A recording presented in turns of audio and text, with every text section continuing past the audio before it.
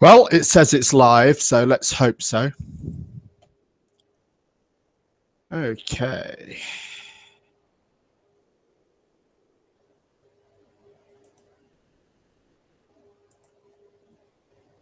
I'm going to fiddle around for a minute here, so if anyone is watching by any chance, please go and tell Antonio it's working now.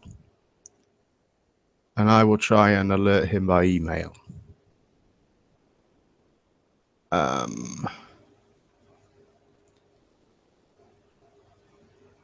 There it is.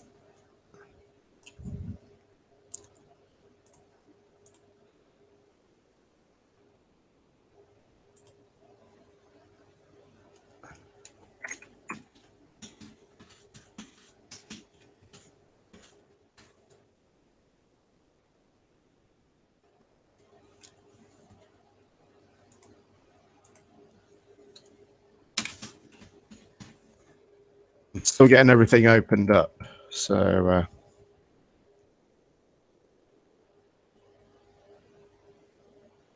I bet that's not going to work, is it?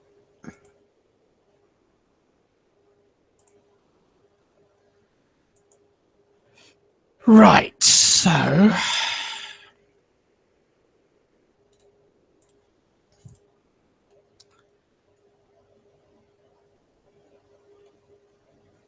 it says it's live. And then where is Antonio?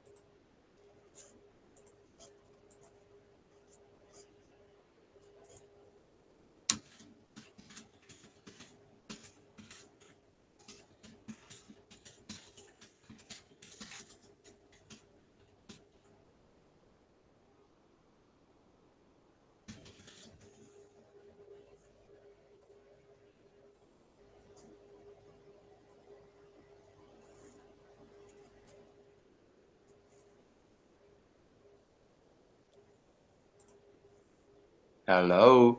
Hey! There you are. I don't know. I have no idea what happened. Oh my God, that was hard work.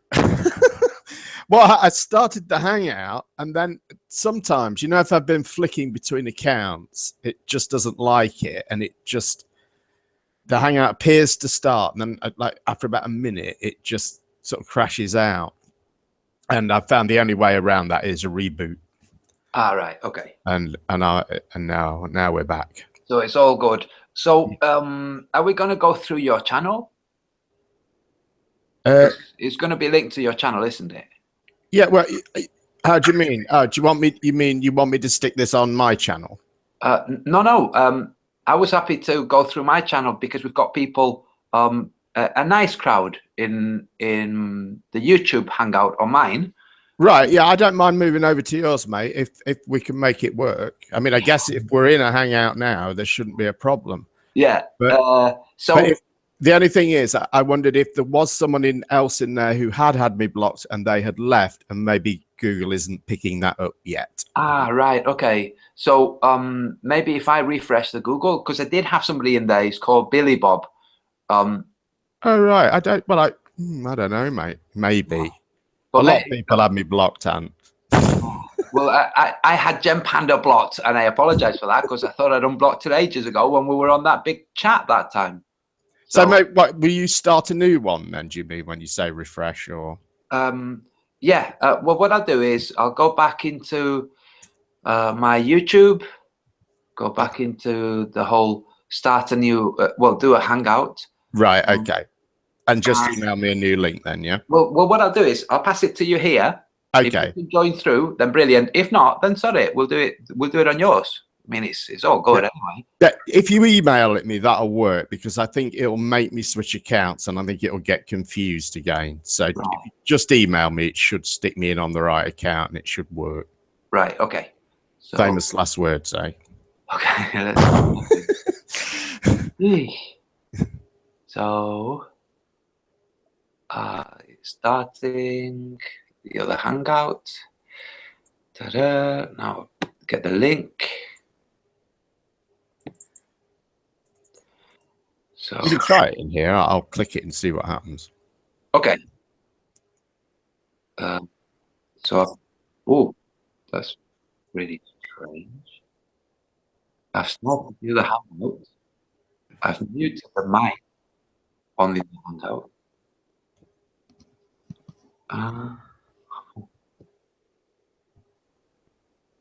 Okay, so make this small. What the heck? Can you still hear me, Jeremy? I'm sorry. Can you still hear me? Yeah, you're sort of dropping in and out a bit, but I can pick up most of it. Okay.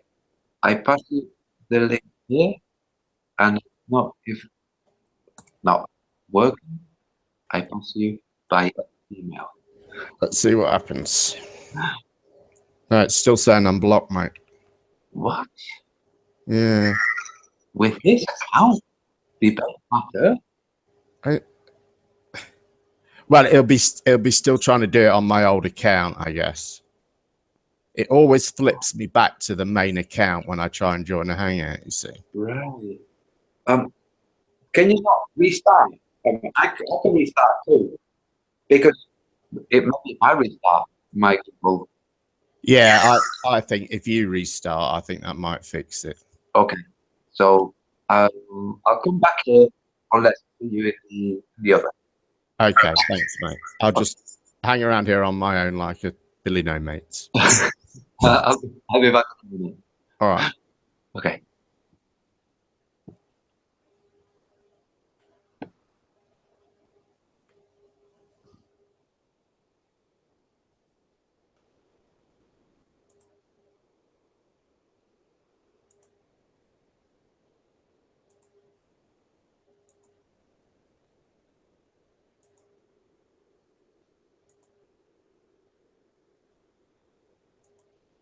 I know what to do now. I guess I should see, is anyone watching? View on watch page.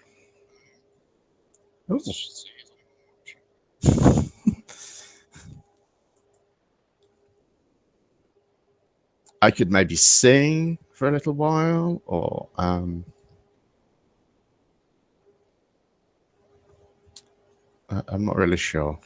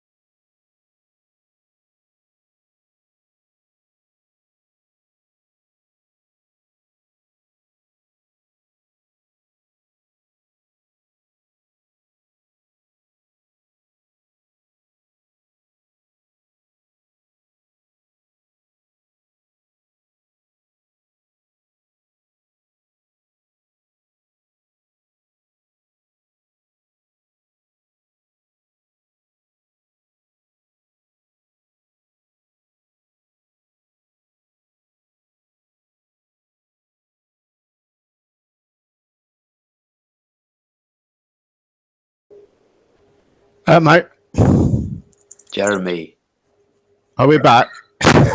I'm back. Now, let's try this one more time. If it doesn't work, I'll let everybody know in chat to go to your page. Yeah, sure. Yeah. Okay. Is it so? Your channel is debate flat Earth And more, yeah. and more. Okay. Debate flat Earth and more. Okay. Cool. So let's see. I did actually manage to get in your old hangout, but Oh, that did may you? be because you left. Or maybe because I closed because Google Plus might have fixed itself. You know, once. Yeah, possibly, yeah. So let's see. I'll certainly give it another go, mate. Okay, cool. And then if it's okay, I'll just mirror it from your channel once it's done. Sure, yeah. What did you think of Globebusters? Well, I don't know. I don't really buy into a lot of this alternative healing. You don't? No, I had quite a lot of that rammed down my throat as a child, and Oh, did you? yeah, and I mean, I don't rule it out completely, but I think often it's bollocks. It very much could be. Have you seen the film Man on the Moon? Man on the Moon. It's Jim Carrey playing Andy Kaufman. No, I haven't. Okay, in it, he plays Andy Kaufman, and Andy Kaufman had cancer towards the end of his life. Right. He went to the Philippines to look at one of these shamanic doctors, you know, who would do operations with their own hands. You know, it's called spiritual surgery or something like that, but they don't use scalpels or anything like that. Yeah. So whilst he was waiting, watching this guy pulling tumors out of people's innards, he saw the sleight of hand. Right. So he saw that the guy actually had chicken giblets in his pocket and kept just, you know, pressing down on people, and then Sure, yeah. So yeah, it's a good film. It's a very good film, by the way. I have had acupuncture. I mean, that's an alternative therapy, so I've gone that far. It is, yeah. Well, I don't know. I'm a conspiracy theorist. What can I say? I'm going to pass you the link here, okay? Right. Okay. Cool. Yeah, I tell you what I've seen. I've seen a radiologist tell her husband that this is a radiologist who had no clue whatsoever of what the solar system is and how it's supposed to operate, telling her husband that a recent crescent moon was a partial eclipse. They were up in the Lake District and they had a lovely crescent moon, and she said, that's a partial eclipse. Now this is a radiologist. She's a doctor. Right. It's like, dude, do I want to put my faith in somebody like that? Do I want to risk it? Well, you know, I mean, she's not required to know about astronomy to be a doctor, is she? No, absolutely. But what is she doing? Telling her husband, if she's so convinced of her own kind of mental acuity, as to tell her husband that a crescent moon, it's not like they weren't talking about the moon, you know. It's just something that she volunteered, and he texted me. This is one of the Globelink guys who made the daytime nighttime video. Oh, right. And said, they're funny, those guys. Yeah, they are. I did like that one they did, you know, taking the mickey out of you a bit. I did think I love the, you know, the dry wit approach that they've gone with it. They're nice guys. That's what it comes down to. They hated having to pay me for having lost a bet, though. I'm still blocked, mate. It's okay. Forget it then. We'll do it on yours. I'll go into the thing and tell everybody. I'm sorry about that. That's all right. Right. So let me see. How do I go in? Okay. I tell you what. Do you want to pass me a link to your channel, and then? Sure. Yeah. Let me find it. I did have the watch page open. on stage. Here it is. Yep, that's me. Let me stick it in here.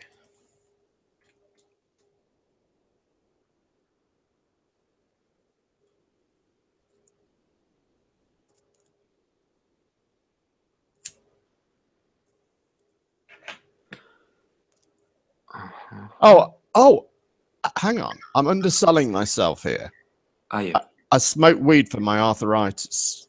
Oh, I don't subscribe to alternative medicine. That's my excuse, and I'm sticking to it, Antonio. It's Okay, medicinal reasons only. cool. Yes. Well, have you looked at the THC? At the big THC killing cancer studies? I have heard this mentioned. Yeah. And I haven't looked at the studies though. No. I've looked at the studies. Believe it or not, it was Jerusalem that isolated THC delta 9. Basically, that isolated the various different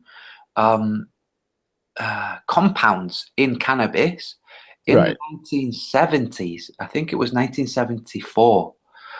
Jerusalem, University of Jerusalem. After this, the University of Madrid and the University of Zaragoza in Spain both did studies. Then University in Valencia, because every time any of these people do studies, the papers go out for peer review, so it gets replicated all over the place. Right. What one of these universities found was that the CBD was having a retarding effect on tumors. So they focused their attention on CBD rather than the actual THC, which is what does the majority of the healing. So it looks like what CBD does is it causes apoptosis, which is like the suicide of the cancer cells. Basically by stopping it from being able to take in oxygen. So it basically suffocates. I do know a little about this because I think this is the version that they're growing for commercial medical medicine production, I believe. Isn't that right? Hasn't there been some licenses granted in the UK for that? Yes, there's Satavan, and there's a British company that's patented their own special variety, their own special concoction, because what it is they have a tiny bit of CBD and a variety of other things in there, otherwise they can't just be giving out free CBD. But yes, it looks like it looks like this isn't a conspiracy theory with no background. It looks like this is actually something that's happening in the real world. And Rick Simpson, the guy who's been he's been jailed, he's been banned from Canada, even though he's Canadian. He had that overturned, but the guy who discovered this has been just explaining to the world how it works, because he's been, keeping up with the research, and it looks like it heals just about not just every cancer, but just about every medical condition. It's not a specific thing. What it does, his explanation and the explanation from other university professors, I say other, he's not a university professor. University professors from Canada and the United States, explaining that what the THC does is, in layman's terms, it provides the workman and the materials needed to fix whatever might be wrong. So I think excellent. Maybe this is what they call the panacea, the oil for many things. Yeah, could be good. Yeah. So did you know we were live, by the way? Oh, I hope we are. Yeah. Yeah. Cool. Yeah, I did. Yeah. I passed the channel to I've subscribed to your channel, by the way. Just I tend to do a hangout. It's sort of most weekends. It depends who else is doing one. If because Spectacles he often does one, and it tends to be the same sort of people. So I don't bother to compete with anyone. A message on my channel saying anyone still here, please. Yeah, obviously feel free to mirror it. Cool. Shame it didn't quite pan out as we'd hoped. It's all right. I would have liked to have just popped in there, Yeah. Not to worry, these things happen. Well, when you're on somebody else's hangout, you could just drop whenever you want, can't you? Say, gotta go. Yeah. It's a bit different when it's your own. Yeah, well, that's true. Yeah. Although I have to say, recently I did that a couple of times. My system kept messing up, so I noticed that it was playing totally fine for the other guys in the hangout. I thought, okay, I'm gonna go and make a cup of tea before I go in. So it was all right. Okay, I wanted to show you something. Maybe we could discuss this because I just hit me. Wonderful. Now I don't know how to do this without. I want to screen share something. So maybe if I pass it to you, you can screen share it. Yeah, no, you're welcome to screen share. Just don't commence the share on the Hangout page. Right. Okay. Well, as long as you're on a different page, so they can't see the URL at the top, or just to be sure, just go up there now and just take some of the URL out so that it isn't all there, and then obviously don't hit enter. Ah. Okay. Yeah. And then it does it. If some of the URLs missing, that we're safe.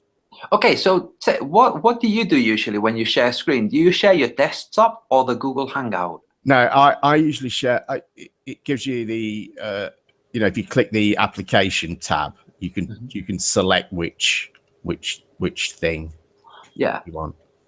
So it's giving me the offer of either sharing the desktop or the Google Hangout. All right. So have you not got another page open? Go for desktop then, I guess. I tell you what, Jeremy, I would feel better if send it to me and I'll do it. I don't mind.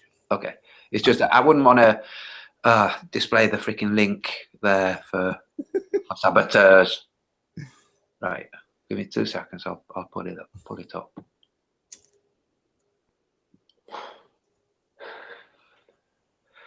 There you go, 35 people watching. That's cool. Whoa.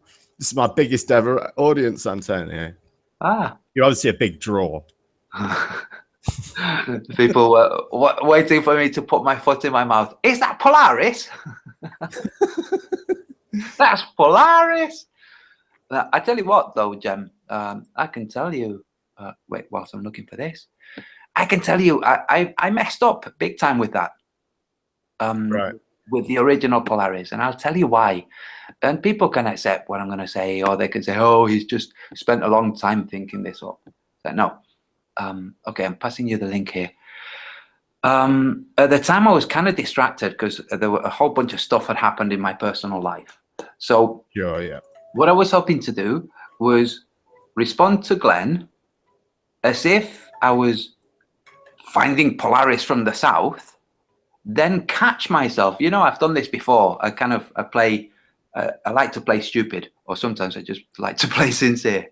So then catch myself seeing that it wasn't Polaris, because I checked with another, with photos of Polaris and a Sigma Octantis, and moved it round to saying, so what the hell is this, guys? Which of these is more centered? Okay, so I meant to do that as one long video. As I'm rendering it, as I'm working, I'm thinking, oh, dude, this is going to be like 40 minutes. It's going to be boring. I don't think I can pull it off. And I thought, okay, well, I'll split it into two. But to split it into two in my, I don't know how to do it in my video editor, if not by deleting the second part. You get me? So I use iMovie. So you have all of the clips there joined together. And I thought, okay, in fact, this is what I was doing. I was rendering the whole thing and then was going to split it in two. So once I had it rendered, split it in two. It was taking a long time to render. And this is to render onto my computer, not onto YouTube. And then I was going to split it in two, and it was taking so long, I thought, no, okay, it's better if I instead stop it, split the video in two now, and then just compile the second part later and upload it, and upload the two. That way I would have loads of people jumping on saying, yes, you retard.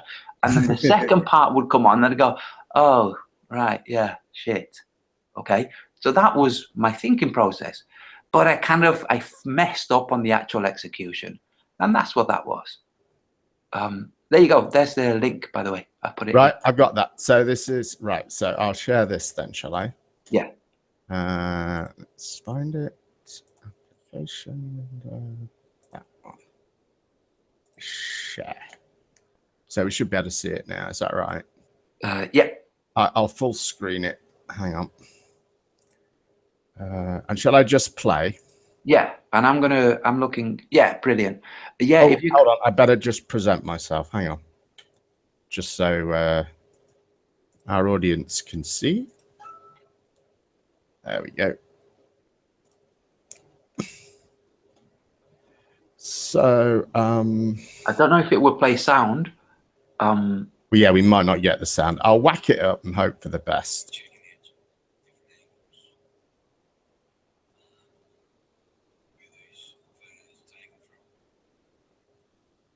He's saying he's checking the angles. Oh yeah, if you explain what he's saying, that'll be cool. Yeah. He's saying we're on the north side of the harbour.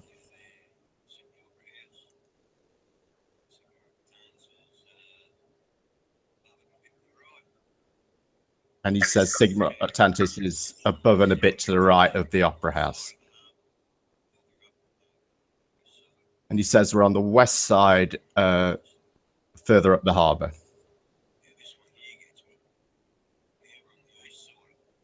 Now we're on the east side of the bridge. North side of the harbour, looking directly over the Opera House. And Sigma Atlantis is above and to the right. And he says that's almost 90 degrees from this shot here.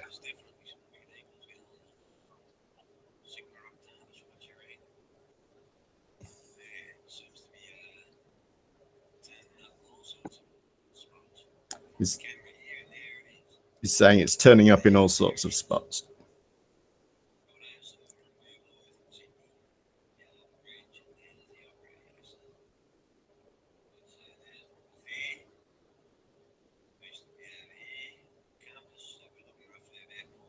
He's saying we're looking northeast.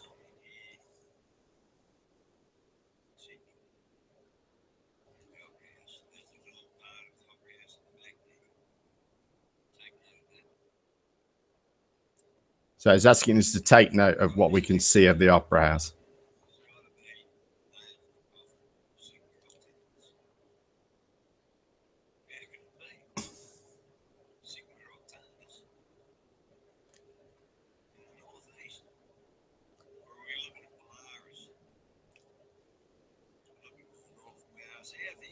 He's saying that Sigma Atlantis is in the northeast, so suggesting we're now looking at Polaris. And we shouldn't be seeing this from Sydney.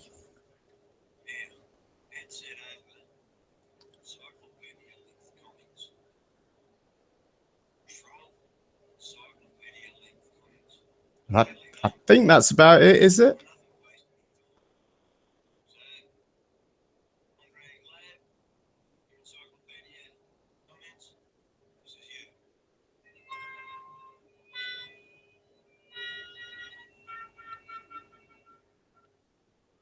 Sorry, I did say when you said you thought that was it. I did say yeah, I think it is, but I was right. Sorry, I missed that. I was muted and realised. Right, so well, I think some of them are looking south from what I can see. But his killer blow is it's a composite image. That's it. So this is why I posted that video on my channel. It's from a guy in Australia. Right. So if you go through them again, you see it's like you've got a couple of them that are to the southeast just a bit, and then it's like they're moving further east, and then the last one is north. So either the actual vortex, the center, is moving across the Australian sky, which people would have noticed, or those photos are composites. Right. I would say they're composites. I don't have, I can't say that they're not. So which one is not composite? Do we know that there are any at all that are not composite? Well, the one I know that is composite is this one. Oh, hold on. Let me reshare. Bear with me a second. Is this okay if I do this? Sure, absolutely. Or did you have further to go? No. This was the main crux, because what I'm going to say is generally what we've seen is that composites are absolutely. Let's instead of calling them composites, let's call them doctored photos, which is what they are. Okay. All right then. Yeah. Okay. I mean, they are, though, aren't they? This one is a doctored photo, and I tell you why. Because well, obviously, I would say because we're pointing the wrong way and we can see Sigma Octantis. But I understand that's the whole point. But the first thing I think we notice about this is Sigma Octantis is at the wrong elevation. It couldn't be at that elevation for Sydney. It would have to be higher in the sky. Yeah, this would have to be from like the north of Papua New Guinea or further towards the equator for it to be so low in the sky, like towards the horizon. And I have to admit that I was almost doing exactly as you described and sort of about to leap down your throat. And, I didn't anticipate that you were going to suggest that those the images that are looking more south were composites too. I thought you were just going to hit me with this, this guy's killer blow here. So I followed a line of inquiry regarding this image to find out what it was, and I found out what it is. It's. Can you still see this? Maybe? Yeah. Yeah. This is the image. It's taken by this guy called Charlie Summers. And he's on Flickr with all his photos. He's a photographic artist, he calls himself. So I sent him a message and asked him, and he was quite cross. said, please visit that image again and look at the tags. It clearly states it is a composite image. Oh, I think lots of people have approached him and said, what the hell, man? Yeah, yes, it is two images combined. So we know that one is a composite. And I would assert, I did a little bit of wazzing around in Google Earth here. I don't know. Can you see Google Earth? You probably don't. I don't know whether it clicked over. But anyway, I would assert that the first three images are due south. The ones he flicks through quickly, I didn't have time to go through. So that would be what I would say. I would say those first three images, even the ones that he says he has a problem with, I can replicate that view more or less in Google Earth and be looking due south. Yeah. So I would say they're for real, and this last one, from the horse's mouth, is a composite. Okay, so let's imagine for a minute that instead of it being a photograph of those star trails, that it was time lapse, because you know that the same programming that makes those composite images can make it into a visual time lapse. Right. Sure. So let's for the minute imagine that instead of seeing a long exposure, the star trail photo, that we'd just seen a time lapse of that vortex over the of what we saw, the one that's to the north. Okay, people would be going crazy, going, "What the hell is this? This is obviously doctored." So yeah, totally legitimately, the guy owns up to it. Brilliant. Now, what if the other guys who are aiming south are doing exactly the same, doctoring their photos? And you approached them and said, have you doctored your photo? And they said to you, no. That would just leave a huge question mark, wouldn't it? Well, I mean, I would if they said they hadn't doctored their photo and were looking due south, I would say, you know, I was happy with that. And if they're not, and they said no, well, I don't know. I guess I would have to take it from there, you know, and you know, I would then make an assessment as you know, I'd probably. You know, I would use other things to assess whether that I thought they were being honest or not. You know, it may be just how they looked when they said it, or you know, I may, you know, find some documentary evidence or something. But yeah, but well, my default position isn't to sort of distrust everyone. I think generally speaking, people are, you know, most people are being reasonably honest most of the time. yeah, but this is, you see, this is one of the pitfalls for flat earthers. When you're looking around and you're finding stuff, and later you're finding that it's completely doctored, and that the people that doctored it and portrayed it as something else own up. Say, yeah, doctored. Well, they don't say doctored, they always say artistic. Right. Yeah.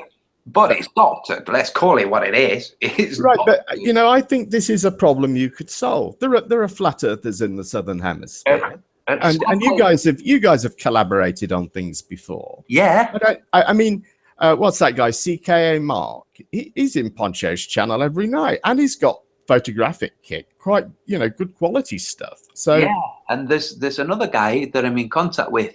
It's called Kofo 72. And Dazza the cameraman, I mean, I know he's on our side of the fence, but he, you know, he produces factual stuff. You know, he would get in on it. Yeah. You know, you could easily collaborate with 3 or 4 people somewhere around the southern hemisphere and confirm, you know, beyond any doubt that you know, the southern pole is where it's supposed to be. Well, what if I told you that I had done exactly that with Am I jumping the gun again? I mean, it's just a great big Antonio trap. No, because it was too poor. I couldn't present it. I'm waiting for a guy called Kofo 72 who's in Auckland. Right. He shared his solar noon, and he's waiting for a day because it's kind of it's drawing towards their autumn now down there. You know, we're in their summer, and I asked him. He's got a camera. He's got a P900. So I said, "Can you aim your camera at the celestial South Pole just after sunset, as soon as it becomes as dark as it's going to be, and take one photograph, and without changing the setup at all, take another photograph before dawn breaks." So we can see. If he takes 2 photographs and that central star is in that same, or that central point is identical in the 2 photographs, then there's no more question about it, really, because I don't think he's going to mess around. That sounds good to me. Yeah. So I've been waiting for him from time to time. I'm sending him messages. How's it going? He's like, dude, I'm waiting for a clear day. So they're chemtrailing the hell out of things there. Oh, okay. Well, sooner or later he's going to have a clear day, but then it's a case of having a clear day and it being a day when he's at home, when he's not out, you know. Right, yeah. Not everyone's got their entire life to devote to this. Exactly. So, but I did have somebody, a woman called Shell Glow. I asked her to do the same thing, okay? Right. She said, I'll try. She said, what I'll do is I'll take as many photos as I can. I'll go, I'll spend a few hours out there. She's in Australia. I'll go, I'll spend a few hours out there and I'll see what I can get. Like, brilliant. So, so she did. She took 8 photos. 2 of them were really poor. Okay, I don't know what. She had a Canon, it wasn't a P900. 2 of the photos were just not very good. But out of the other 6, when you played them side by side, I was playing these side by side at the studio with my Globe League friends. Okay. Right. Now she hadn't taken them like 1 hour apart each photo, so she wasn't on a timing herself. Right. So she stayed out there for 4 hours. She took one photo when she set up, and then like half an hour, 40 minutes later. But she got interrupted by the police because she was in the middle of the countryside next to a fence. A woman there on her own, and the police came over and started hassling her like, "What are you doing? It looks like you've got a sniper's rifle," because she had everything set up. So anyway, so she got rid of them and then took some more.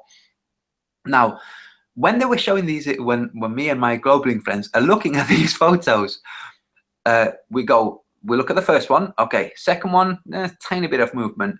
Third one, hardly any. Fourth, more movement. Fifth, more movement. Sixth, more movement. And I said, dude, you can see the movement. And they said, no, no, no. And they closed the freaking computer down. Okay, so I went home. This was from my Facebook, got the photos. But because it's not so stable and because it's not so clear, it's too poor for me to show. But it was moving. She had her tripod set up. She knew what she was aiming for, what she was going for. I doubt that she'd like move the camera a fraction, for each photo. But it's not good enough. So I'm waiting, and I'm convinced that what will happen is we'll get photos of the South Celestial Pole moving. That's what I'm convinced of. I don't think it would move so much as to show like on those photographs from Sydney Harbour. I think that's just complete fabrication. But I think we'll see it moving. And if we see it moving, then it's going to be a case of trying to establish without any doubt that there's been no doctoring. Do you know what I mean? And that would be very difficult. If it genuinely is moving, how would you establish through photographs that it's genuine, that it's bona fide? Let me throw you back to what I was saying before. Sure. It seems to me that your worldview as it stands is reliant upon believing that a lot of people, a significant number of people, lay people, not Illuminati, are lying. No. I mean, surely one amateur astronomer in Australia would have noticed he was looking in the wrong direction, or that surely that would have come to light somehow before now, don't you think? Yes, I do.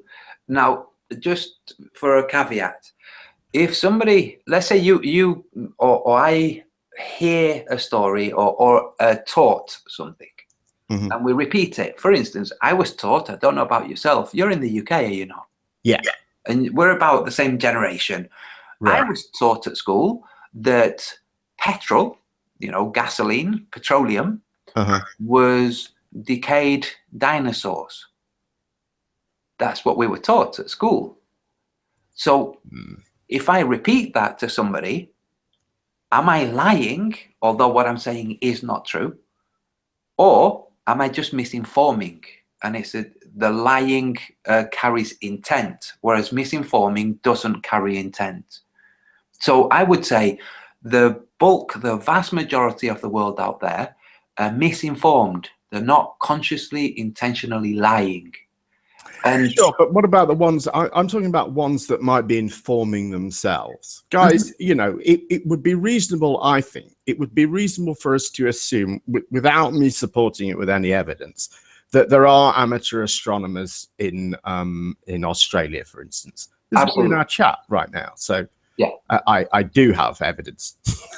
Yeah, and I just think it would be reasonable to assume that if the southern celestial pole was not, as described on the tin, so to speak, that somebody would have said something. So in I don't know what would it be? Probably, I don't know, a couple of 100 years of astronomy from the southern hemisphere. Yeah. So let's say there's an astronomer at any point in history, and they're looking at the South Celestial Pole, and they saw it moving, or they noted, you know, let's say they had the South Celestial Pole directly above a lamppost, and they positioned themselves, you know, they had this guide, and it moved a smidge. What are the chances that they would conclude that the world is flat versus them concluding that it's explained by their rotation? Well, yeah. I mean, I see where you're going. I mean, I don't think it would lead any. I mean, I think if you can show what you're trying to show, that the southern celestial pole is wandering around the sky, I think you've still got a long way to go to make that work on a flat Earth. Oh yeah. I guess you've got some ideas about it that I haven't considered, but it seems to me at first glance that you know, that's still going to take some work to make that, you know, fit on a flat Earth.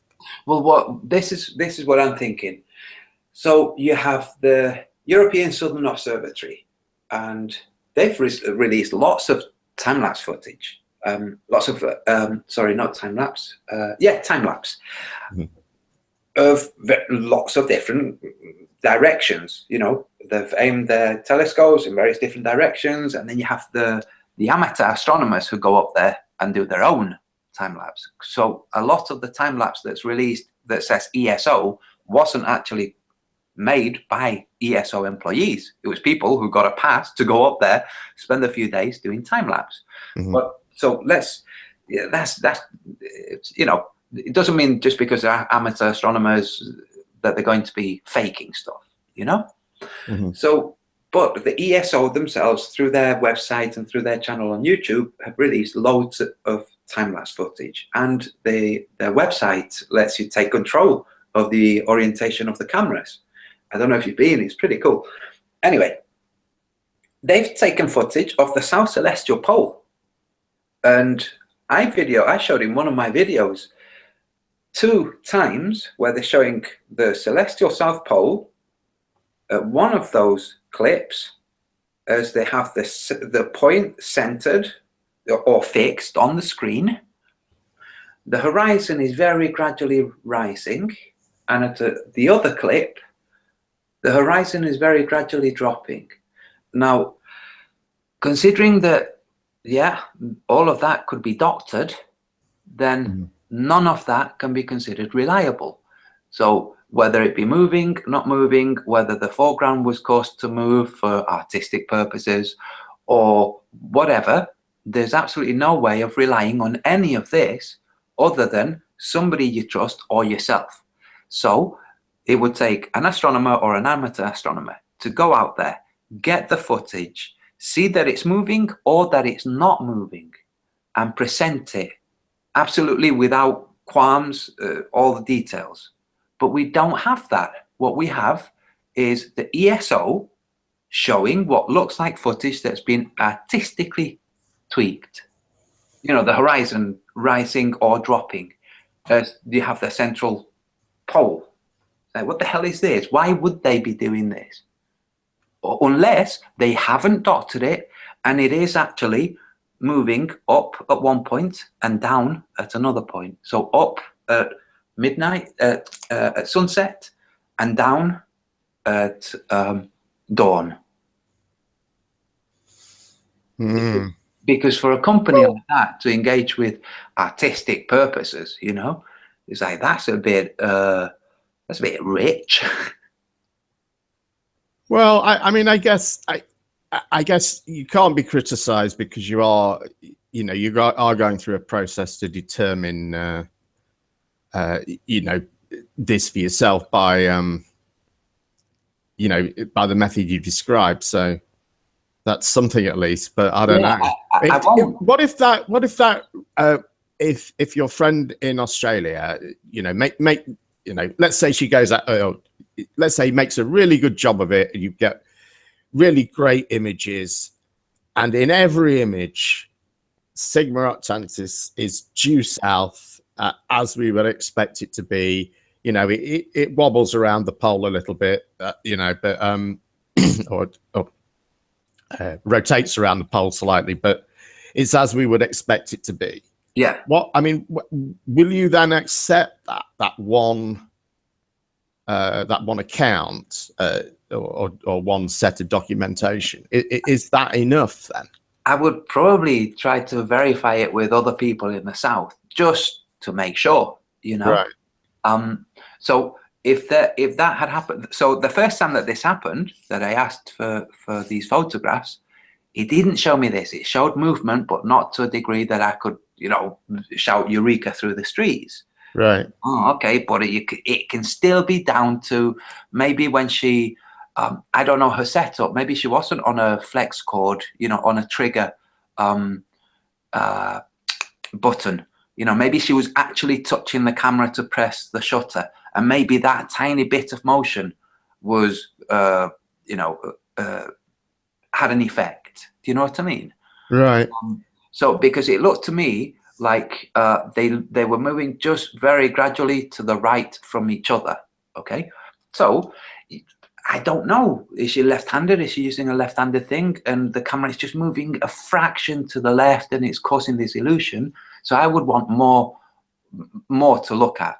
But what I'm getting at is, if the first time that I'd asked for this from somebody that I would think wouldn't hoodwink the world, because apart from anything else, she's a very devout Jesus follower, then I would have just left. I wouldn't be questioning this anymore. If the photographs are all shown, no movement at all from the point, no, okay, fair enough. That's it. There's no point flogging a dead horse. But there was a bit of movement. And I then went on to look at the ESO. It's like, dude, these guys are showing movement. What the hell? So now I'm waiting for somebody else who's going to, although I asked him to take one photo just to have the comparison of the two. I said to him, just two will do. If there's movement, then we'll be able to discern it from two photos, like 6 hours apart or maybe even 8 hours apart. It just doesn't seem to me like a very sort of practical approach to gathering knowledge, because it seems to me that what you're doing is you're really ruling out anything that isn't your personal experience or the personal experience of someone you personally know.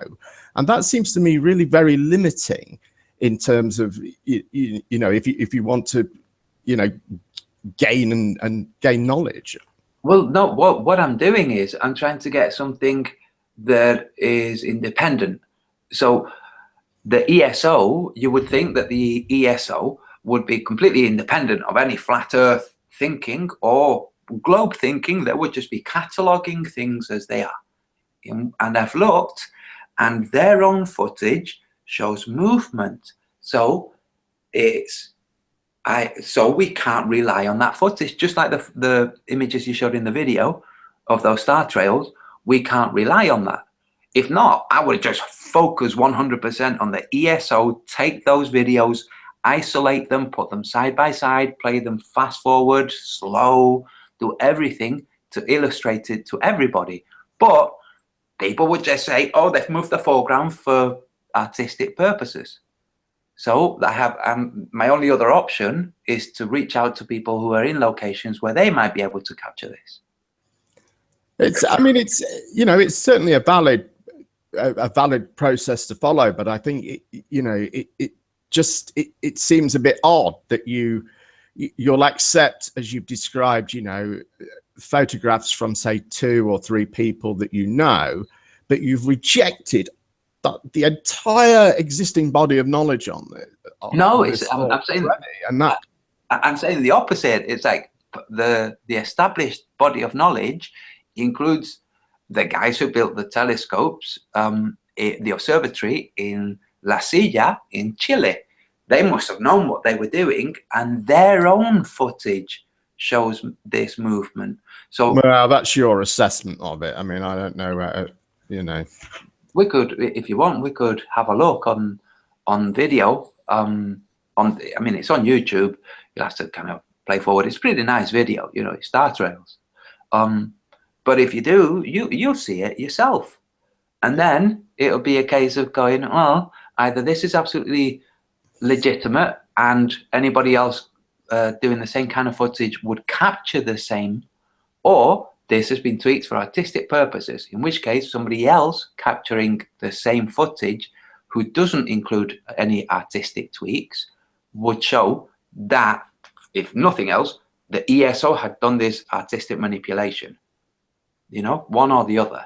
So either they would mirror exactly the same movement of the horizon as the ESO and say, no, they did not use artistic reasons for tweaking the foreground, or they would illustrate that they had used these artistic reasons, one or the other. And that's what I'm saying. I could just use the ESO, and then what would happen is people would come and say, it's been tweaked for artistic purposes. So I don't want to do that. I'm waiting till I have a way of confirming or refuting the artistic purposes get out clause. Well, it's your way, but what would you do yourself? What if you? It's just a route to remain unnecessarily ignorant. Well, what would you do? Someone confirms what is already known to be the case, you know. So if you yourself, it will be the case, Antonio, and you know, we can go and look at your video if you like, but to be fair, you've made various claims about the position of Subirats that have been shown to be completely and utterly wrong. And and you say you can't keep flogging a dead horse, but you are doing, and you have been for months. I don't think so. You know, it's going to be due south, mate. Yeah. But this is the thing. If I had the money, I would send you a plane ticket right now so you could go to Australia and see it, and you know, yeah, so put this silliness to bed.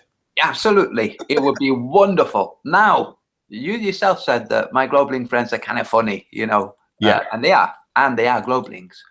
And if you go and check on the comments on on one of the videos about the South, about the ESO footage, you know, comparing it with Google Earth and various different things, this South orientation malarkey, you know, the slice bar cane can't compass thing, okay? They themselves say, yeah, you can't establish what direction it is unless you actually go there. You can do all you want with Google Earth and Google Maps, but you can't establish it because a tiny tweak this way or a tiny tweak that way on that program is going to give you a different reading. Right, and as you know, I am a paid NASA shill, and I have access to all sorts of powers that you don't know about. Yeah. And right now, I have 2 SWAT teams headed to these addresses of your friends in Australia. Yeah, and they're going to threaten them into telling you that Subirats is due south. Yeah. So you won't be able to trust what they tell you either. Really? Well, it would be better. It would be better, I would say, for NASA if they threaten them to show footage that it was moving.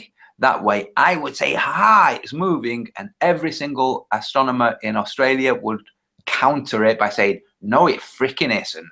There's my footage. Here's mine. Here's mine." You know. So if they want to discredit stuff, but really, Jeremy, if you look at the footage yourself from the ESO.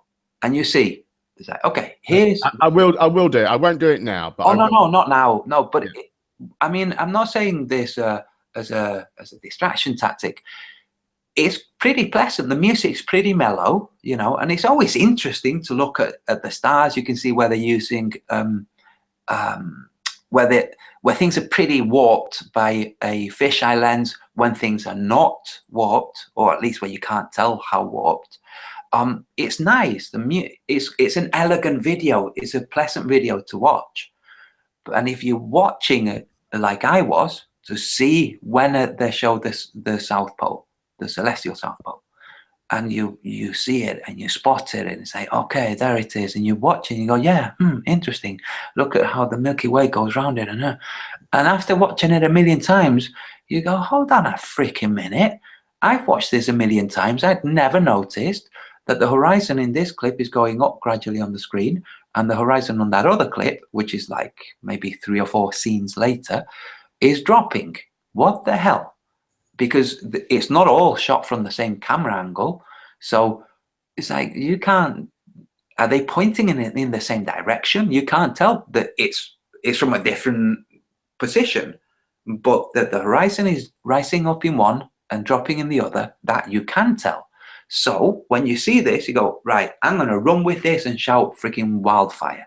But you can't, because people say artistic purposes, which is what they say. I passed this by my...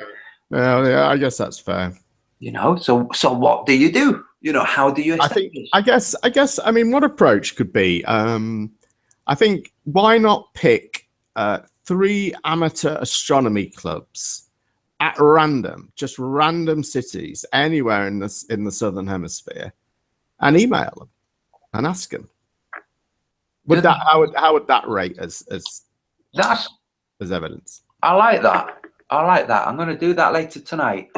I'll have to use, I don't know, because if anybody there goes and does a search on me, but you know, I've had to do it. Yeah, I will. I'll do that later tonight. They say, get lost. It seems to me if you just selected cities at random, you know, I guess if you went for, you know, big cities, there's likely to be astronomy clubs. Yeah, Brisbane, Sydney, and Perth. Yeah, I would say. I've seen the southern stars. I mean, well, I was going to say I can confirm they're in the south, but I don't know whether I really can. You know, I was 7 or 8, and even Polaris. You look at Polaris and go, yeah, there you go, that's north. But unless you get yourself a compass and a plumb line, you know, yeah. So and all I was seeing was the Southern Cross anyway. You know, so yeah. Who knows? Yeah, but it's just... Well, I know. It's south, mate. It's south. So is it due south 100%? Or is it just to one side? Or just... I'm no astronomer. I can't tell you that. Mr. B, is it due south 100%? Yeah. Mr. B will know. He's a reliable source of information on these matters. Cool. And I tell you what, I'm going to do another sun tracking session with because it's going to be 24 hours. So we're going to track the sun and the moon for solar noon of each. Well, solar noon, lunar noon, whatever that is, whatever you call when the sun reaches its... It says 10 million%. 10 million%? Yeah. Absolutely. I'm quite sure on that one. Absolutely. Okay, cool. And it's completely static, Mr. B. Not a smidge of movement left or right, or east or west, or up and down.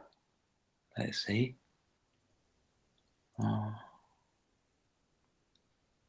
The sun tracking isn't getting a great vote of confidence. Which sun tracking? Someone is very keen. Where? Where is this? Tomatoes. That clown shoes. I saw you having a little tete-a-tete earlier. Oh, he really is. I could show you right now the messages he sent me on Skype. He is such a weasel. He sent me messages saying pretty much, hey, what can I do to get Patricia? You're not going to get Patricia. Anyway, you don't want Patricia, for God's sake.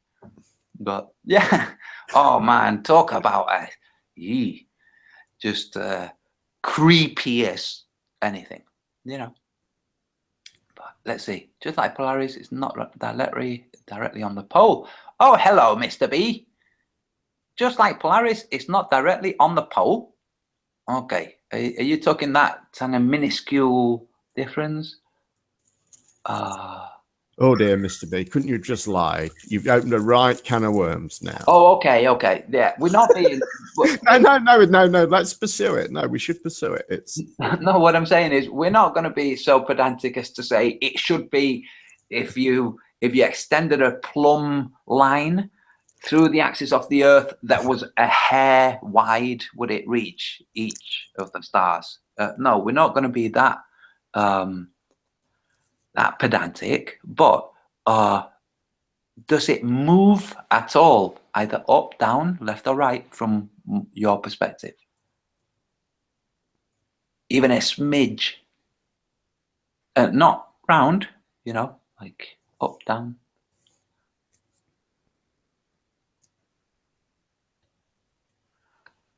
Oh, so we have Timaeus. You guys will see. Oh, this is Timaeus with his God complex. You guys will see. Oh, when I get angry. Anything goes though, doesn't it, in YouTube chat? Yeah, it does. You're not even meant to be polite. No, well, the thing is, you know, you're there on Globebusters. People are just chatting about whatever and bouncing back what's being spoken about, and along comes Timaeus. Oh, what is all this? For God's sake, why don't you just pay attention? You know, this is the kind of guy that it is. You know, you'd be watching a film at the cinema, you know, coming late and go, what's happened? You're not gonna frigging tell him. For God's sake, that's the kind of person, you know. Comes in with his fingerless gloves. It's a funny thing, isn't it, that we're involved in here? But it fascinates me, Antonio. It really does. You know, I'm often asked why I'm here, and I don't really know. I give various answers. I think it's probably a combination of all of them and some others that I haven't thought of yet. So I was just going to write something for Mr. B. I hear you, Mr. B. My question is, the central point around which it's rotating, does that central point move at all itself? And before you answer, would you please tell us first, have you watched the ESO footage that I've discussed?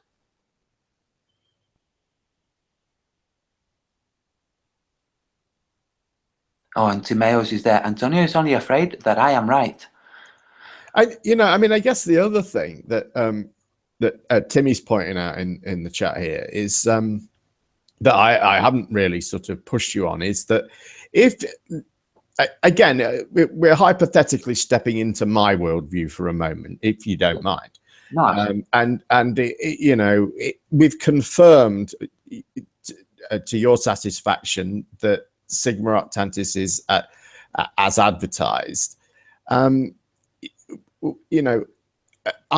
think the two celestial poles being where they are is good evidence that we're on a globe. What do you think to that? It's a very difficult head scratcher for flat Earth. That's absolutely true. Definitely, right. You know. But if it turns out it is absolutely static, yeah, I would say it's a pretty much a breaking point unless somebody can figure out a way of explaining it that doesn't call magic or there's a legitimate way of explaining it. I can't think of a legitimate way of explaining it if it's static and can be seen from Australia, South Africa, and South America. Wow! So we're being for you'll be hopping the fence next week. No, I'm just saying it's. But I don't have any. This is the thing. I've spent hours looking at footage and photographs. So photographs from Cape Town, photographs from South America, photographs from Australia and New Zealand. And as you've seen with the video you showed here, there is absolutely no way of verifying what you find. So you find one has the trail to the southeast. One has it to the southwest from the same region, so South Africa. One to the southeast, one to the southwest. Same from Chile, same from Argentina, same from Australia, same from Auckland. So I think your Globaling friends didn't agree with you on some of those determinations, though, did they? No. Are we talking just about the time-lapse footage now or photographs? No, photographs. When I've been looking, because I've been trying to figure this out, you know, I haven't flown to the south, I haven't got the equipment, and I haven't done this study that Mr. B seems to have done. So I don't know, and I'm not gonna take somebody's word for it without checking. So it's like, okay, I've looked at footage from Cape Town, and it looks like it's to the east, and another that looks like it's to the west. Like, okay, this isn't possible if it's static, okay? But it's definitely possible if either or both of these are doctored. And now we see they're doctored all over the place. So which isn't doctored? That's my question. Which isn't doctored, and how do we determine this? Right. Well, fair enough. I mean, another way is to follow the course that I took and ask the photographer. But as you say, I guess you then got to trust the photographer. Yeah. And This is why this seems to be such an unreliable and cluttered way of gathering knowledge. If you've got to go to the nth degree to check the minutiae of facts, when this is any reasonable person, I think, would just accept this to be the case. So it's something that's so observable. I mean, it's not like I don't know, JLB's in the chat. He would bring into question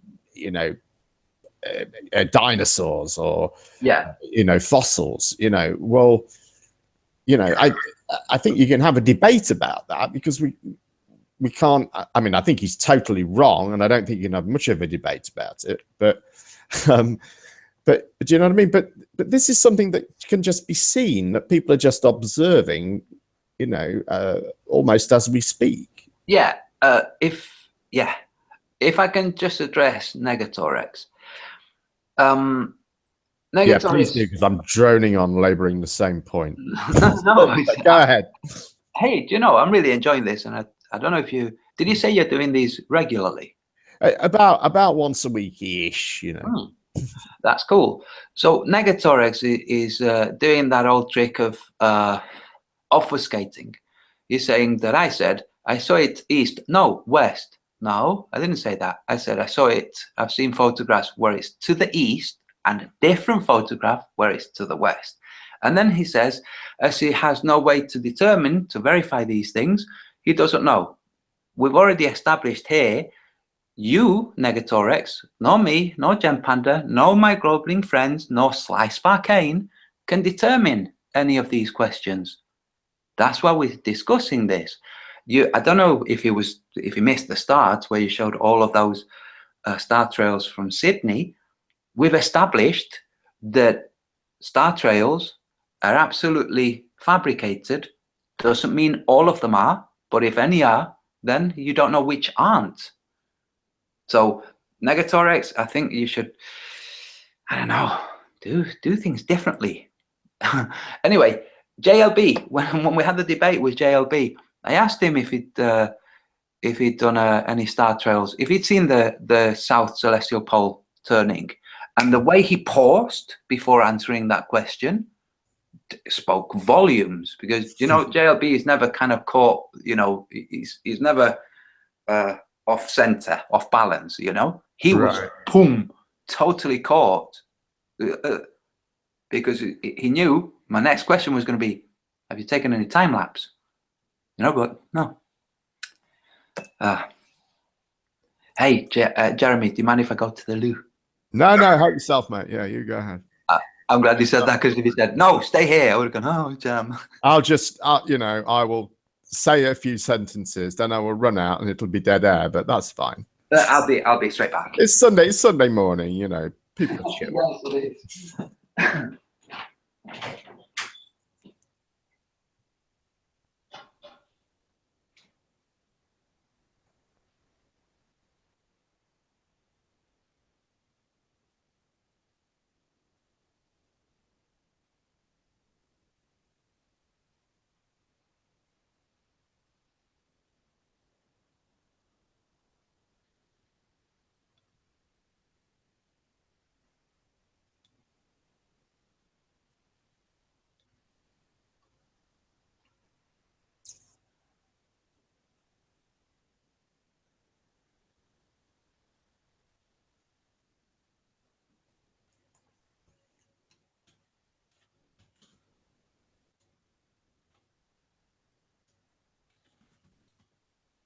I was supposed to be speaking, wasn't I? I forgot. I've just been sitting here reading the chat. Good night, Spurs.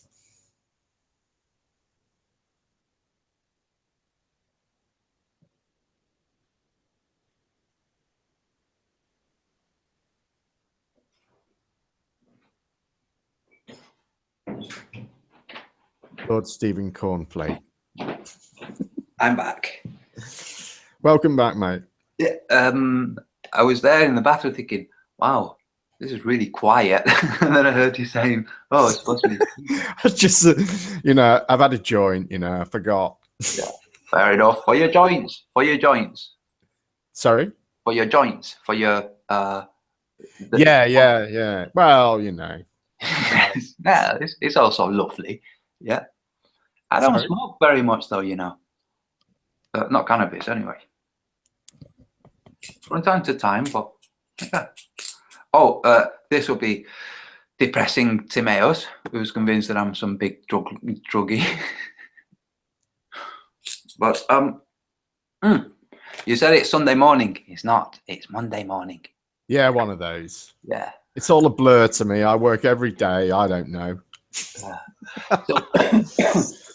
We could open it up and get some people in if you wanted to. I mean, absolutely. Yeah, should we do that? Sure, why not? Well, invite whoever you like, and I'll do the same. Okay. Do you want to? Can you add people to the the back end thing?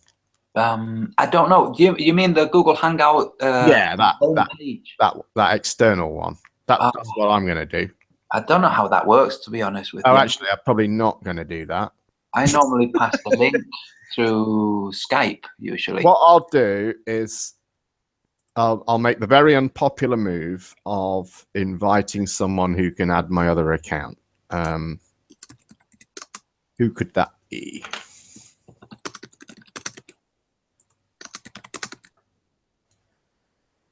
Here I am typing away when I could just say anybody who's on my Skype list and who might want to jump on, type X and I'll pass you or send me. Oh, I have to start Skype.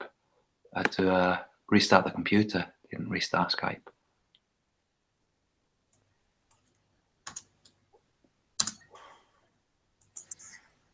Okay, I was going to ask you something. I thought, what can I ask, Jeremy?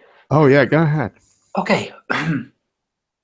What would it mean to you if it turned out that it was flat?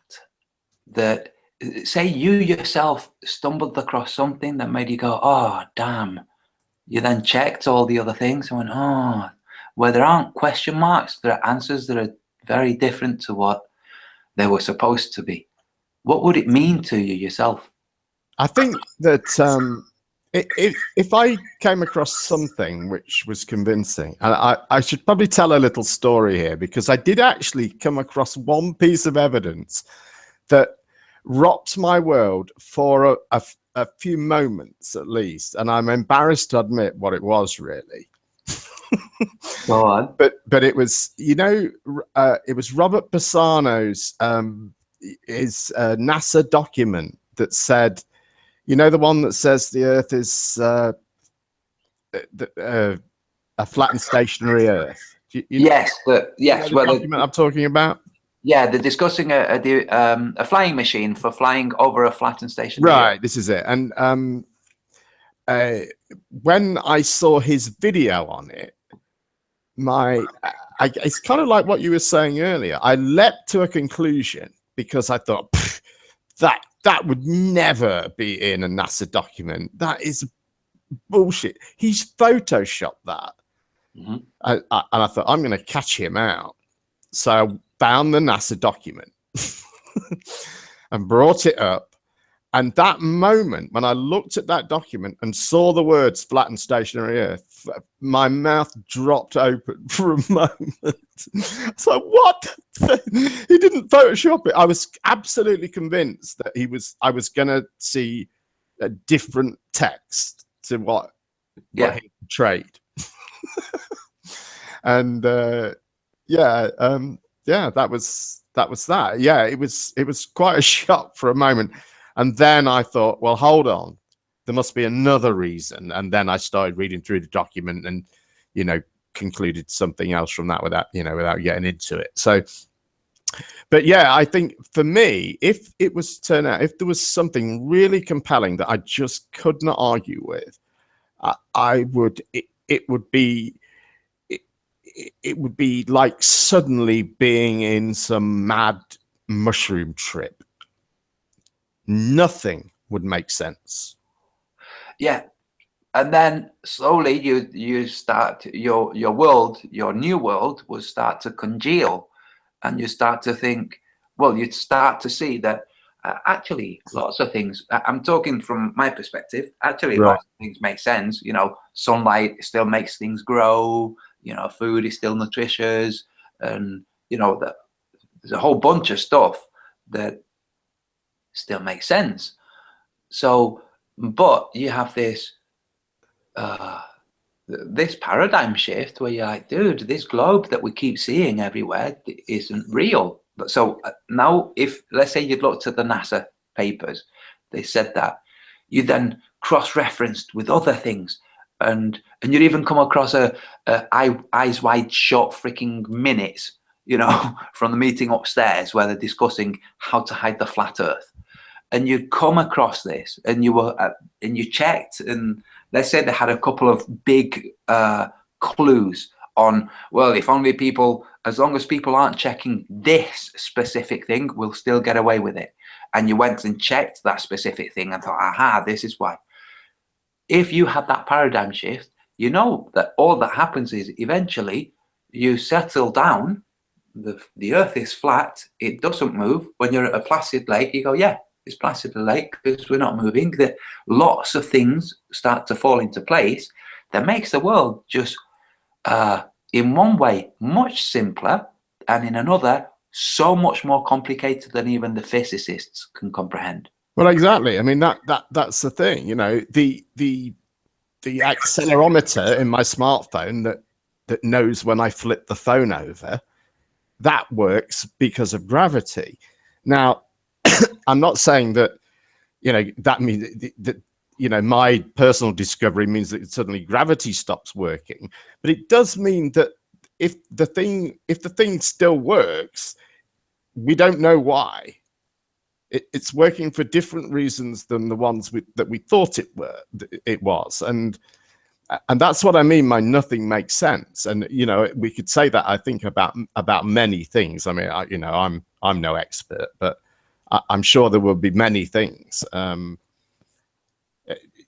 You know, the brakes on my car, ultimately someone will have made the calculations for, you know, how big they needed to be and how much pressure they needed to bear, you know, based on Newtonian physics. You know, so, you know, like I say, it may well be that these things would still work, but we wouldn't know why they worked. That's the situation that we're in. That's the situation flat earthers are in. Because let's say we were all convinced of an error, okay, that the earth was not flat, it really was a ball, but we were finding, for whatever bent of mind, that it wasn't, that it was flat. We were just discarding the ball earth for all kinds of psychological reasons. Well, we all have a joint kind of worldview where the sun is making circles on a ring over this flat plane. So we're trying to figure out, what the hell is that? You know, what is it? How is it there? What's it doing? How is it being what it is? What's going on in the North Pole? What are these? What's the mechanism underpinning all of this? Because the globe has gravity as that underpinning mechanism. So we're all basically, it's the same as being on dry land, and suddenly you find yourself, no, actually you're neck deep and you're having to tread water. That's the situation that we find ourselves in. Right. You know. So Antonio, why don't you start with the model that actually does work? Howdy, fellas. Hey. Why don't you start with the model that actually does work? With the globe. We did. That's what we all started with.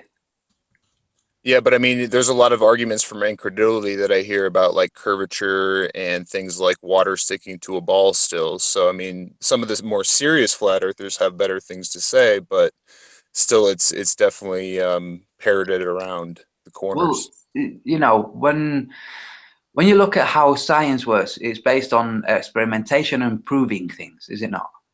You know, peer review, for anything to be peer reviewed, it has to be able to be replicated. So when you look at theoretical physics, it can't be replicated. All that needs to happen is the maths has to work out. Antonio, but we're talking about objective truth here. We're talking about the shape of the earth. Yeah. So what we do is we model it out with empirical evidence, such as looking at the stars, and we go with something that has predictive capability. So something that can say, hey, where is this, star going to be in 2,000, 3,000 years, and actually be accurate. We should start there and debunk that, because it's solid, dude. It wouldn't work if it wasn't. There's too many astronomers. There's too many amateur astronomers. Everything. Yeah, but the same worked on the flat Earth when they were creating the astrolabe and when they were predicting the next 75 eclipses. That I forget. Yeah, but they couldn't do that for the whole Earth. That's the difference. They could do it for their little section, and they also probably didn't know about two celestial poles and arc star trails on the Earth unless they were in certain points on that Earth. So they could only predict what was in their skies unless they were traveling to different hemispheres. So if you look at the model with which they were predicting the next 75 eclipses, the eclipses over the next 75 years. So the person who made the predictions was going to be gone by the time the last ones happened. Or if you look at Halley's Comet and how that was discovered, which had absolutely nothing to do with the orbital mechanics of the Earth, it just had to do with checking the records of what had happened, 75 years earlier. So you start to see that a lot of the information is based on actual real phenomena in the real world that's been jotted down. Yes, empirical evidence. It's a must. If we were all blind, we wouldn't know where the hell we were. Yeah. So you then see that this is then transposed into the globe matrix or the orbital mechanics of the current, worldview. The data that's empirical is put onto that matrix. But when you get real world empirical data that breaks that matrix, that doesn't fit that matrix, that says, actually, no, in this is an exception, this does not fit, like the Selenilian eclipse, that does not fit the world data. The current. That's a very rare event. Or are you you're talking about that. Well, that is a rare event as well. I thought you were talking about the Alias effect. No, the Selenilian eclipse, where as the moon is setting, as the eclipse happens, it happens from the top of the moon and pulls down towards the bottom of the moon as the moon is moving towards the horizon. It doesn't matter where you are on the Earth, where you're seeing it. Do you understand that all these little nitpicking are actually kind of red herrings to when you're actually searching for the objective truth? Are you saying that's not empirical? No. Well, look, if we're going to talk about things that are empirical, you're still debating about South Celestial Pole stars, man. I mean, this is 2 years into your research. Absolutely. There's absolutely no reason for it. Don't do a sun tracking, do a star tracking. There's two flat earthers that have video of star trails, as well as Mr. B that has videos of star trails, as well as a lot of people. Now, there are some captions that you do have to read when doing research that say, these are implanted in there, and that's not some conspiracy. Somebody just made a cool picture with Photoshop. Okay, so doctored images, including national. Absolutely. Yeah. So let's discuss something that's not doctored and that's empirical, and that's the Selenilian eclipse.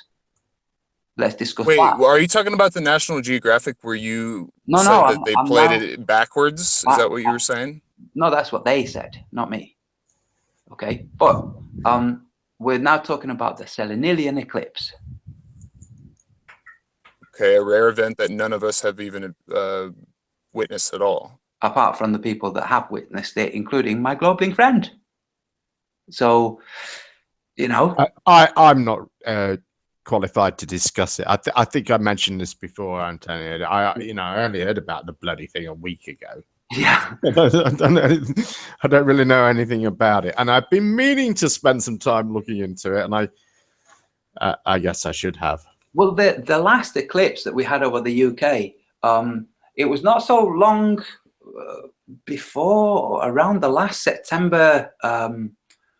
What was it? The blood moon that we had in September. There was an eclipse back then, not this year, the year before.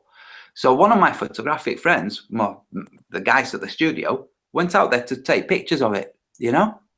And he said it was really weird because the shadow, I was expecting the shadow to come from down and to the right, but it didn't. It came up and from up and the left. That's a selenilian eclipse. It just doesn't get called that because it's not so obvious. It's not 100% from the top, but the shadow's coming from the wrong point. And when people, is that Tim Osman, by the way? Yeah, this is Tim Osman. Yeah. Howdy. So when people like Tim Osman say, no, let's not look at that. It's like, hey, hold on. No. You yourself should be looking. No, look, I understand that it's a rare event and none of us have seen it, but there are many other empirical evidences that we can provide that would lead you to believe that it's a globe rather than flat. Yes, so you don't need further proof to find that it's a globe. You need even one single proof that shows it's not a globe. This is the scientific principle, is just one single... That wouldn't prove it's not a globe, though. No, this is the thing. One single proof, one single disproving of the theory destroys the theory. You don't have to have 7 or 8. And you didn't disprove the theory, you proved that there's an atmosphere. So with the selenilian eclipse? The reason why you can see both the sun and the moon at the same time, even though I think the moon is in the sun's umbra or something, is because the atmosphere of light, the refraction to the Earth's atmosphere, causes them to be higher than the true sort of geometric position. Now you say, oh, well, hold on, that seems more like an ad hoc than than an actual argument. Well, then if you claim that it's just an ad hoc, then you have to say, well, why does it happen every time? Because if I say it's an atmospheric event, then it makes sense that why it's so rare, because they have to be at the same time for the light to make it so that they're in a different position than they really are. So if anything, this shows that this is just an atmospheric event. You have to disprove why it isn't an atmospheric event. Okay, so for it to be, so if we isolate just the atmospheric event, okay, the atmospheric effects, so this is the moon being looking like it's at one point in the sky when really it's at some other point. It's like, okay, you're not actually addressing the eclipse whatsoever. You're only addressing the moon. Now, have the moon at any point, not just before it goes down in the horizon, have it an hour before it goes down, up in the sky, shadowed from the top. Now, discuss that atmospheric effect. Now you're saying that when the moon is right above the horizon, an hour before. An hour before. Yeah, and the eclipse is happening from the top of the moon. The eclipse is happening from the top of the moon. Yes. I'm not really understanding. Could you show me a picture of that so I could, thoroughly understand what you're trying to say here? Sure.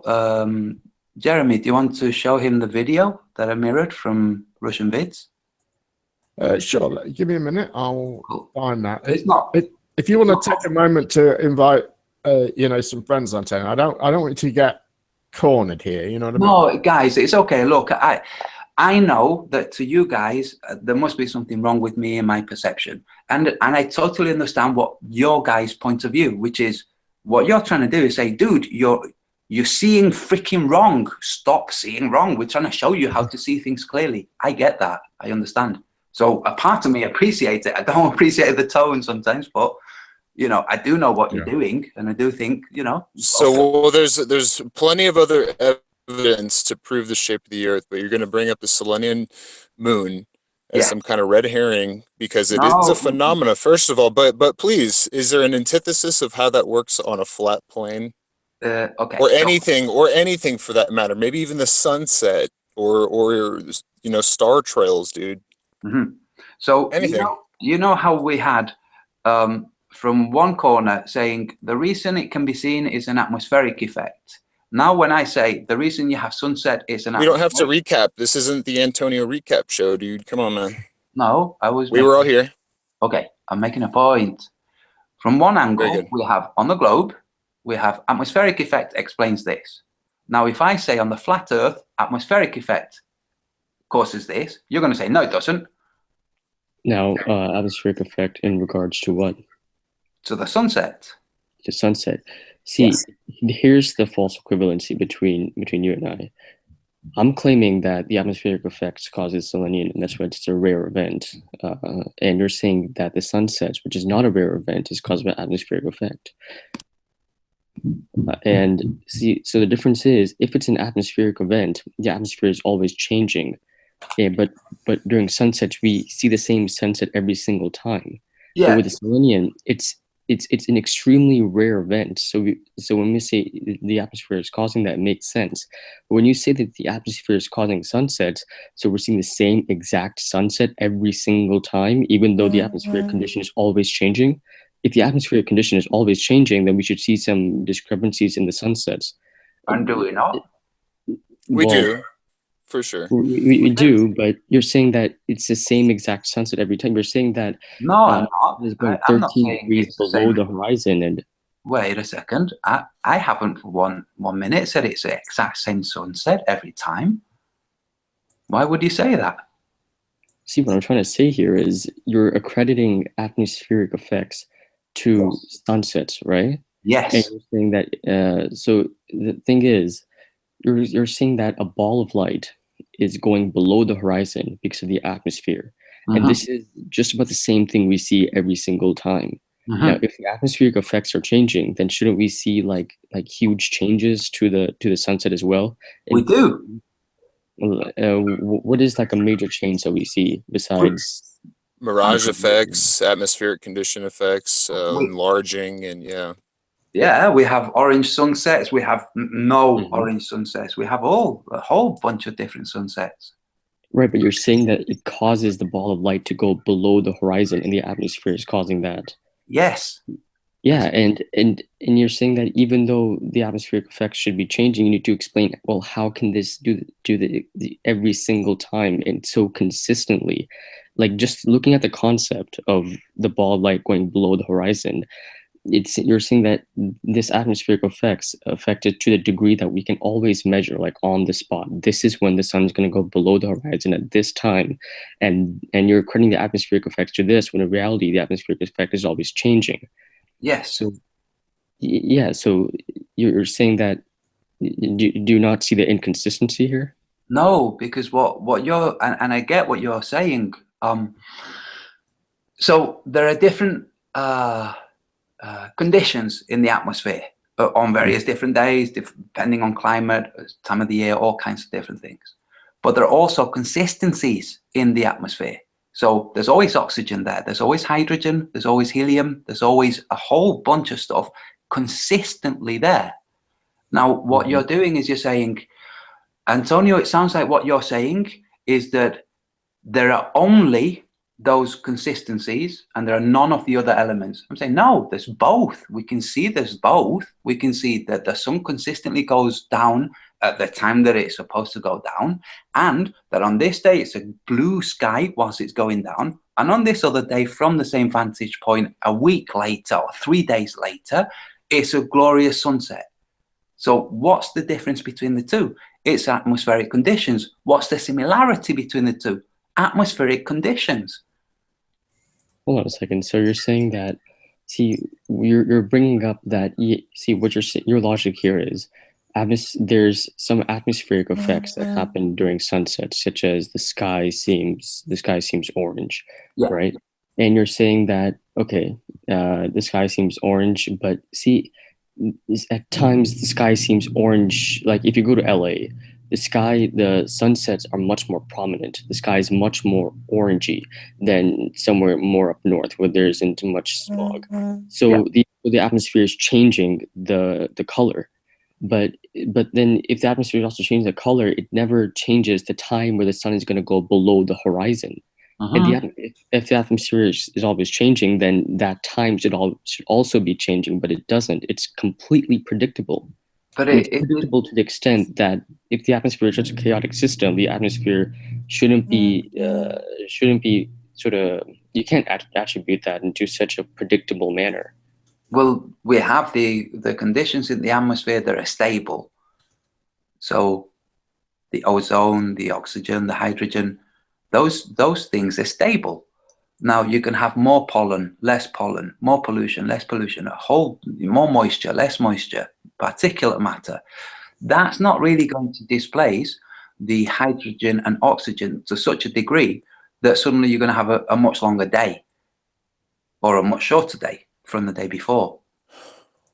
So although we have the same conditions, we have superimposed, if you will. So we have added to them conditions. I don't know how to explain. Let's say we're talking about a glass, and Tim's going to hate this. You've got a glass of water, and you put 3 drops of milk in that water. It doesn't mean you've got less water. You've got the same amount of water.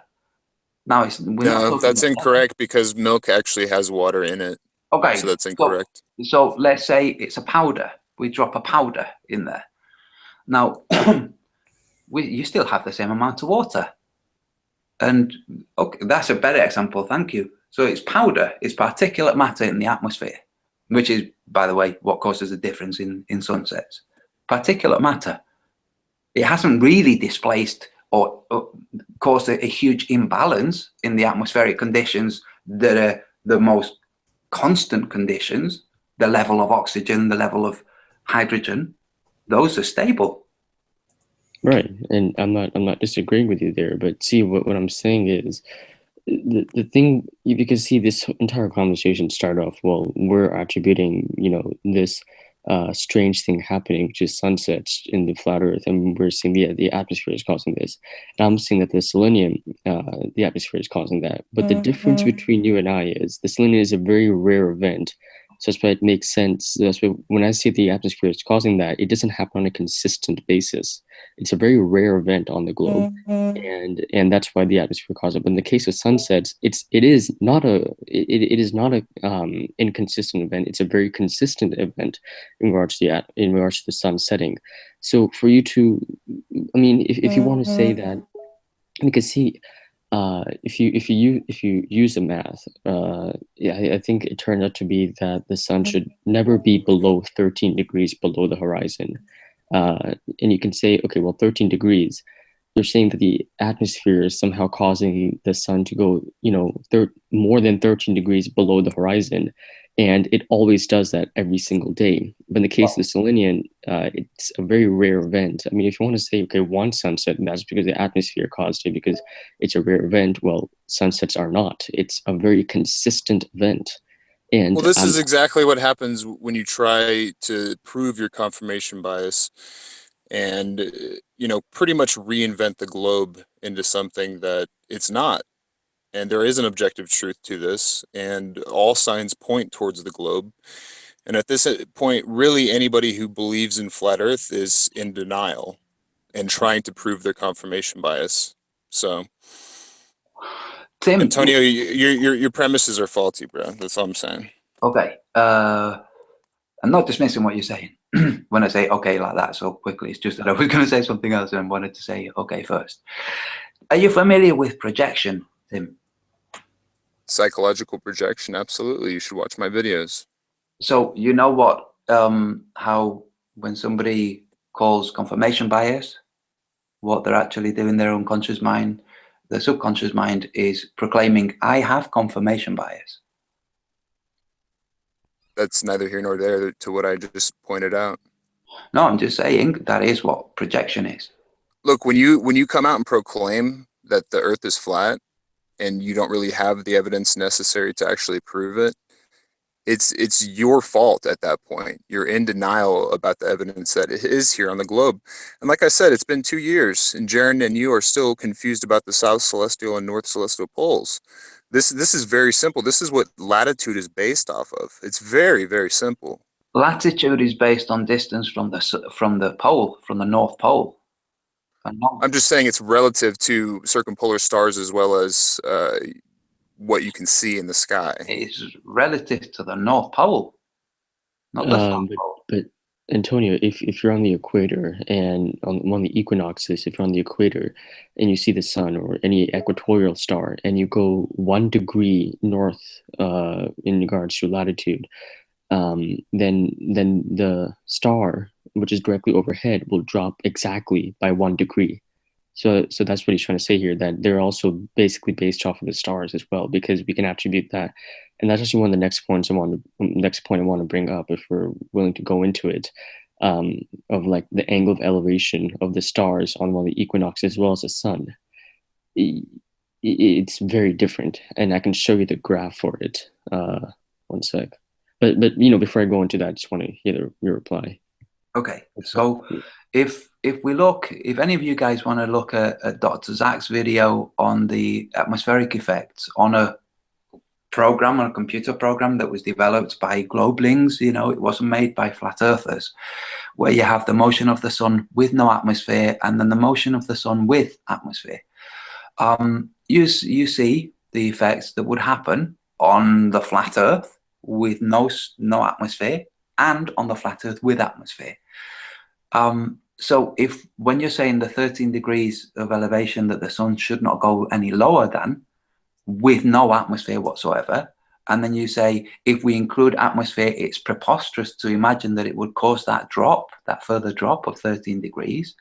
Like that there is a little bit of a logical fallacy. You'd have to look at what the atmosphere does, replicate it, not just a theory, replicate it.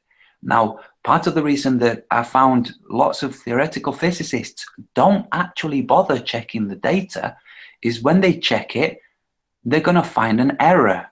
And things like the Selenilian eclipse is one of those errors. It doesn't fit the globe model. And we're not talking just before it reaches the horizon. We're talking an hour before, more than an hour before. It's what's going on here.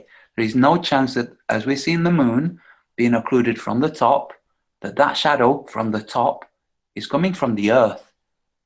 So that. Let me just tell you that Negator has a comment for us in our box here. It does say that you were wrong about the direction of the shadow. So from the direction of the shadow. We'll have to wait for Gem Panda to come and show the video, so everybody can establish whether or not the shadow is coming from the top of the moon. No, I mean, if the shadow is on the top of the moon and is going down, and as the sun is coming up, that should make sense, right? Absolutely, it doesn't make sense. If the sun is rising, yes, then the shadow should be going down. Because if the light is shining on top of the moon and the light source is going up, then the shadow should be going down. I'm kind of confused of how you think. What's casting the shadow? Well, the Earth. Yeah, that's lunar eclipse, right? Because if as the light source rises, and it goes above the thing that's blocking it, then the shadow should be going down. So this is what we have with a atypical Selenilium eclipse. Okay, we have the moon, 20 degrees from the horizon. You have the sun behind the Earth, so the sun hasn't risen yet, and the moon starts to display a shadow on the top as it approaches the horizon. And as the sun rises, the shadow that's at the top of the moon gets larger and larger and larger until it covers the entirety of the moon as the moon has been dropping towards the horizon. This is the explanation that Neg put for that. He said the sun was rising, which meant that Earth's shadow on the moon should be lowering, which is exactly what it was doing. But this is the thing. The sun was rising, so the Earth's shadow should be opposite the sun. It should be in the direction opposite to that of the sun. In which case, if the moon slipped into that shadowed area, the shadow would approach from the bottom. Like when you dunk a biscuit into your tea.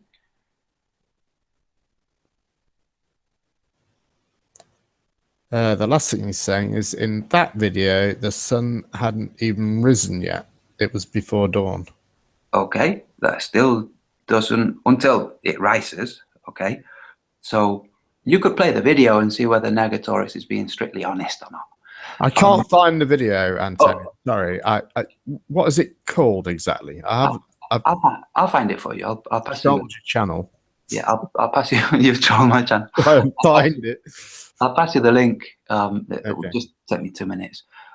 So the point is, and this is not me saying the point is, I understand the globe model. You know, I'm not a half-wit.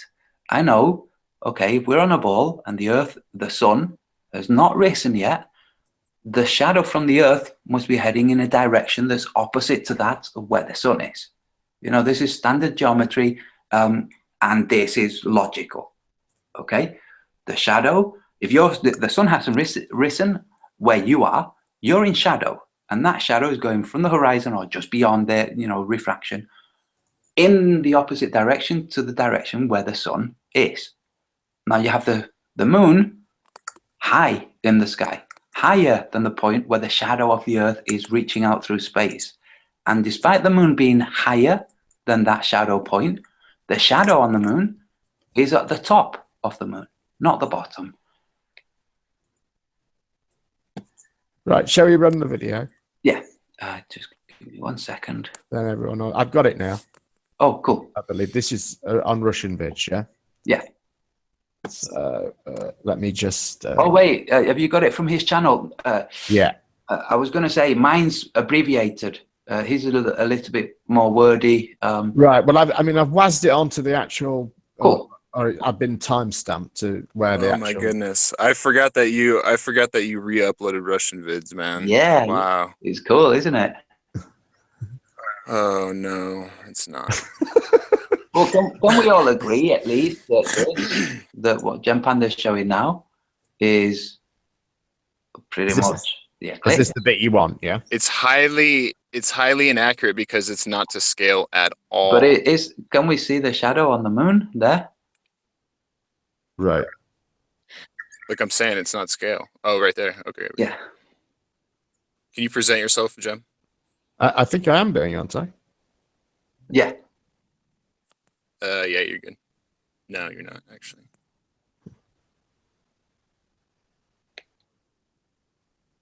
So can we all agree that the shadow on that moon is coming from the top? Yeah. So if you pause it right here. Right. If you pause it just before it goes down, sorry. Oh, sorry. I see what you mean. Let me... So you want to be a bit before this? Yeah, just before it says, at any time before it says. Oops. Okay, there. There. I got you. So now, maybe I'm stupid, or maybe I'm not. But let's say that the globe model says that kind of crescent moon would mean that the sun is right now underneath the Earth if that was just a crescent moon, not an eclipse. Okay? Now, it's not just a crescent moon because we've seen it withdraw away to this point. So the sun is not underneath the globe Earth. The sun is instead behind us. So this is an anomaly. This itself breaks the globe. Now, unfortunately, when your theory is disproven, you have to drop it.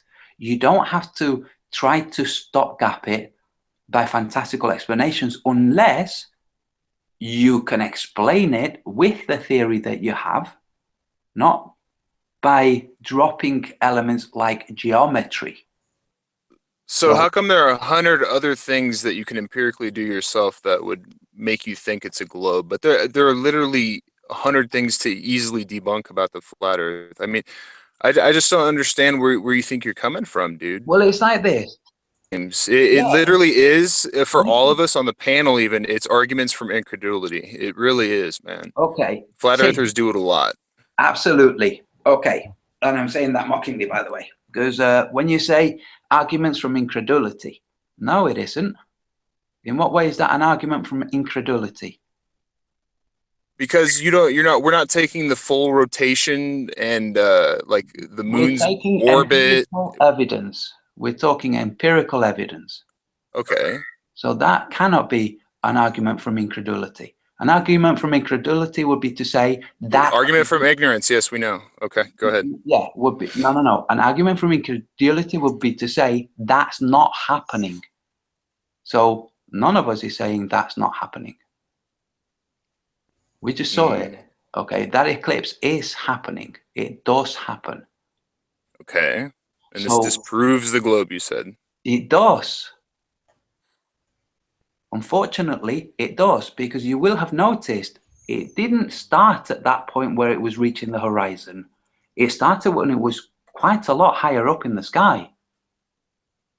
So the shadow that's being cast there cannot be from the Earth, unless the sun was not just beyond the horizon, but I don't know, not directly underneath the Earth, but I don't know where would the sun have to be for that shadow to happen?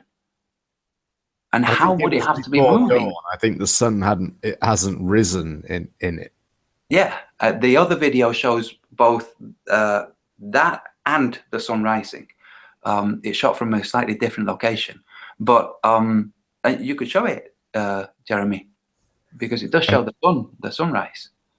But where would the sun have to be in order for the Earth's shadow to be falling on the moon as the moon is moving, and be not only keeping up with the moon, but racing faster than the moon to the point that it covers the entirety of the moon? How is the sun, or how is the Earth moving and casting that shadow on the solar system, on the standard model? I don't know. What does the definition say? Does it say it's a phenomena, or is it? Tim, this is a thing. The word phenomena means thing that happens. That's what the word phenomena actually means. The origins of the word. Well, phenomena. I'm speaking colloquially then. Okay, no, but it's just we need to establish some boundaries. A thing that happens is a phenomenon. Okay, including a thought or a dream. It doesn't have to be something physical. Now, when it's something that is physical, it's still phenomena because it's engaging with things that are ethereal, like light and motion and things on objects that are physical, but your experience, your association with them is a phenomenal association. So when you say that's a phenomenon, what you're actually saying is that's some kind of aberration. Yeah, it isn't an aberration. It's something that actually happens in the real world.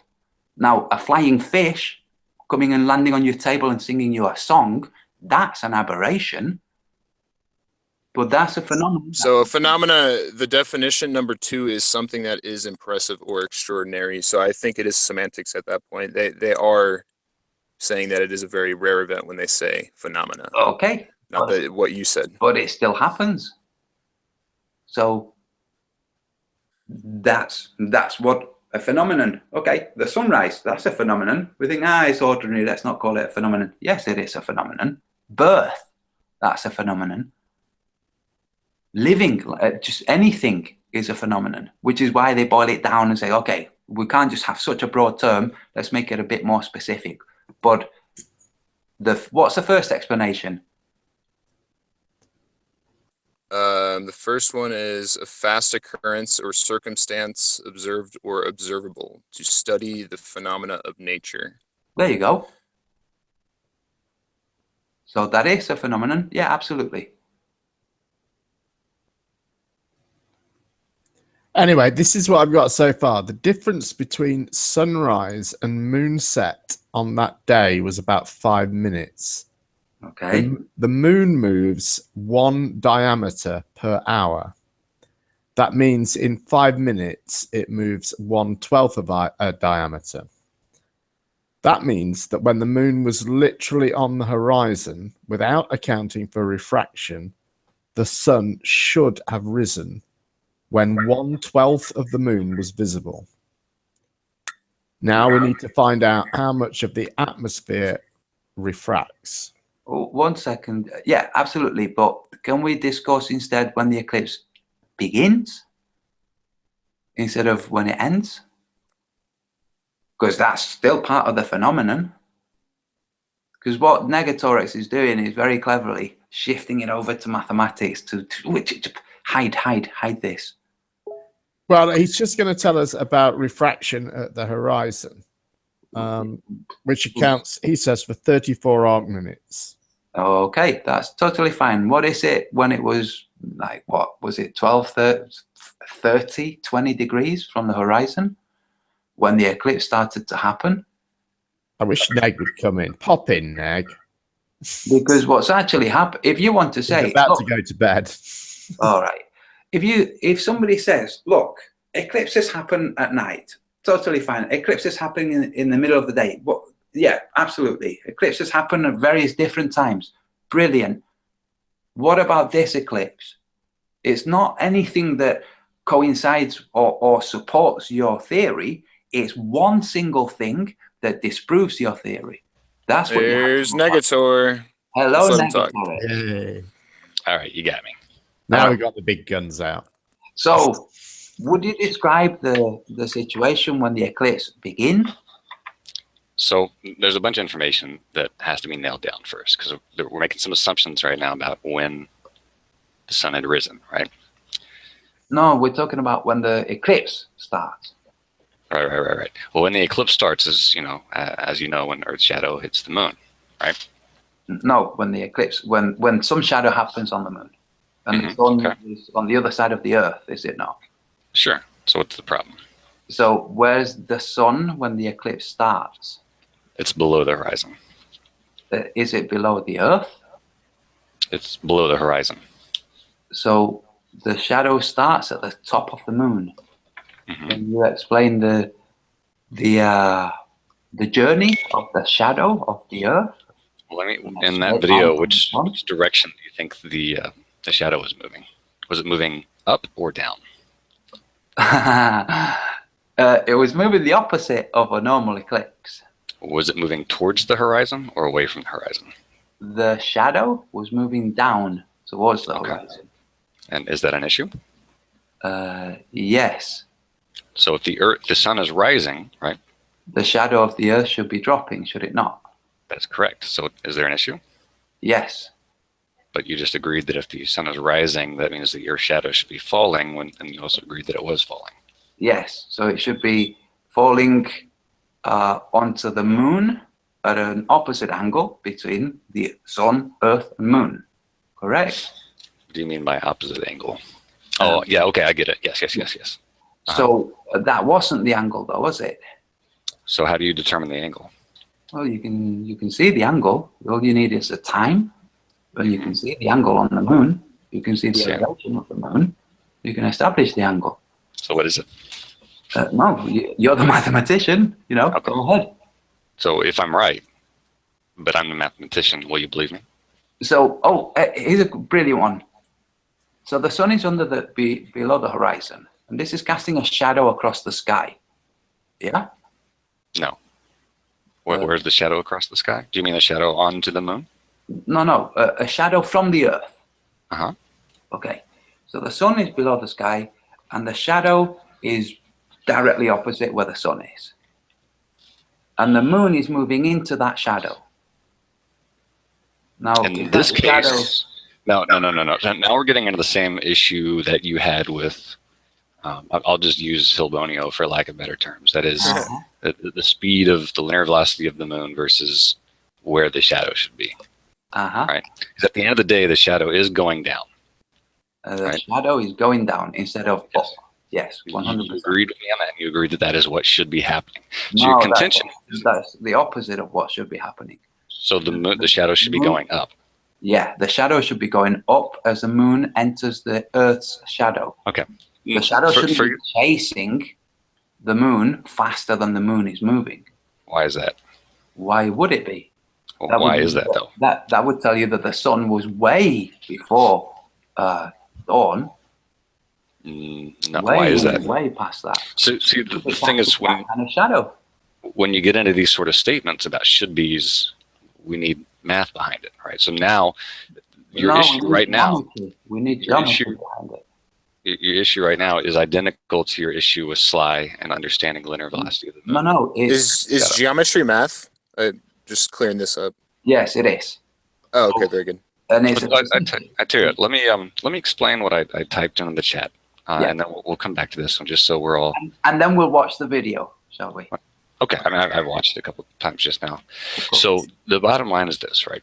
The Selenian eclipse that day was seen for about 5 minutes, right? 5 minutes time. Wait, was it? Yes. Why do you say that? You just said you watched the video. What's the issue? You just said it was seen for 5 minutes.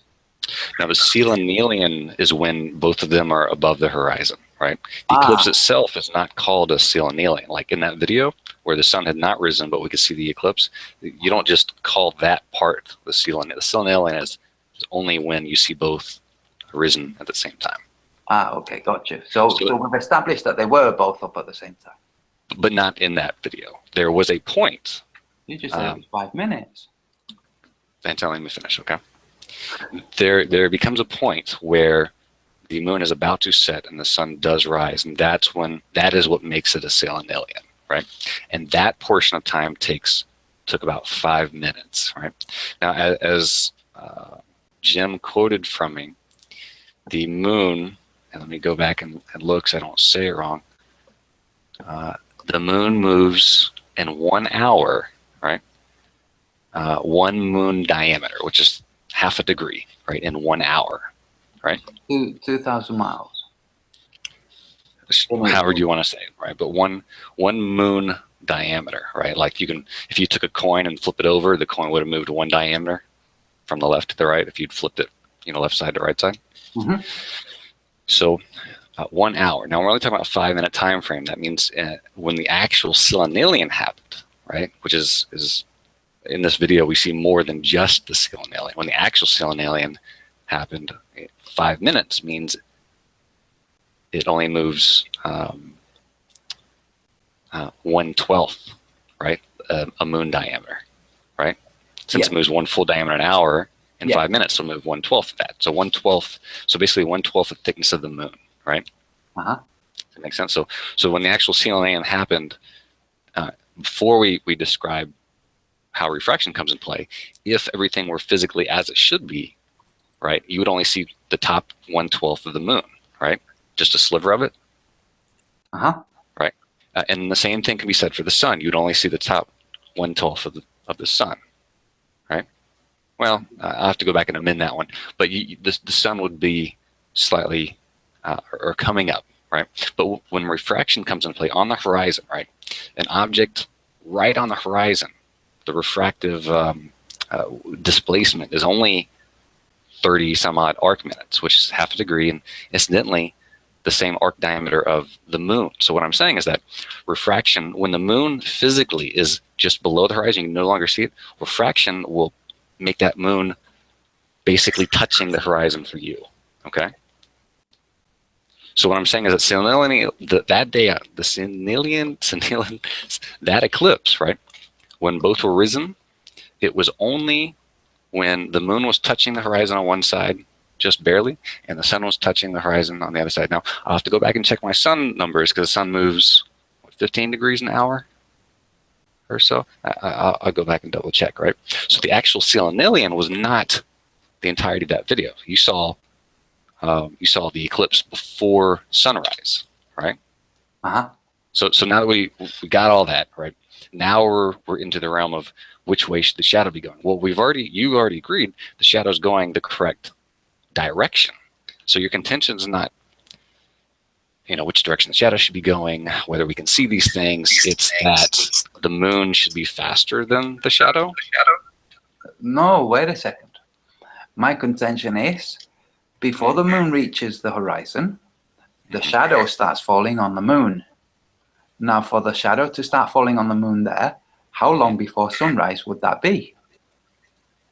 Because we can establish this by knowing how many degrees of elevation the moon is. We can establish where the sun's location would have to be. We can. We can. What's your point? That's it. That's my point. We can establish where the sun would have to be, and then we can establish that the sun wasn't there. Okay, so what's your point after that? I mean, are you trying to say that the sun was up during that period of time? No. I'm trying to say this. When a typical eclipse happens, the moon moves into the shadow of the earth. Now, the interplay between the moon, earth, and sun is pretty much constant. We have the various different, adjustments here and there that happen month to month and year to year, throughout the year, I mean. But generally speaking, it's the same situation. The earth is rotating at the same rate. The moon is orbiting at the same rate. Yes, they are. Yes, they are. Yeah. And the moon moves into the shadow of the earth. Now, what we have here is the shadow of the earth moving into the moon. Now, that's the opposite. One is moon moving into the shadow of the earth. The other is earth shadow moving into the moon. Again, that's this is the opposite. Right. It's strictly a confusion about which goes faster. No. This is one thing moving into, like A moving into B is the opposite of B moving into A. And this is one of these things that I find myself just. Negatory, do you have a watch page open? You have a I don't know. It's Antonio. What? I'm causing feedback? Yeah. Okay. So Jeremy, I've put the abbreviated video here. If you want to play it, you don't have to skip ahead so much and everything. I just cropped it. Let me present a analogy real quick. Uh-huh. And you are feeding back. Antonio. Say again? You are feeding back. Oh, am I? Okay. So first, before I present this analogy, I would like to point out that what you need to do right now is go look up lunar eclipse video. And there's several videos that show the pretty much the same thing: the shadow coming down on the moon, etc. But my point is this, right? Let's say you you go outside at night and you stand in the middle of your yard with a flashlight. You have somebody stand 10 feet away from you, and you begin to rotate with that flashlight, right? So let's say you're rotating clockwise, right? So that person standing 10 feet away from you who is standing still, the light from your flashlight, because you're moving clockwise, the light will move left to right on him, correct?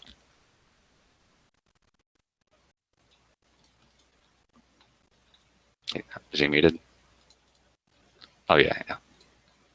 You're muted, Antonio. These analogies you come up with, man. I swear. I don't know. That's all I can think of.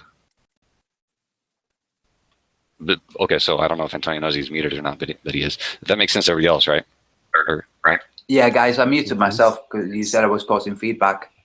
Tim, if you mute yourself too, then any feedback should be completely gone. No, I have headphones on, dude. I'm all good. So, but we're good with that, right? If you spin clockwise, then the flashlight light will move across for your friend left to right. From your perspective. Okay, is what you're doing trying to compare a completely different model with the solar system? No, what I'm doing is showing you how relative motion can give you a different effect. Right. So for the sake of mutual understanding, if you're spinning clockwise with that flashlight, every time that flashlight passes your friend, it moves across his body left to right, right? From your perspective. Yeah. Yeah. Okay. So let's say your friend, let's say you're spinning at a rotation of, I don't know, once every minute, real slow rotation, right? Let's say your friend begins walking around you and he completes a lap around you. in 30 seconds, right? So in the time it takes you to rotate once, he rotates around you twice, right? So he actually catches up to your light, right? And he walks into your light and then surpasses it, right? So from your perspective, which way does the light cross your friend? The opposite to what it did before. Right, it's right to left. So you have the same thing here, which was the same issue with the slice spark gain, was understanding that the linear speed of that shadow, or where it lands on the sun, is faster than I'm sorry, where it lands on the moon is faster than the moon. So what you're saying is when the moon moves into the shadow of the Earth, it's going at one speed, and when the Earth's shadow moves into the moon is going at a different speed. Let's see if we can. Let's take the same analogy, right? You've got a flashlight, so you become the sun, and this time you have two friends, right? You have one friend standing 10 feet away and another friend standing 20 feet away. And the middle friend is the Earth, and the third friend on the end is the moon. All right, so your middle friend is circling you, and your third friend is circling him, right? This may be too complex to describe without drawing something. No, we're with you. Yeah. Okay. The friend that's circling the guy who's circling you. Let's say he's moving from beyond that guy, round the right towards you, over towards the left, and back round the right. Yeah. Yeah. Okay. So let's say he is moving clockwise. Now let's just, for the sake of experimentation, pause him on the outside. So he stops moving, and the flashlight is on him. And you, who represent the Earth, you come into that flashlight. So your shadow, from your perspective, on your third friend crosses left to right, right? If you put your hand up in front of you and you move it left to right between your eyeballs and your computer screen, and you assume that your hand is the Earth, your hand will cross the computer screen from left to right, right? Sorry, I can't respond as fluidly as normal because of the feedback. Is there still feedback now? Oh, it's all fine for us. All right, cool. So, No, yes, but I mean, we're still tracking. Absolutely. Okay, so the shadow from you onto him, who was not moving, moved left to right. So let's start him. Let's put him to motion, and let's say he's going clockwise, as you stated, around you, while you're going around me, who's holding the flashlight. So let's say your friend is moving very quickly. He's running. He's sprinting around you. Right. So you come in. You begin to cross my flashlight, and you begin to cast a shadow who's moving to your right. But your friend sprints real fast through that, on the other side of you, real fast through that shadow being cast by the flashlight. Which direction does the shadow appear on your friend? In whatever direction he's moving. Should be right to left, right? Uh-huh. And that's exactly what's happening here. That's what happens in a typical eclipse. This is a typical eclipse. The Selenalian portion is only that because of... Wait, 1 second. 1 second. In this situation that you just described, the friend is moving into the shadow, not the shadow into the friend. For the shadow to move into the friend, suddenly me, the Earth, would have to move. As he's moving round, I would have to start kind of mirroring him with you swinging around me, so that as I'm tracing him, I'm overtaking him. And you, as the sun, is casting the shadow from me, and as I overtake him, the shadow reaches him and passes him, not him. That's right. The shadow. That's right. That's true. So everything I just went over is a proof of concept of how this works, right? So because for that to work, your friend had to go real fast. Now, let's say he's going very, very slowly. He's inching I'm spinning this light once every 10 seconds, right? But your friend is moving around you at a pace of, 6 inches every footstep, right? So he's very, very slow, right?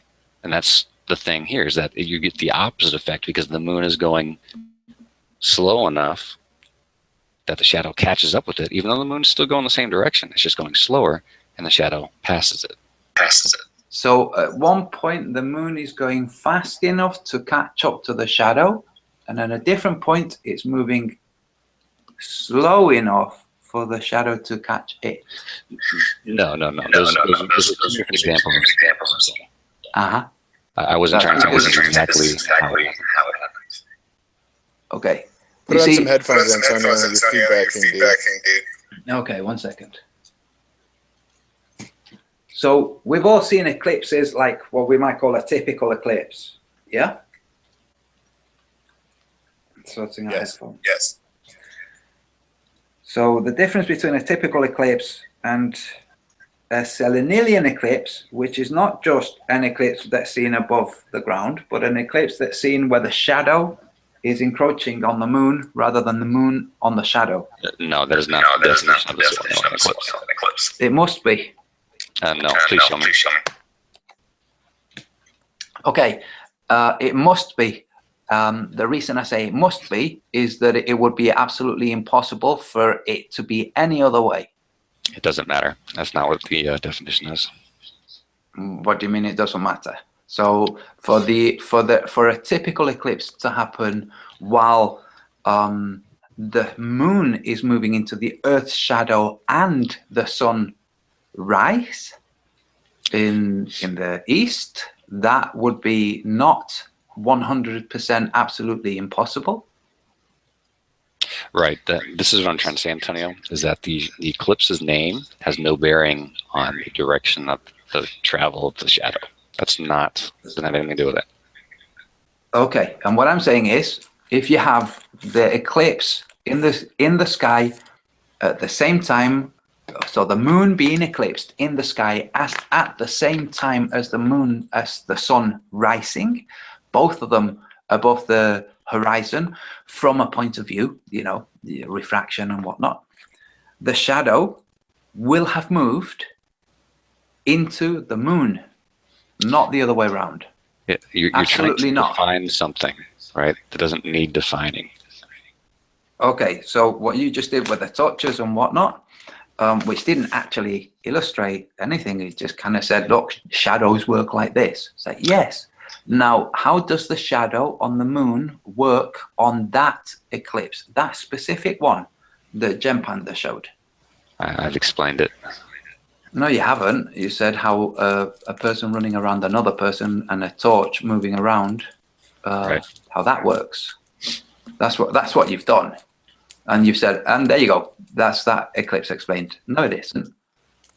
Right. The person in the middle is moving slower around you than the person on the outside.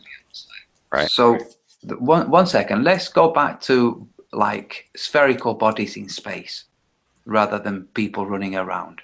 Mm-hmm. So let's keep the moon static in the sky. Let's say 20 degrees. Okay. Let's leave it completely static. And then let's have the sun move around the Earth, casting a shadow from that Earth. Okay? Now, as the shadow falls from that sun, in this geocentric description that I'm giving, the shadow would encroach onto the moon until it would completely block it. Now, let's start turning things like the Earth. And let's say it's the Earth turning that's causing these things. Okay.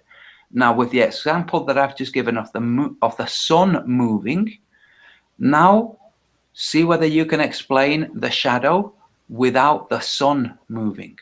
So what's moving is the Earth rotating and the moon orbiting in the opposite way to the Earth rotation. can't prove something with a hypothetical though. That's kind of confusing. Dude, you didn't say this to Negatorix a minute ago, did you?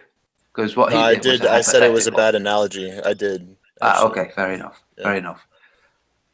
So what I'm saying is, guys, if this is something that's demonstrable, then it should be pretty simple to demonstrate it with a drawing, with a model, with a whole bunch of stuff. But it isn't demonstrable. But it is. It is. That's where I don't think we understand things. Is these things have been modeled forever. You can model it in the solar system scope. You can model. I can model it for you in Paint right now if you like. Sure, go for it. Go for it. Negs, cool. Are you saying that the shadow is always in all eclipses, even the selenial, going the same way? No, not at all. Okay. The direction of travel of the shadow has to do with it's just not relevant, right? I would say it is. Well, that's kind of his main point, and that's why I was bringing it up. The apparent direction of shadow has to do with your location on Earth, right? Like if you're on the North Pole, it looks like it's going one direction, and the South Pole looks like it's going the other. So just like on either pole, then the moon's perspective appears to be flipped upside down. We can say for sure that the shadow is moving faster than the moon, can't we? Yes, we can say that. Okay. So if you want to model it, that would be cool. That's what Sly Sparkane did for you. Hold on. So, Antonio, wasn't it your contention that the selenial eclipse, the shadow went a completely different way than other eclipses? Absolutely. In fact, 100% the opposite way. Okay, we need to get this on the table and talk exactly about this next. This is, you know what I'm saying? It's strictly your position on Earth, right? It's the same reason why the moon's orientation appears different for different locations on Earth. Yeah, if you want to do an AutoCAD, any kind of this drawing tool, then that'll be cool. But I think what hemisphere was this filmed in? Northern? Oh, I have no idea. Yeah, New Mexico and a bit further up, Texas. Texas, I think. Yeah, near Fort Worth, I think it was. Oh wow. Yeah, location on Earth, time of year, determines where in the sky those objects are. Don't share the link. Minimize that. Yeah. Well, in case you come along, the only guy that does that is you. Well, yeah, we should be okay, Tim. Okay. It's the same concept that Sly was presenting to you, and he modeled all. So I don't have any really need to do it. So you're not going to show it with a drawing? It's the same. I mean, I could whip it out in Paint, but you could just whip it up in Paint. It doesn't take much. The problem is the scale. The scale is impossible to do in Paint.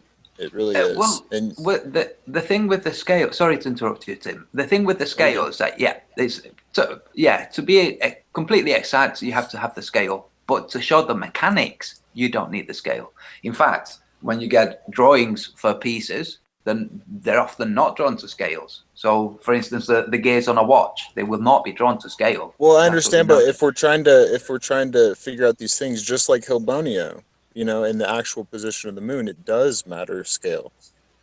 Yeah, absolutely. It'd be interesting if any of you guys said that to guys like NASA, who give you the truncated versions, but you don't. You say when flat earthers give you the truncated they present truncated versions where the scale has no bearing on what they're presenting, right? Yeah, so you can. In your case with Hilbonio, the scale did matter. So you can do that now with Paint, because the scale doesn't actually matter. It's the mechanics that are interesting here. Okay, well, you saw Sly's video. I know you did. It's the same concept. It's identical. No, it isn't. Has he made one about the Selenilian eclipse? He made one about how the shadow works. About the Selenilian or the other one? It's the same. No, it isn't. One's a solar eclipse. It's not the same as a lunar eclipse. Come on. So, Antonio, is your belief in flat Earth now pretty much hinging on this debunk here? No, this is just a further piece in the globe coffin. Well, I mean, mean, this is like I said earlier, this is arguments from incredulity. Obviously, we're teaching each other about this phenomena as we speak. So the thing is if you have other debunks, supposedly, you have an all-star cast right here. If you want to, you know, if it's about truth or whatever. The other debunk really would be about Nathan Oakley being a twat. So, but that's not really flat Earth, globe Earth. If Jeremy, if you play the video, it's only 6 minutes long. If anybody doesn't object, I could do with making a coffee. And then people who view this can see the video themselves and can see what both Negatorix, myself, and Tim, and the other guy, what's your name? By the time, right here. and then you can all see what we're all discussing. What do you think, Jeremy? I'll do that. Yeah. I mean, Cool. to be honest, I feel like Neg has explained it, and I'm not sure how much. That's okay if you show the video. We can go on with this, but you know, in the interest of balance, I will play the video. Yeah, and we can all have a toilet break. You know. Antonio, before you go, let me say that you are right. What Sly presented is not identical to this, right? The concept of the solar eclipse versus the lunar eclipse. The concept that I'm putting forward is that the linear velocity of the object, right, is what matters, and that's what you can take away from Sly's presentation. Okay, so if we address Sly's presentation, if we could look at that too. I'm sure he wouldn't do a copyright strike. Jeremy, how about you show the video, we make a coffee, come back, and then we discuss it with Sly's video. Because he does have one portion where you have the moon orbiting all the way around the Earth, so we can discuss it using that. We can do that if Neg's got time. I know before he came in, he was saying he couldn't because he'd got stuff to do. So He has a life. Do you have roll call? Do you have roll call? I do have to be up in less than 7 hours, but I'll give it another 15 minutes. Cool. All right, cool. All right. I'll play this video then, everyone. I put it in the link here, by the way. It's the abbreviated version. I'll mute. Is it the Flat Earth Debunkers How to Silence Them? That one? Yes. Yeah. Okay, cool. Right, screenshot.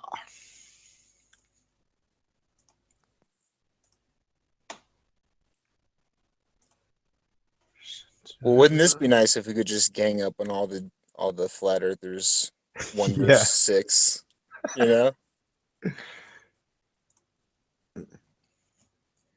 Expect silence from debunkers. I'm expecting you to remain silent now, Neg.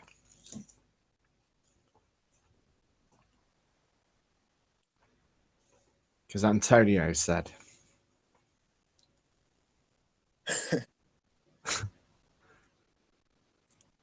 Yeah, see, I actually have tried to find a demonstration that looks, or I mean, that is to scale. I even put it in, like lunar eclipse, solar eclipse to scale, and there just isn't any, because for demonstration purposes, it's not exactly needed. Right. But when you get to this level, of where the shadows are going east to west or west to east, like you do need scale. Right. And it is tough to keep these in scale. I got a link once to a thing. It was like our solar system in scale or something like that. And you can kind of scroll across this thing. And it, shows you how far out each planet is with respect to each other. And you just have to scroll and scroll and scroll to get from one planet to the next. It's just crazy. Yeah. Just like Dagon, Tim was saying, the important piece is based entirely upon scale, because the important piece is linear velocity, and your linear velocity increases the further away you are from your point of rotation if you're rotating around it.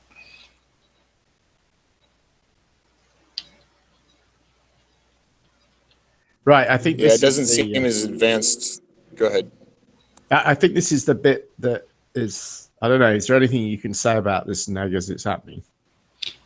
Well, we would need, we'd need to know a bit more about time, right? Because like I said, that eclipse, Seal and Alien was about 5 minutes long. So if we go off how fast the moon moves, like I said, and then we go off of how much refraction is accepted at near the horizon, I would guess that the sun was rising when the moon was just about to touch that mountain. Right. Like if he turned around the opposite direction with the solar filter, he would see the same thing with the sun. Actually, no, I guess the sun should start to peak when the moon is about 1 diameter away from. So I would say about here, if the guy turned around, he would see the sun starting to peak over.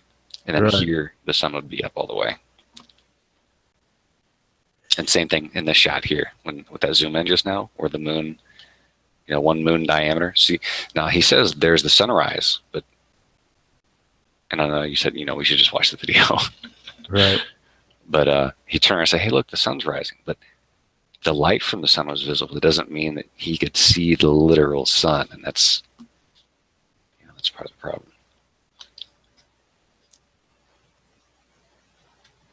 Yeah, that was actually part of the problem with their tracking the sun as well. Some people were like pointing at the globe, like these places shouldn't be seeing, sunlight at the same time, and it's just it's interesting. Because really, I mean, on a flat Earth model, like the sun wouldn't be doing any of. I mean, mostly they did it on an equinox. Like that's solid home run shit for the fucking globe, dude. Well, they how many of them had compasses out? How many understand how to factor in magnetic declination, which could alter your azimuth by upwards of 7, 8, 9, 10 degrees.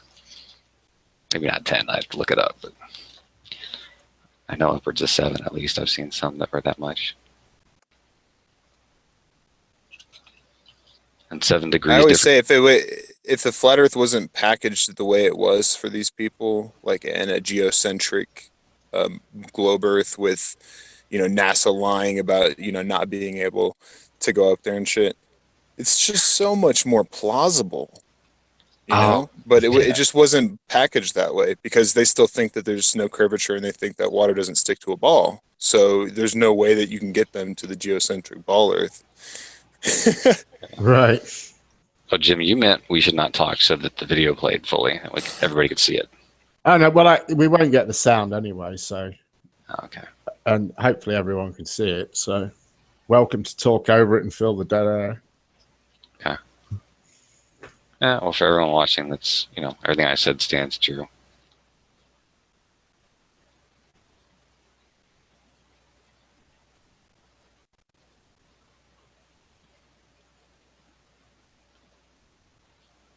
Yeah, it's just a funny thing to have such a conviction for change your axioms completely, the whole shape of the Earth, and have basically no evidence for it, but just completely deny everything that is empirical that we can do here on the ground. Just any one of us with a camera or just a little bit of knowledge, and what they do is they would rather try to poke holes, quote unquote, in the heliocentric model, and it's like they're always wrong. Like you can't prove something that's fallacious. That's the heart of flat Earth sophism. You can't prove it, so you're always wrong. Just at the very start of your conversation. I hate to say it while he's away, but you noticed when the conversation changed from "this is proof of something that can't be" to, well, what really is going on? Like I said, you could establish where the sun is. No. I didn't say, oh, well, what's going on? Well, no, and that's fine, right? It's fine to say how's what's going on here, what's working. Yeah. No, what I was doing was asking you to sample now, apply it to this eclipse. Gem Panda, Jared, I put slice Barcanes. If you scroll forward to 5 minutes 12, we'll see the moon orbiting the Earth from Slice Barcane, and then let's see whether the moon moves into the shadow or the shadow moves into the moon. So what video is this on now? Where am I going? In our hangout is to Slice Barcane's Flat Earth Antonian Hillbilly. Right. It's just the first one I found. And you go to what time did you say? 5?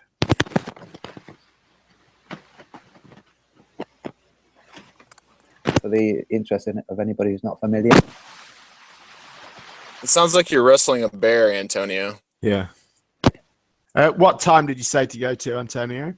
5:12. 5:12. Yeah. So what's happening with my audio? It's just a bit crackly and horrible. It was Right, rustly, we're on yeah, for a minute there. You're good now, though. Let me full screen. Okay. Yeah, if you move it back, it's easier to see. Because this is what he's doing here is he's being very meticulous in explaining. So the thing that's at the end of the red line is the moon. Now, is it moving into the shadow or not?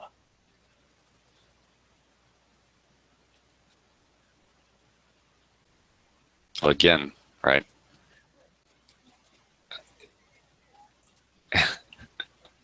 Moving into the shadow. Now, if you were on the Earth and you were watching the moon set, which is what we were seeing that day on the video. There you go.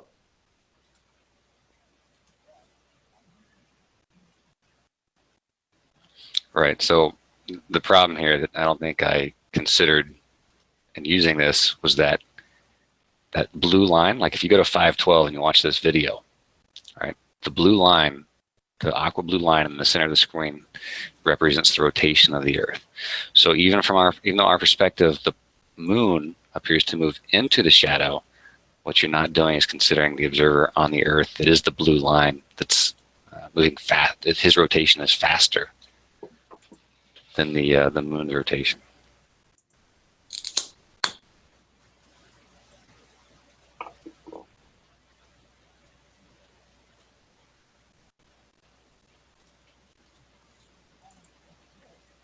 Makes sense, Antonio?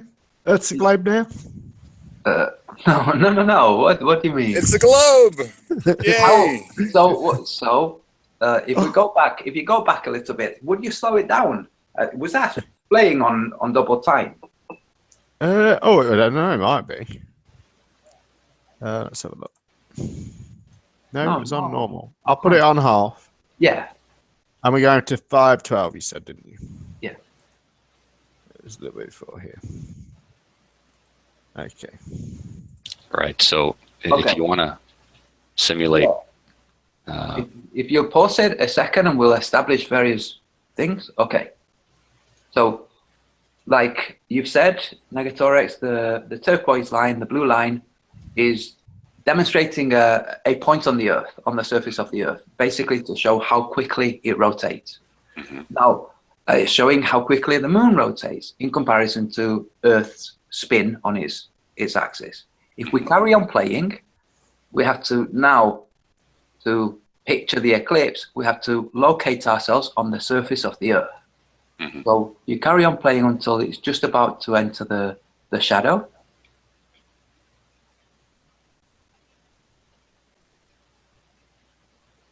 So as close as you can. There. Okay. Oh shit. Sorry. It's okay. I think that's the last time it does that, probably. And let me... I'll was it round again. Okay. So what we have to now bear in mind is there are also two green lines pointing towards the right. That's the direction towards the sun, or the direction from which the sun rays approach. So if you try and pause it. Yeah. Oh. Okay, that will. Now, the moon has gone into the shadow. Mm-hmm. Okay. Now, if we picture that turquoise line to not be where it is, but be pointing at 6 o'clock, okay, we could say that would be fair as sunrise on one side and moonset on the other. Mm-hmm. Yeah. But what we're seeing is the shadow move into the moon, move into the shadow, not the shadow into the moon. Right. Not when you consider that you're moving faster than the orbit of the moon. for the shadow to enter to encroach onto the moon, you would have to shift the sun's location to have that rotating. Okay, so You have to add an extra element of rotation, and that would be the sun turning, as you did before with the torch. do I need to do this up in paint? You could do, or you could, if you can move it back a smidge, Jeremy. Yeah, let me try again. And just leave it paused. I know I'm a bad shot. Right, because you got to remember something. Your very fast spin, right? The blue line is spinning much faster than the moon is orbiting. It's going to make the moon look like it's slowing down, right? Okay, pause. Oh, brilliant. There you go. That's brilliant. Okay. So now, that moon would have set on the Earth, would it not? If we're going to say that that's pretty much 6 o'clock and that's sunrise to the right of the screen. And as we see, the moon would have already set. Yeah?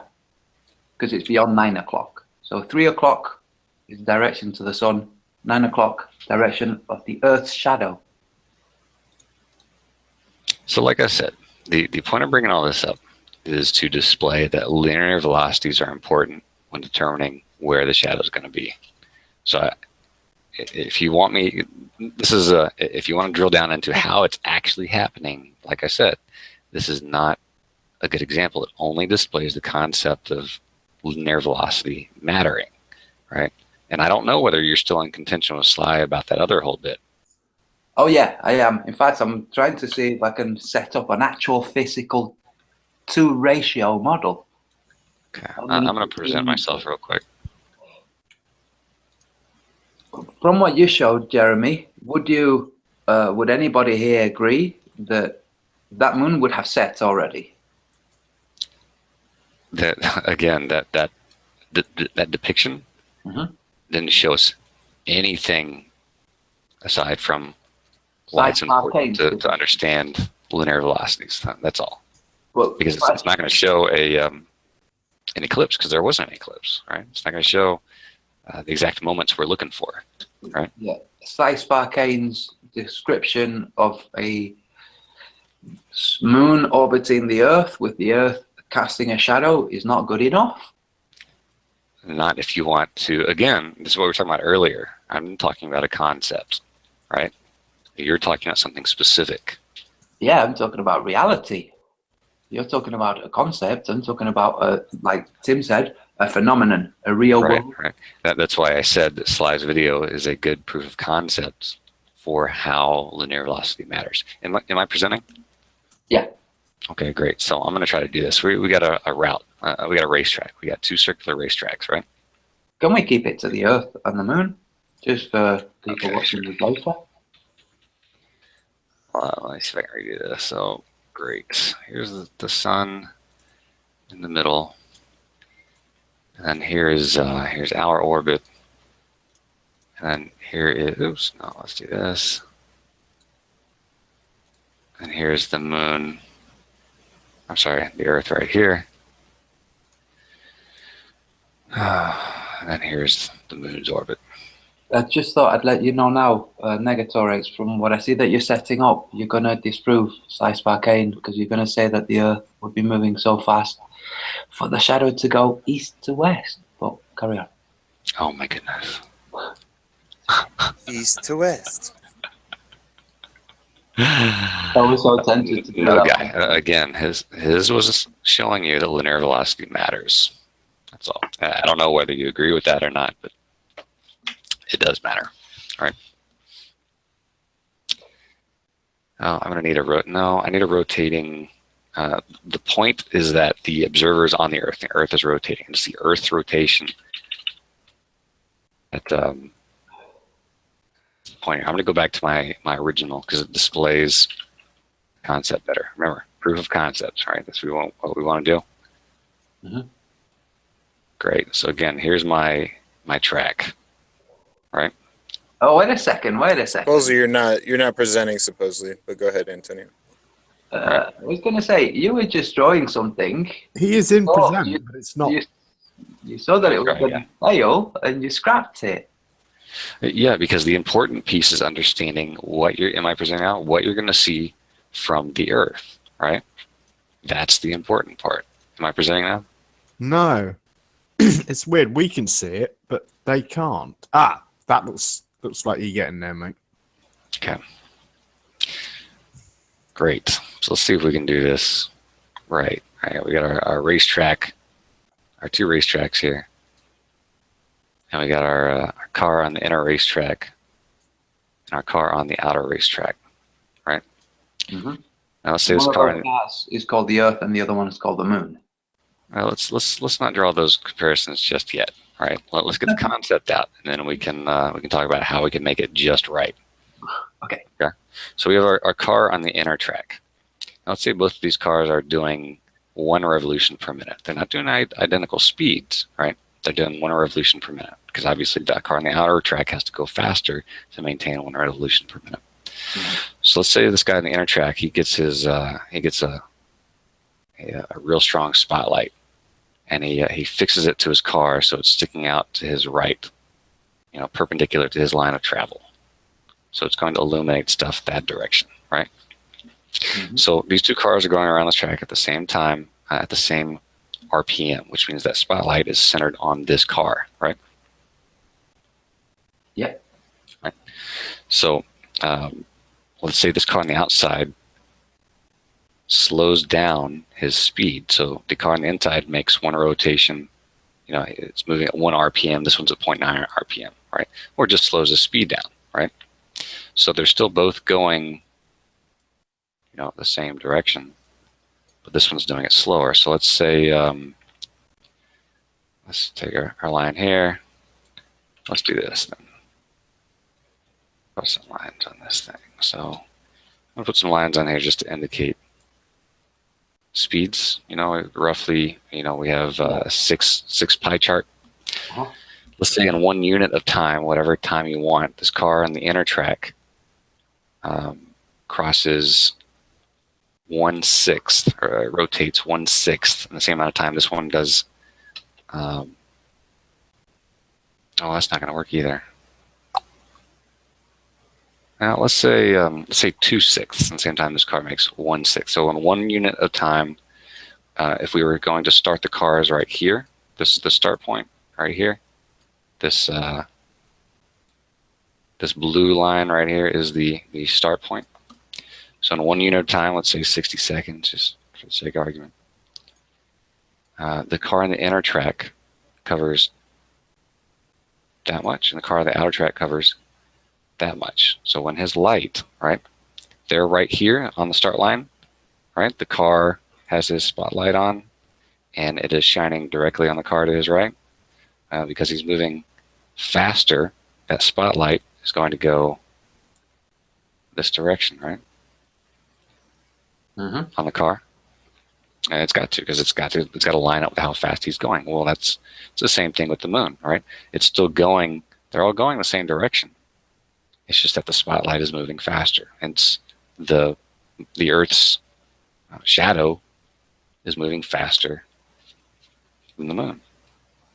So when I said you're going to disprove slice Barkane?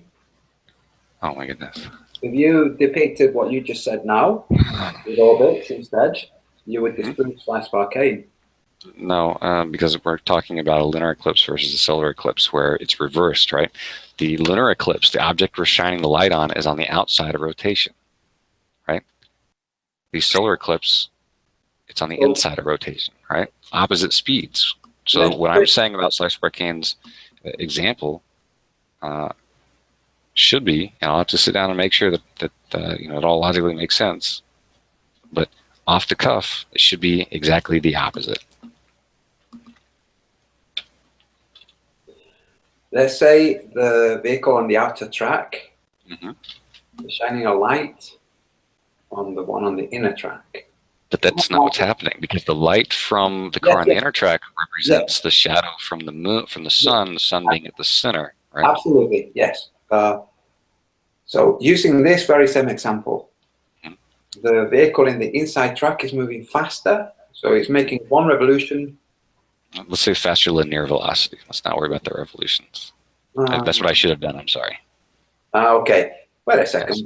So what you've done is you first said, let's break their synchronicity. And now you're saying, let's not break their synchronicity. No, faster linear velocity and faster RPMs is the same thing in this case, right? As long as the faster linear velocity is enough. We're assuming that when we say faster linear velocity, that it's enough to, never mind, just use RPMs. I don't want to get into that. We'll go with what you said. So faster RPMs. This example that you're showing is reliant on the inner track, the object on the inner track, making a revolution faster than the object on the outer track. Am I right? Yes. Yeah. Okay. Now let's just, for the sake of argument, switch the torch, the flashlight, and give it to the object on the outer track. Okay? It shines it on the inner track. Now let's drop the sun to the bottom of the screen. And that light that's being cast by the outer object is the shadow. Okay? Now, as you have it placed right now, what you're saying is that the shadow would go east to west on the object on the inside track.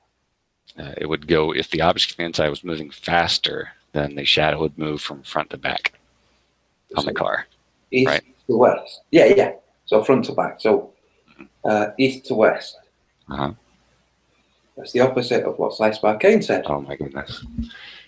East to west and front to back is not the same. No, because what Slice Barcane is saying is when you take all the ratios into consideration, the moon's shadow on the Earth would go west to east.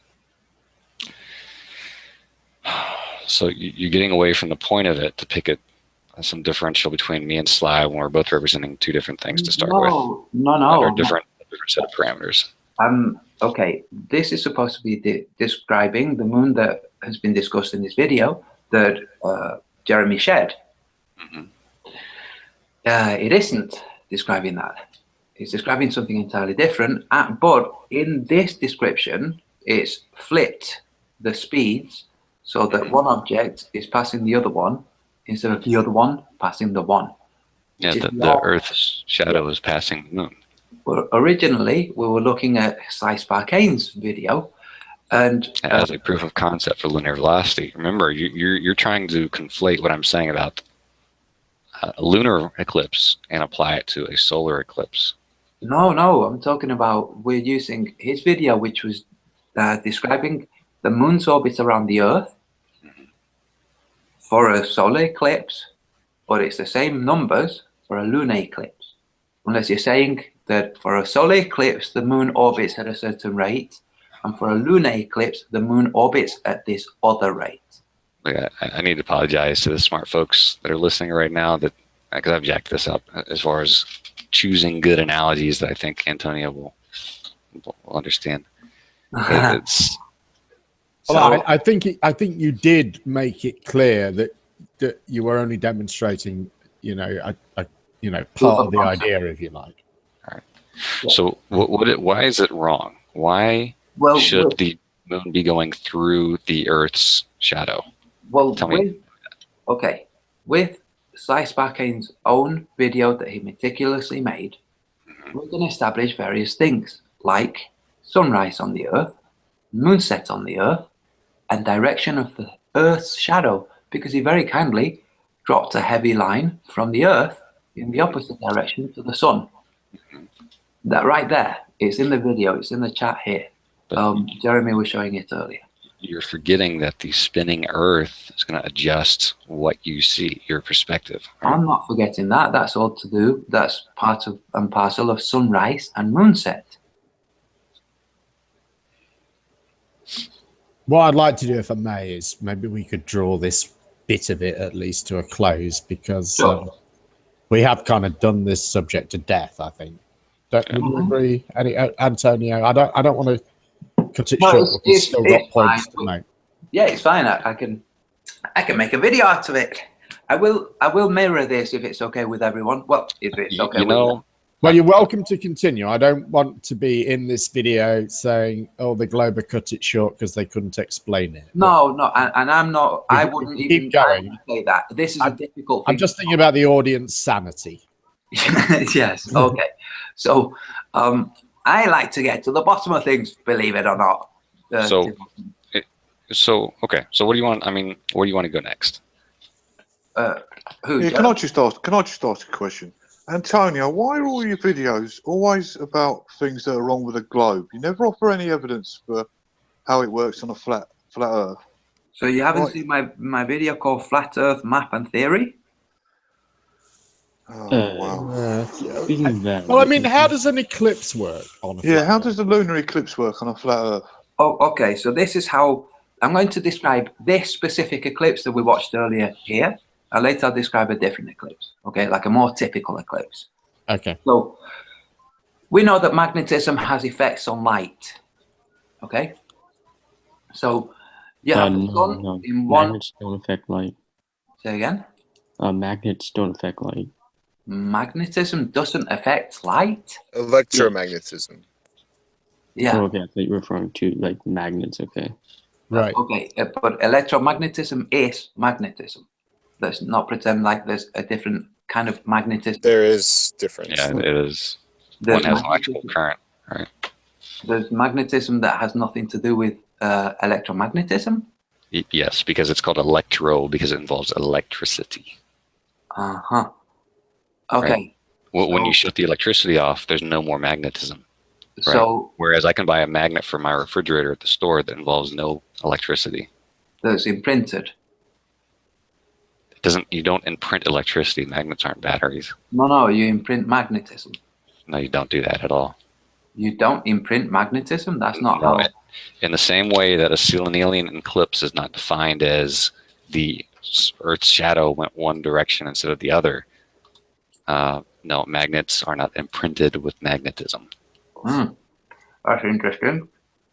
I thought that you could buy magnets that have been made into magnets. I didn't know there was like a magnet mine somewhere. Right. So how do you imprint electricity? By running an electrical current through it and aligning the filaments and imprinting them. And that's how you do it?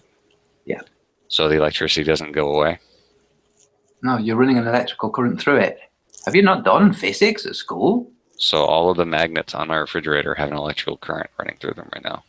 So you know when you get a pin, a pin or a needle, and it's not magnetic, and you rub it on a magnet continuously, and then it is magnetic.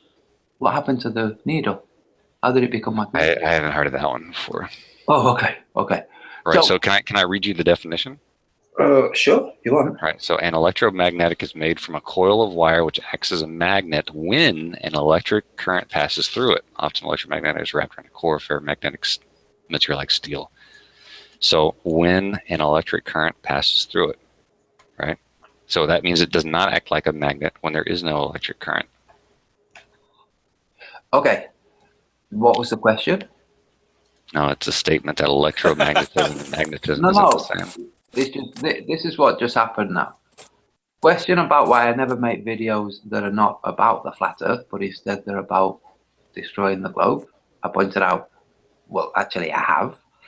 And it switched to magnetism. Actually, you thought that magnetism and electromagnetism were the same, and he was trying to distinguish between the difference for you. Yeah, you're trying to claim that somehow magnetism affects light, and I gather you're going to take us down the road that somehow makes a shadow on the moon. Yes, that's exactly how I was going to take it. Well, I know exactly where you're going, Antonio. As usual, you make no fucking sense. Oh, okay. Do you know that sound can levitate things? So are you suggesting that I was talking a beautiful red herring. I was talking to Mark there. Mark, did you know that sound can levitate things? I've heard such things. You've heard such things? Yeah. To make the ladies wet too, man. The subs, sit on them. Wonderful. So sound can levitate things and can move things, including water. Now, right, so what's this got to do about a lunar eclipse and shadows? We're talking about effects that you aren't familiar with. Now I'm talking about another effect that you're not familiar with, and that's magnetism. Didn't I just say that I'd heard that was true about sound? Yeah, but I'm talking about magnetism that you're not familiar with. Well, when did I say I'm not familiar with magnetism? Okay. You asked me to describe the eclipse, and I started to describe qualities of magnetism. Somebody jumped in and said, "You mean electromagnetism?" Okay, electromagnetism. Qualities of magnetism. Electromagnetism is magnetism, is it not? It's not the same as straight magnetism. Now, I'm describing this for you, Mark, okay? You don't seem to be familiar with the fact that magnetism can affect light, despite the fact that the refractive qualities we were discussing earlier do involve magnetism. So he's saying electromagnetism can cause shadows on the moon. You're saying ghosts cause shadows? No, I haven't said nothing of the sort. Don't try and say that I have, Antonio. I haven't talked the whole hangout. All I've asked you is to explain a lunar eclipse on a flat Earth. And you're saying that it's electromagnetism that's causing the shadow on the moon. So yes. Can you explain how that works? Yes. Can you point me to something in reality that we've ever seen a shadow being caused by electromagnetism? Yes, I can. So when you have the Selenilian eclipse that we were watching then, when you have the sun rising at one point, the moon moving at the opposite side of the Earth, you know, if we're talking indexically, left is the sun, right is the moon, and the shadow that's falling on the moon is being caused by something. Now, the thing that's causing it, I would contend that is a blockage on the sunlight, and that blockage is not a physical object like a great big balloon, but a magnetic object, a magnetic state over the North Pole. So you're saying the shadow is a lack of light? Yes. The thing that I need to clear up on is I don't think that light is like the path of light is affected in a magnetic field. It's if you have a magnetic field and you shine a beam of light through it, you can't affect the direction of the light. So yeah, it's one of the first things you bring up, or one of the first things you see about electromagnetism. Unfortunately, the path light takes is not affected by the presence of magnetic field. Of a magnetic field. Light is composed of an oscillating electric and magnetic field, and one very important property of electric and magnetic fields is what we call linearity, right? So, I mean, like it's interesting to hear that it's magnetism doing it, but is there any proof? Have we registered some changes in Earth's magnetic field during eclipses that? You mean the Earth's magnetic field that comes from molten iron? All right, don't divert. I'm asking for some sort of proof other than your idea. Right? You should have said magnetic molten iron, and furthermore, you should have said the core of the Earth, and furthermore, you should have said caused by gravity as well as the Coriolis. And I think the magnetic field, the Earth's magnetic field, is caused by the motion of this of the molten iron and nickel, not by the substance itself, but by the way it moves. Yes. And this is a theory that is absolutely unprovable, isn't it? Right. Well, if you're referring to your theory that eclipses are caused by a magnetic field, then yes, that would be true. By magnetic warping, absolutely, I would say that. And I say that eventually it would be discovered, it would be explained. Well, yeah. No, it has been that explained that it doesn't work like that. Mm-hmm. Same way as it's been explained that the Earth's iron core is what makes the magnetism. Right. Ooh. So again, you were asked to provide evidence behind your statements, right? And so far, you've provided speculation. So when we were discussing the eclipse just then, what was it that you presented? Speculation? No, it's what you presented. Yeah, Antonio. We changed the conversation, if you remember. We was asking you to provide a reason. But now you're saying something that makes no sense, Antonio. Now it seems that you're the one who brought up that this shouldn't happen if this model is true, and we were and Negator was trying to say no, it should happen if you take into account of X, Y, and Z. Yes, but he gave up. So what I'm saying is, when you have one person presenting one type of evidence and another person presenting the same type of evidence, it's absolutely outrageous for the person that's been presenting the same evidence. Yeah, but you have or basically no object. evidence. You just have claims. Say again? Said you basically have no evidence. You just have claims. I just want to point out, Neg didn't give up. I tried to bring an end to that bit of the conversation because I thought it'd been going on a long time.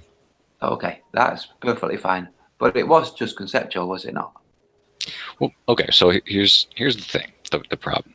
Everything that I talked around can be verified, is accepted, is observable. And no, I didn't provide you actual observations. I didn't provide you pictures or numbers or things I had done. That's true. But when you claim that a magnetic field is bending light, and this is something that is in the realm of physics explicitly false, demonstrably false, observably false.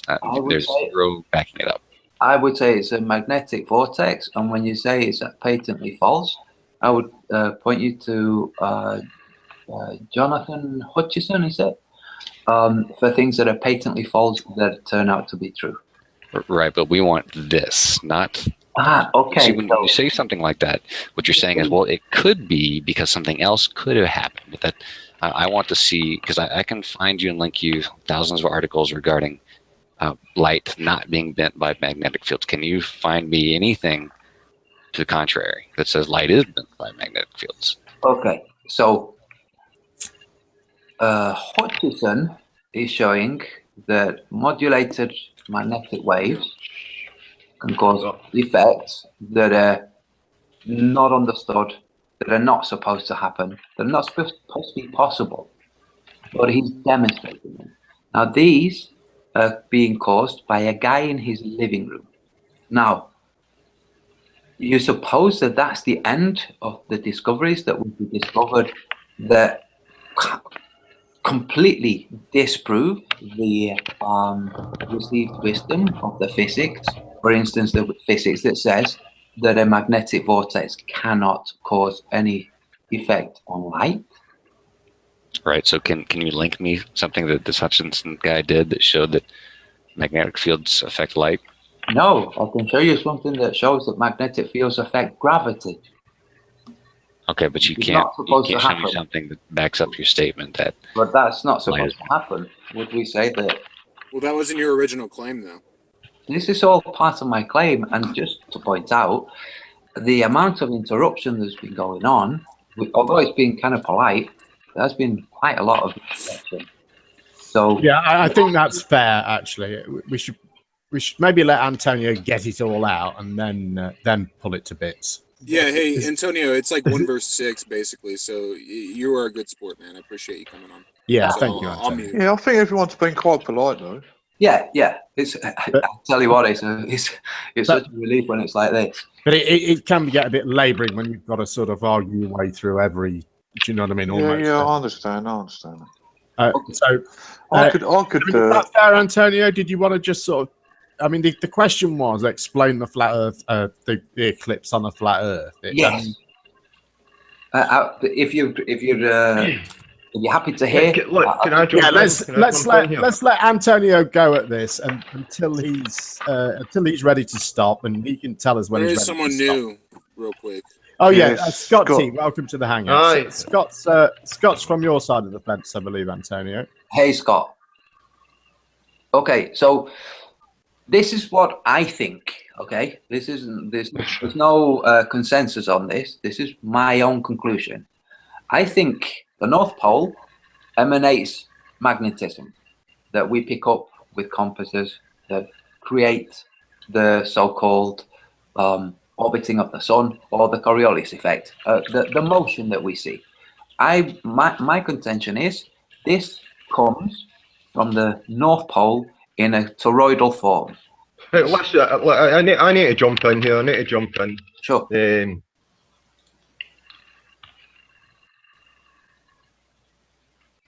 Floor is yours. Did you just say you needed to jump in? I get coffee now. Yeah, go ahead, Scott. Right, I know I'm jumping in here.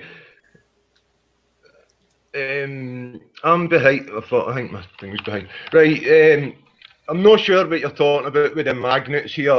I don't know what Antonio's rabbiting on about. Okay, is that what you wanted to say?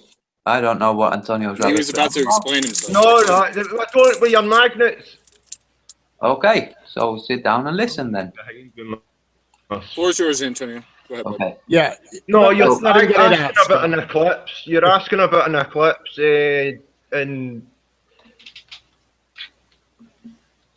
So do you want to listen and then bring your objections? Gather your thoughts, Scott, and while Antonio finishes. right, And, you're and then asking we'll- about an eclipse, and I get coffee now. I mean, there's been 500 years of the globe theory with an eclipse. I mean, you've about 500 years proving your eclipses and pointing out where the eclipses. I know you have moved the talk on, but before they're supposed to be lined up like billiard balls. How do you explain the lunar eclipse with the sun's at sunrise and the moon's 20-30 degrees in the sky? It's Because ridiculous. that does not happen. It did happen. You just didn't watch a video. Right. And even in that video, that did not happen. I did. 20 to 30 degrees Yeah, is 20 to 60 moon diameters. At the start of that video, the moon was maybe a dozen diameters high, and it still wasn't daylight yet. What are you talking about? Okay, Scott. Yeah. Scott, dude, will you listen to us and then you jump in and say what you think? What do you think of that? Scott, I had reined everyone in just so that Antonio could finish making his point. So, if you wouldn't mind, we're going to let him do that now, and then we can do a bit more free for all after Antonio's finished. Go ahead, Antonio. No one speak until Antonio says he's finished, please. Okay, it's not going to be long. I propose there's a toroidal form emanating from the North Pole. This form causes the motions in the skies that we call the celestial bodies. And this toroidal form also causes a conflux, a focal point, which is what we call the sun. Okay, it has some effect on the moon in terms of a causal effect for the moon's light. So what I contend is that at the center of this toroidal form, at an elevation from the ground, there's a nodal point or a vortex where the energies turn in a different, where there's an interaction in the turning of the toroidal form that causes a warping to light. Now, this is only a preliminary description, and I would say this vortex of magnetism would cause a shadow to fall on the moon if the light was coming from the direction of the sun, not the sun itself, but from the direction of the sun. That's it, I finished. Feel free. Give your thoughts on that, anyone. Tim is making coffee. Scott, what have you got to say?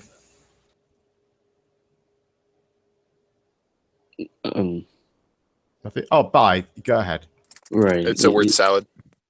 Yeah, it's one of the things that I need to ask you.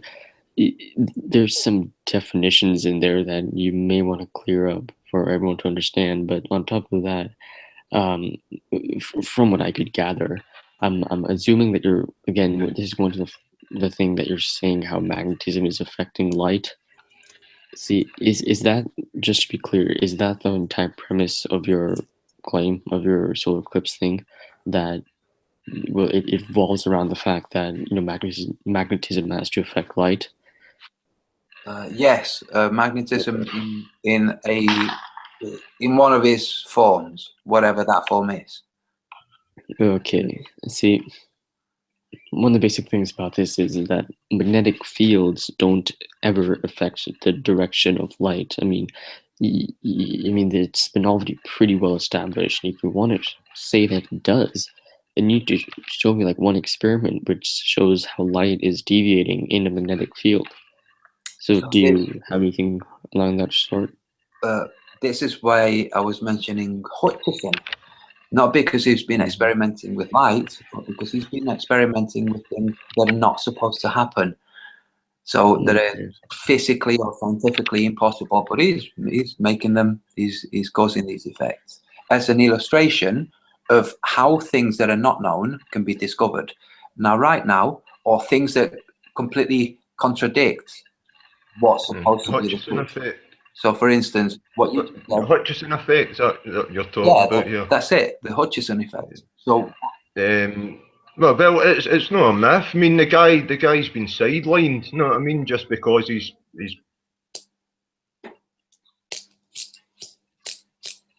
Could you show me a link or something? You're great at finishing sentences, dude.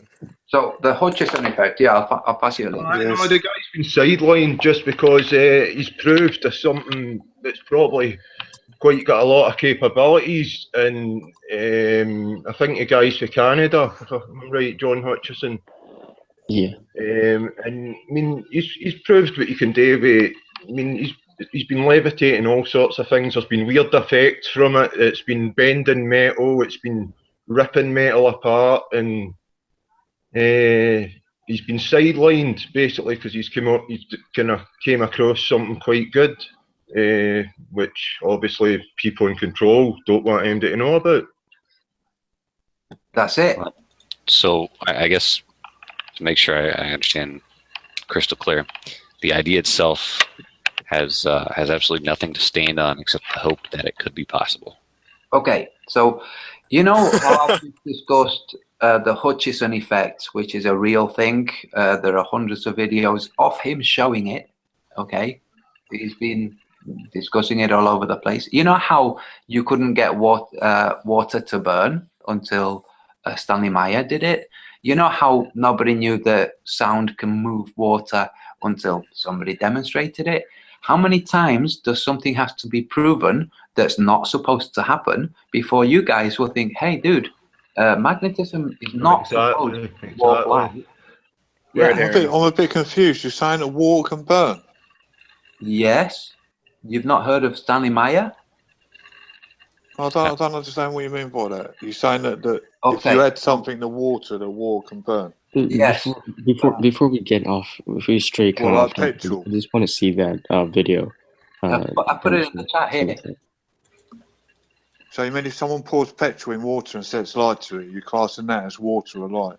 No. You send a very weak electric pulse through water. It splits the hydrogen from the oxygen, and then the hydrogen from both comes to the oxygen.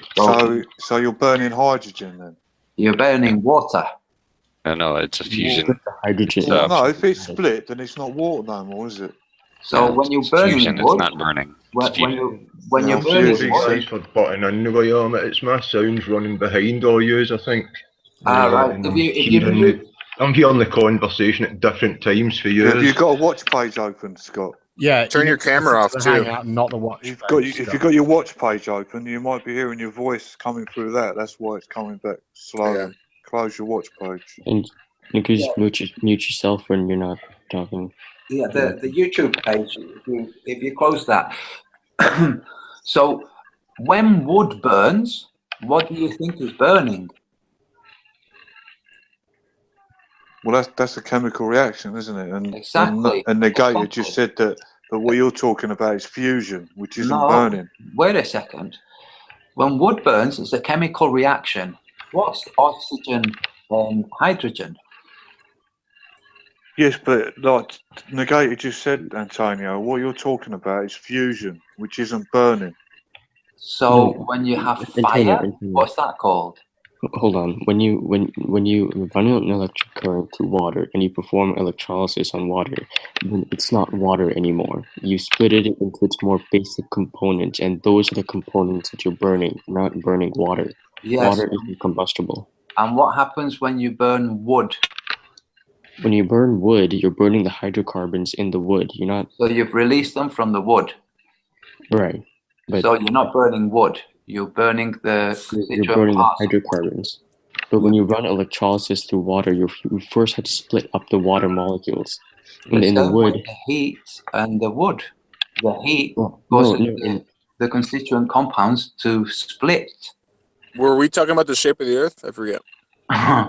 Yeah. But what I'm saying I is, just need to clear something up because Yeah. in wood, there are already readily available hydrocarbons for you to burn. In water, there's not. You have to do something to the water first before you can have something combustible. But What in burn- wood, it's already what readily happens- available. what happens when you burn petroleum? And petroleum is a hydrocarbon. So what happens when you burn it? Well, it burns because that is a hydrocarbon. So are you burning the petroleum itself, or are you burning its Yeah. constituent parts? No. Burning is you're just changing the chemical composition. Exactly like with the water. Well, no, because you have to do something to the water first. You can't burn water itself. Yes. So to one, you're setting fire with a light. To the other, you're setting fire with a spark. I don't see how you When you guys run can't see. electrolysis to water, you can't burn it. This is the kind of thinking you can't burn water. Like, okay, is water combustible? Can you make it into a combustion? No, you have to. No. So when you Stanley say you Meyer burn did. water, you're not Yes. burning the You have to water. separate the molecules and do all kinds of So jazz to it. yes. So yes, it is combustible. But then No, you're not because it's burning no longer water, water, you're is it? burning, you're burning Busting it with oxygen the and the spark, hydrogen. aren't you? You're passing electricity through it in order to separate out the hydrogen from the oxygen. Yes. And then you're igniting the hydrogen, presumably. Yes. But there's no heat involved with wood. Or So with one of the things you're describing has two processes, and you're comparing it with just igniting something which is combustible, which is a single process. That happens in what you're describing, but it happens after the electrolysis, surely. I mean, I don't know much about this, but Yeah, if water was combustible, surely you would have cars running on water now, wouldn't we? well, I mean, the thing is, you Well, that's a whole can, but different they story. work in the way Yeah, I that know. as being discussed, as you've said, Mark, where you separate out the two gases and then you burn the hydrogen. So it is combustible. No, because it's no longer water, is it? It's hydrogen and It's on a oxygen. technicality, sure, it's combustible. Is this Yeah, where- in the flat Earth technicality, yeah, of course it's combustible. Let's move on, eh? So would you say that No, we wouldn't say water's combustible, but let's just agree to disagree, Antonio, because this is stupid. should we say that if something can be split and what splits from it burns, that's what burning is? Because I don't know if you've ever looked at a match up close or a candle, or Are you, Yeah, but are you you can't just pour trolling water. us? You can't just pour water and set light to water. You I can didn't with a say piece you of could. wood. You can with petrol. You can with all the things that we know are inflammable on the round globe Earth. what? Say again. You can't do what with water? You can't put water down and set light to it. If you pour petrol on the floor and you put a match to it, it will burn. If you've got wood and you put a match to it, it will burn. If you put a match to water, it will not burn. So you have what? to split the elements for it to work. So So what are you it's doing? not combustible. What are you doing to the wood with the fire? Well, it's got nothing to do with what you're doing with the wood. Once you set light to it, it's a light. You haven't had to do anything else with it. Okay, we're talking about starting to get the wood burning. Okay, what you're doing is you're increasing its temperature for it to release its compounds. I think though, if I could just bring this back in line, weren't you just trying to demonstrate that, we've been wrong in the past? Isn't that kind of where we were going? Yes. So do we need to get into the minutiae of this too? No, we don't. But people have a problem with Stanley Meyer having a car that ran on water. Well, I want to, the problem I've got, Antonio, is within this hangout, you've talked about repeatable experiments. And I've just done a quick Google on Hutchinson. And what this is saying is that no one can repeat his experiments. Yeah. In fact, so a lot of the time, not even he can repeat them. Okay. Does that mean that they're not happening? Why are these experiments valid? Okay. So because they're happening, that's why that they're not understood. Because If they're not repeatable, it's not science, man. You know this. Has anybody repeated Wardenclyffe? Does that mean that it wasn't real? That's a non sequitur. No, it isn't. We're talking about things that were not understood, that functioned, And then you're saying it's a non sequitur. You can't just go around saying things are a non sequitur. It looks like you've been talking to Nathan Oakley, dude. Oh, really? Yeah, you were telling Poncho Pete that. I'm going to start charging you for these Oakley digs. You know, Okay, you can't just have them for free. Okay, I've put it in the chat here. I've put a link to Hutchison. Freaking weird dude, and he's doing strange stuff. Now, it looked like Mark was finding it funny that Stanley Meyer made a car that ran on water. He's like, preposterous, everybody will be running on water. Dude, that's very innocent to have that worldview, that if this was possible, everybody would be doing it. Well, in an ideal world, I think we can both agree, Antonio, we would be running on something like that. But yeah, obviously, with how patents work, and you're talking about a car that separates the two elements. Yes. Yeah.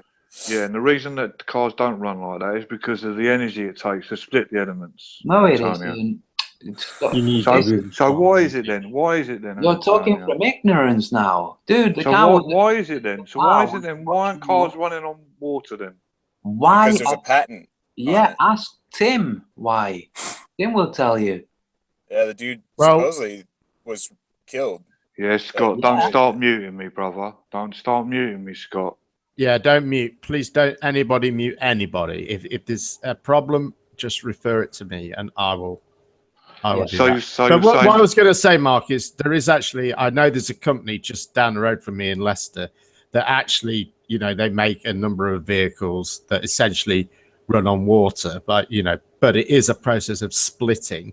Yeah, I know. I'm never denying that as cars run on water. I'm not denying that. I'm denying the fact that it's not. You can't run it efficiently well enough at this time. No, to be able to run cars on water. They have, but I mean, they are cutting edge. It's much more efficient than petrol. They're even working on a cell phone battery that will run in the same way, believe it or not. But, Mark, the reason that they're not publicly or mass produced is not that they're not energy efficient. That is not the reason. The reason is patents, is what Tim has said.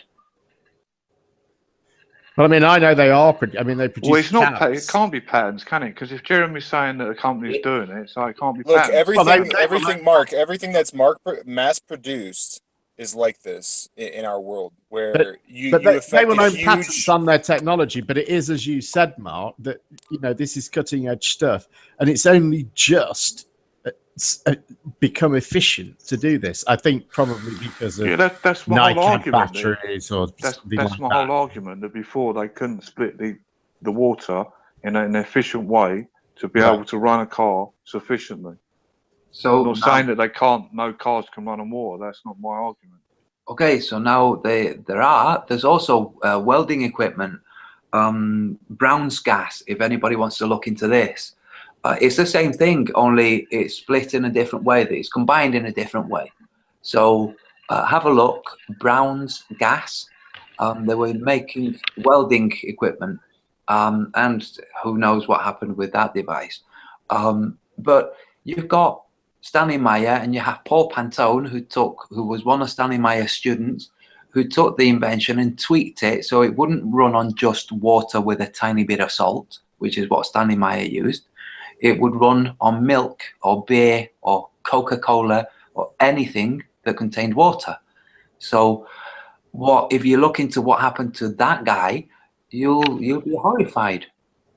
He's still around now, by the way, but you'll be horrified to what happened to that dude. Well, I'm just saying there's a huge motive for the car industry to keep things the way that they are, but also the industry in and of itself. The whole automotive industry would be affected by just completely implementing something like that right off the bat.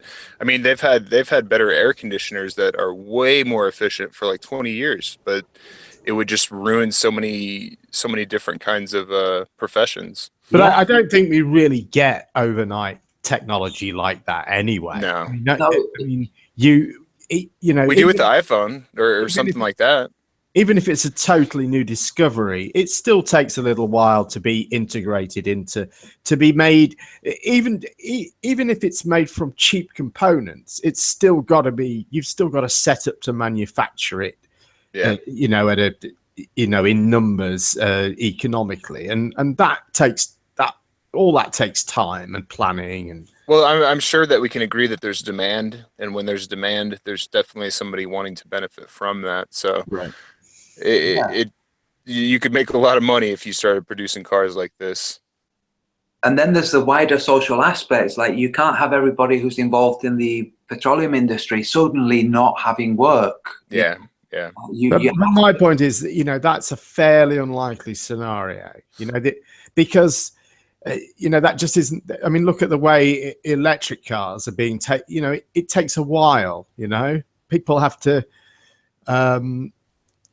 You know, not every factory is suddenly going to see the, you know, the economic viability. You know, some are going to say, well, hold on, we're working on this and we think this is a better idea. Or, you know, some are just going to say, oh, that won't last. That'll be a flash in the pan. We're sticking with what we're doing. You know, people that will take different approaches on this. And that's the whole point of having it open source, to where, you know, if there was something in the 90s that was created and stifled through patents and other things, you know, it would be great to have that technology open source so people would perfect it, right? And we would be running on better, more eco-friendly shit. Totally. I don't doubt that there are things that have been suppressed, but you know, whether it's something really, really revolutionary, I don't know. Although, you know, the more revolutionary, the more the motive would be to suppress. Surely patents can only restrict someone from copying an idea of a process of doing it. They can't actually stop the idea full stop, can they? Surely. Well, that's true. Yeah. They can only stop the process. An idea. You can only patent the technology. Yeah, the process. That's what I mean. You can only patent the process of getting hydrogen, separating hydrogen and oxygen, and using the hydrogen in a car. So yeah, well, that's not necessarily true, because phone companies don't have one you know, port, you know, because of patents, basically. Like, that's why we used to have, you know, 100 different types of chargers for cell phones. Yeah, but the first phone company that issued a patent, they didn't issue a patent against all phones, did they? They just issued a patent against their model or their way of making a phone. Yeah, if Joe Bloggs down the street made a phone different to them, there's no way that they could say that they was copying their patent. You have to have something within your invention that is unique to it. Yeah, unique selling point, or whatever they call it. This is one of the problems with China, because they take other people's stuff and just back engineer it and don't get the patents. But what you're saying, Tim, about open source, totally. I've just linked here the Yieldage generator, which he's made open source. He's letting anybody have the patent for it. Mark, what happens with patents? This is basically what happens behind closed doors. First dibs. If you want to patent something, if you're not going to make it open source, what happened? Timmy drops him. He's on his phone. He'll be back. All right. But so did Mark. Oh yeah. Sometimes he drops all the phones simultaneously. Okay, you there, Mark? Yeah, I'm here. Okay, so when you patent, if you're not going to make something open source, then you're gonna patent it. And when you patent an idea or an invention, the people that get first dibs before it gets okayed is the military, in case you've made something that somebody could use for a weapon. So at this stage is where you have things like national security, including the well-being of the nation's people. So if the military think, okay, we can't see any military application for this, but we can see that it would ruin a whole industry, then they simply sequester that patent. They don't let that patent out, so other people can't go and tweak it, like, for instance, the Chinese or anybody else. And this is the realities of the world that we have today. No, so I don't see that. I don't see that, Antonio. I can't see the military going through every single patent and deciding what patents go to market. Okay. Not everyone. No, I mean, if you... No, obviously, if you've got a patent for something that is going to affect, you know, national security or something like that, yeah, I could fully understand the government or the powers that be in comma are the ones that fucking do it. But yeah, so imagine a patent for, like Stanley Meyer, he did patent it, the the electrolysis system for water. He patented it, but then he ended up dead, you know.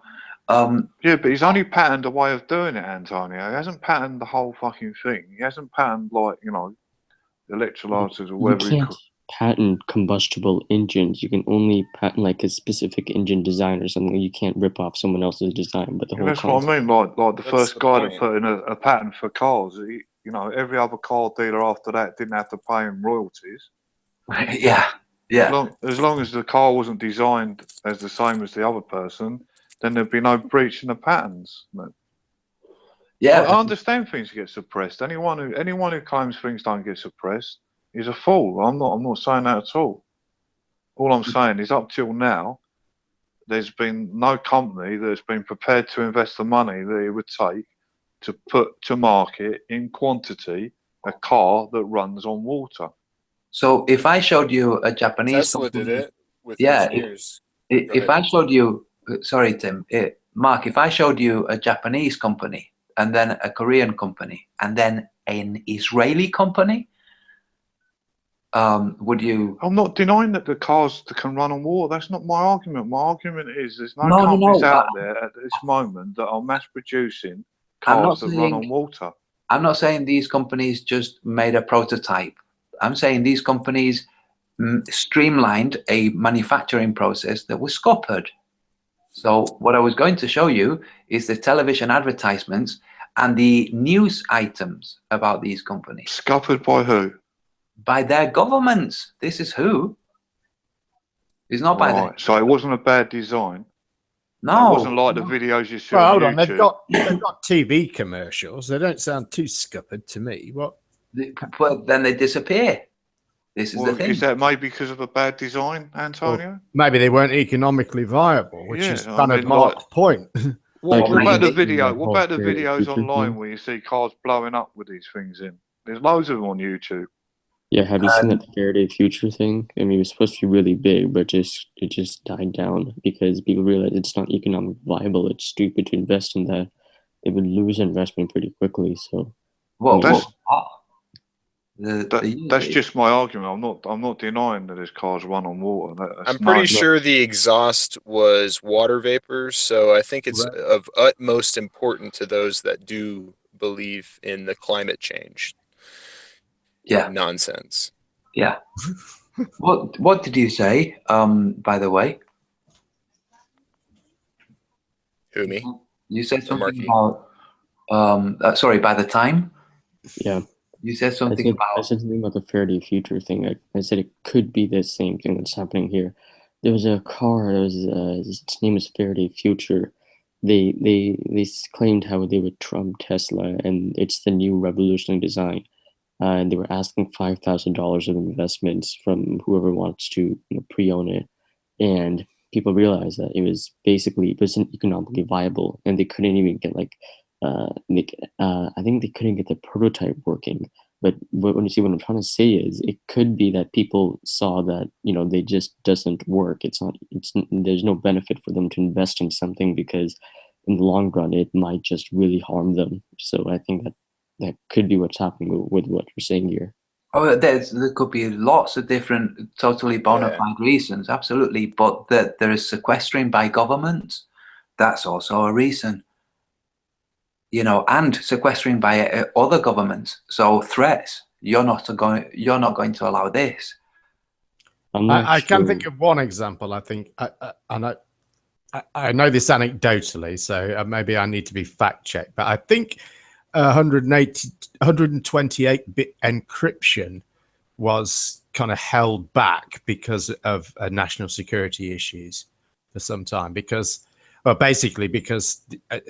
American government didn't have computers fast enough to crack 128-bit code. I think. I think that's true. Wow, I hadn't heard that one. I think we have it now, but they made us wait until they got computers that were able to crack it, so that foreign governments couldn't hold secrets the American government couldn't access, in principle.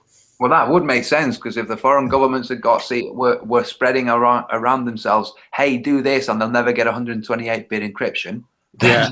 You know? Or you know, terrorists or individuals or anyone, I guess. I think I'm right in saying that. I hope maybe someone will fact check me and tell me it's a complete load of bollocks. Oh, there's tons of stuff. Yeah, There's tons of stuff. there is. I mean, just with the medical industry, which is so inextricably linked to the petrochemical industry, you've got them suppressing the health benefits of cannabis. You know, like the guys that are suppressing it is the guys you think would be, you know, jumping for joy for having something that's. I think that's changing though, Antonio. Like in Denver, it's. I mean, even in America, they're starting to really like legalize it, and it's starting to be more acceptable. So, but there are chemical companies getting into the growing process. So we're gonna have some GMO buds and all kinds of shit pretty soon, if we don't already have them, really. Yeah, but you know what, guys? You guys in America, you don't know how good you have it. You know, you don't know how good you have it. You can just move to a different state where the rules are different. Here in the UK, it's this is Airstrip 1. You know, this is the nerve center of Big Brother. Although the police have actually said that they're not busting small-time growers. Come on, Antonio. I actually live in the weed capital of the UK, so. Do you? Yeah. Yeah, there's a lot of weed gets grown here, mate. Your description sounds like something like a Nazi state, Antonio. Yeah. What? You know, the Nazi Germany. To the guys that were German and Nazis, it was great. You know, they had all the freedom to do all the things they wanted to do. But to the people, what freedoms haven't you got then, Antonio? I'm not free to grow as much cannabis as I want. Well, you are free to. You're just not allowed to, are you? You get arrested. Yeah, there's that. So you are free to then, aren't you? Yeah. No. Well, yes, you are, Tim. Risking incarceration, I mean, for me at least, is not really. You're free to do something. You're free to have the risk of getting caught, but sure. Yeah, and you know, if you've ever grown cannabis, you know, you aren't free. You know, when you if you grow cannabis, you spend your days worrying about growing cannabis. Yes. Yeah, it depends what scale you're growing on. That's why most of us don't grow cannabis, especially people that have tried it. Depends what the quantity you're talking about, though, Jim, doesn't it? If you're talking about 50, I have 6 plants. I have 6 plants. It's legal here in Denver, at least. So cool. Wait, yeah. Do you guys mind if I bring up something that is a little off topic, but it has something to do with the angle of elevations of the sun? I mean, I've been meaning to bring it up for a while, but do you mind if I do it now? Okay. I'm just gonna screen share something. It's all right. Can you see that graph? Yeah. All right. So the other thing I want to bring up was ask a question for you, Antonio. This blue line, this blue curve is what we would expect to see, or where the sun would be on one of the equinoxes.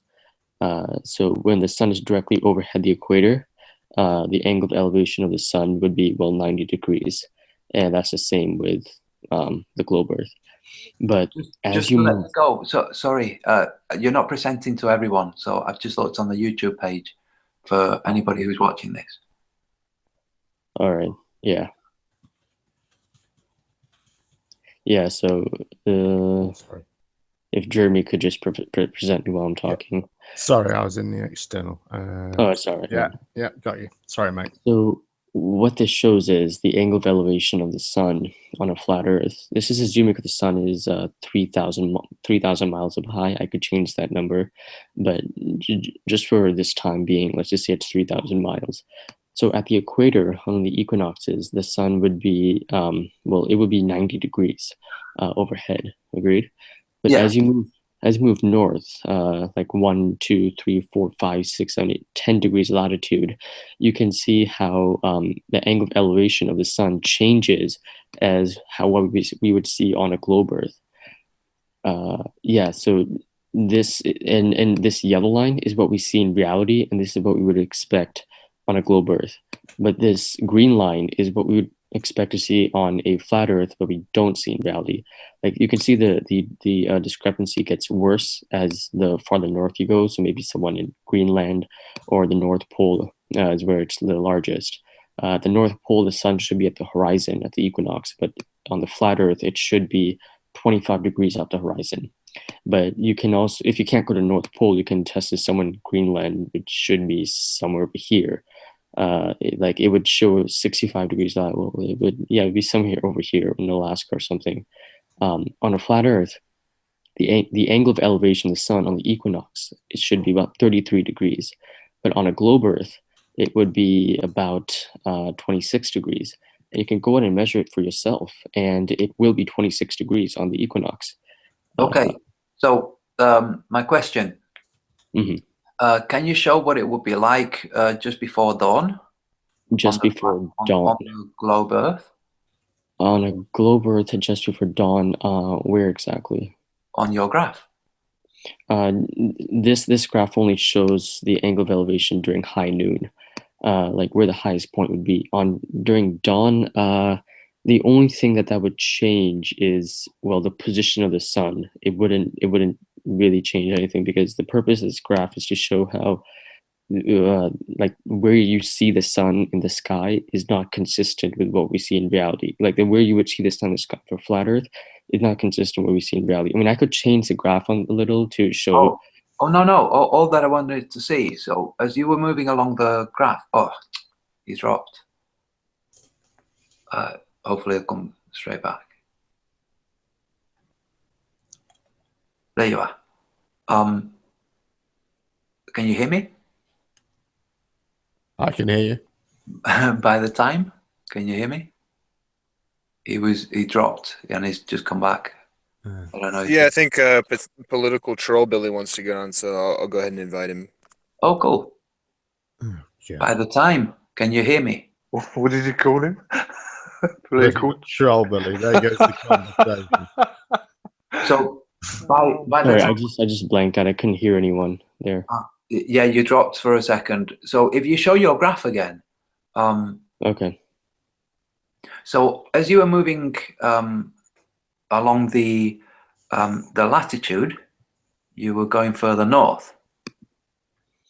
Let's see. Yeah, you're going, as you go down, you're moving north, and this is for the northern hemisphere and on the equinoxes. Yeah. So what would it look like if instead of going up crossing latitudes, you were crossing longitudes? Longitude. Well, that would be pretty much the same thing, because what this. Yeah, it would just be at a different time. This is showing when the reason why I chose the equinox at high noon is because it's a very easy thing to represent. That's right. That's when we did the sun tracking. Mm-hmm. So if we just for the sake of argument say that it's now representing longitude instead, if you draw all the way to the right, that would be depicting dawn, would it not? When it's 0 degrees. At 0 degrees longitude, but see the longitudinal lines, they don't really have anything to do with the angle of elevation of the sun. It's the latitude that determines the angle of elevation of the sun. That's longitudinally. Yeah, sorry, that's specifically at solar noon, absolutely. But if we're looking at sunrise and sunset, then it's the latitude lines that are. Yeah. So what I wanted to say is that the reason I'm pointing this out is there's no way where you can depict on this graph something that you know happens in the real world, and that's the sun being seen before it's actually there, which was part of the topic we were discussing earlier. Well, during sunrise and sunset, it wouldn't. The purpose of this graph is to show where we should expect the sun to be. Now, if you wanted to do some other time of the day, then I would have to adjust the graph. Well, it wouldn't really change the graphic you're referring to latitude. But if you wanted to do it like some other time of day, I mean, I guess I could, but see that's kind of irrelevant in terms of when you try to graph it. But see, the sake of argument, what I'm trying to say is that this is what you would see on a flat Earth, and this is what you would see on a globe Earth. And this is what we do see. So it shouldn't be if the Earth was flat. So would it surprise you if it turned out that that wasn't what you were seeing? So at high noon, at some latitude, it was not the angle of elevation. Yeah. I would love to see that. So if you go to, and I hate saying this and I have to pay you, Jeremy, if you go to Nathan Oakley's channel, you'll see the sun tracking session we did for a 24-hour period on the last equinox. And if you watch through it, it's 24 hours. You'll see how many times people came on at their solar noon and showed that their elevation was distinct to that time and date was showing it should be. So this is why we did it. We're trying to establish how things actually are versus how things are compared to a mathematical model. Okay, so you're saying that during one of the days, during one of the equinox, this yellow line doesn't accurately depict what you saw in real life? Yeah, and I would say that it's not just the equinox. I would say most places in the Earth and most days. Right. Well, I just took the equinox for simplicity's sake, but I could take any other day. I mean, I just need to find out where the sun would be at its highest point, where the sun would be 90 degrees. Say you went right up to the first line to the right at the top and called that Thailand. Okay. Thailand.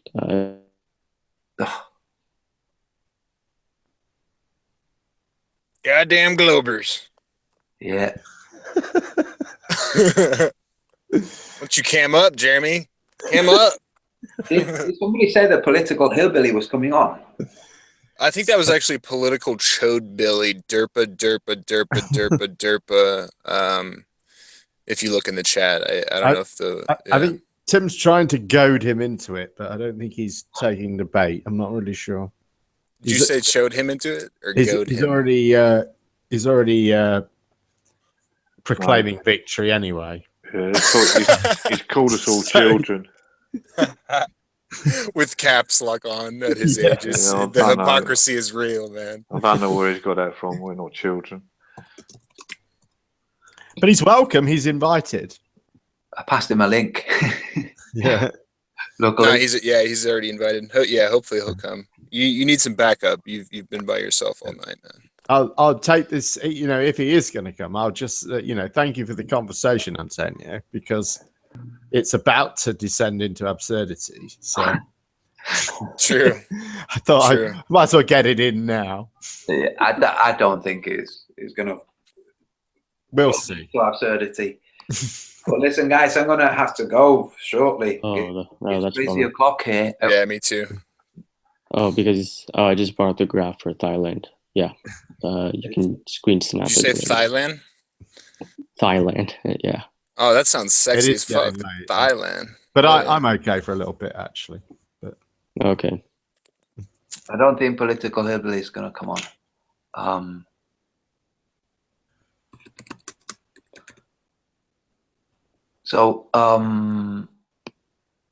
Yeah, if you present. Okay, so plot yourself, where Thailand would be. Mm-hmm. Yeah, that's 15.8 degrees north above the equator. On one of the equinoxes during high noon, the angle of elevation of flat Earth should be 69.76. But on a globe Earth, it would be about 74.2 degrees. So what if I told you that it was 68 degrees? It was 68 degrees. Yeah, that would be puzzling. So I would like to see that. And then what if I told you that it was 15 minutes, closer to 20 minutes late? 20 minutes later? Late. Okay, so after high noon, 20 minutes after. No. That their high noon happened 20 minutes after timeanddate.com says the high noon should happen. This is at at Phuket. I mean, so during high noon, which is when the sun is directly overhead, Yeah. their equator, like, yeah, okay. So longitudinally, when the sun is directly overhead their equator, on the same longitude. So you're saying that it happened 15 minutes before or later it should have happened? Yeah, closer to 20 minutes, and it was a different elevation. I mean, okay, so I mean, in order to determine where the sun was, so the sun was at its highest point 15 minutes after when it should have been, is what I'm hearing. Well, 15 minutes after what time and date said it should have been. What time and date says it should have been, okay. And at a different elevation to what time and date said. Okay, because see, what I'm getting at here is if it's 15 minutes later, then the angle is also going to change. If it was some problem with because I know that moon calc was wrong before too, but let's not attribute that to what you're saying. Yeah. But so you're saying that if it's 15 minutes later, when the sun was at its highest point than it was predicted, then and the angle was also lower, then I'd say that, well then, yeah, I guess it was 15 minutes later, but then that wasn't the actual high noon. Because if it was 15 minutes later, then the sun would have changed. It wouldn't have been its highest point anymore. This is what one of the points of contention that we have on the flat Earth. I've just explained to you that the solar noon was at that time and that elevation, not that the reading was taken at the wrong time and therefore the degrees were different. What I'm telling you was that this was an exercise to track the solar noon. It wasn't just, a haphazard, it's okay if it's a few minutes later, a few minutes earlier. So these are people who've been tracking their solar noon for days beforehand so that they would know when to be ready to stream live their solar noon. Mm-hmm. So solar noon happened at a different time and at a different elevation. And it wasn't just a degree or two. Not only that, the solar noon in New Zealand, in Auckland, happened 11 hours after solar noon in the UK. Okay, so then that would mean that if it happened on a very consistent basis, then that would mean that the program was wrong. But let's not attribute that. This was the equinox. Okay, at the equinox. Yeah, and we're not talking time and date being just wrong on a point or two. Time and date is compiled from the available data based on the globe matrix. So for solar noon to happen in New Zealand 11 hours after it's been solar noon in the UK, that's a pretty big deal. It means New Zealand is at a different location compared to the UK to what Globe says. So just be perfectly clear, can I please see the video that you're referring to? Can you see the video I'm referring to? Yeah, you said it happened like 11 hours later. I mean, I just want to see that. Yeah, it's on Nathan Oakley's channel and it's part of an 8-hour video. Well, lucky for you, it's within the first 20 to 30 minutes. All right, well, I'll be sure to check that out because I mean, because this graph, it doesn't only work for the equinox. I can adjust it to be today as well. I mean, I can adjust it to be tomorrow. I just need to, because this is at 70x, so I'll have just to adjust it a little bit. Yeah. So the reason we were tracking the solar noon and we were basing it on time based on solar noon, not based on UTC, is that the time in Australia was 11 a.m. when it was their solar noon. But that turned out to be 12 midnight UK time. And solar noon in the UK had been at 1. So that was 11 hours after. So the sun was at their solar noon 11 hours after it was solar noon in the UK, which places it further east than the globe says. and places All it right, but then, by approximately 2,000 miles.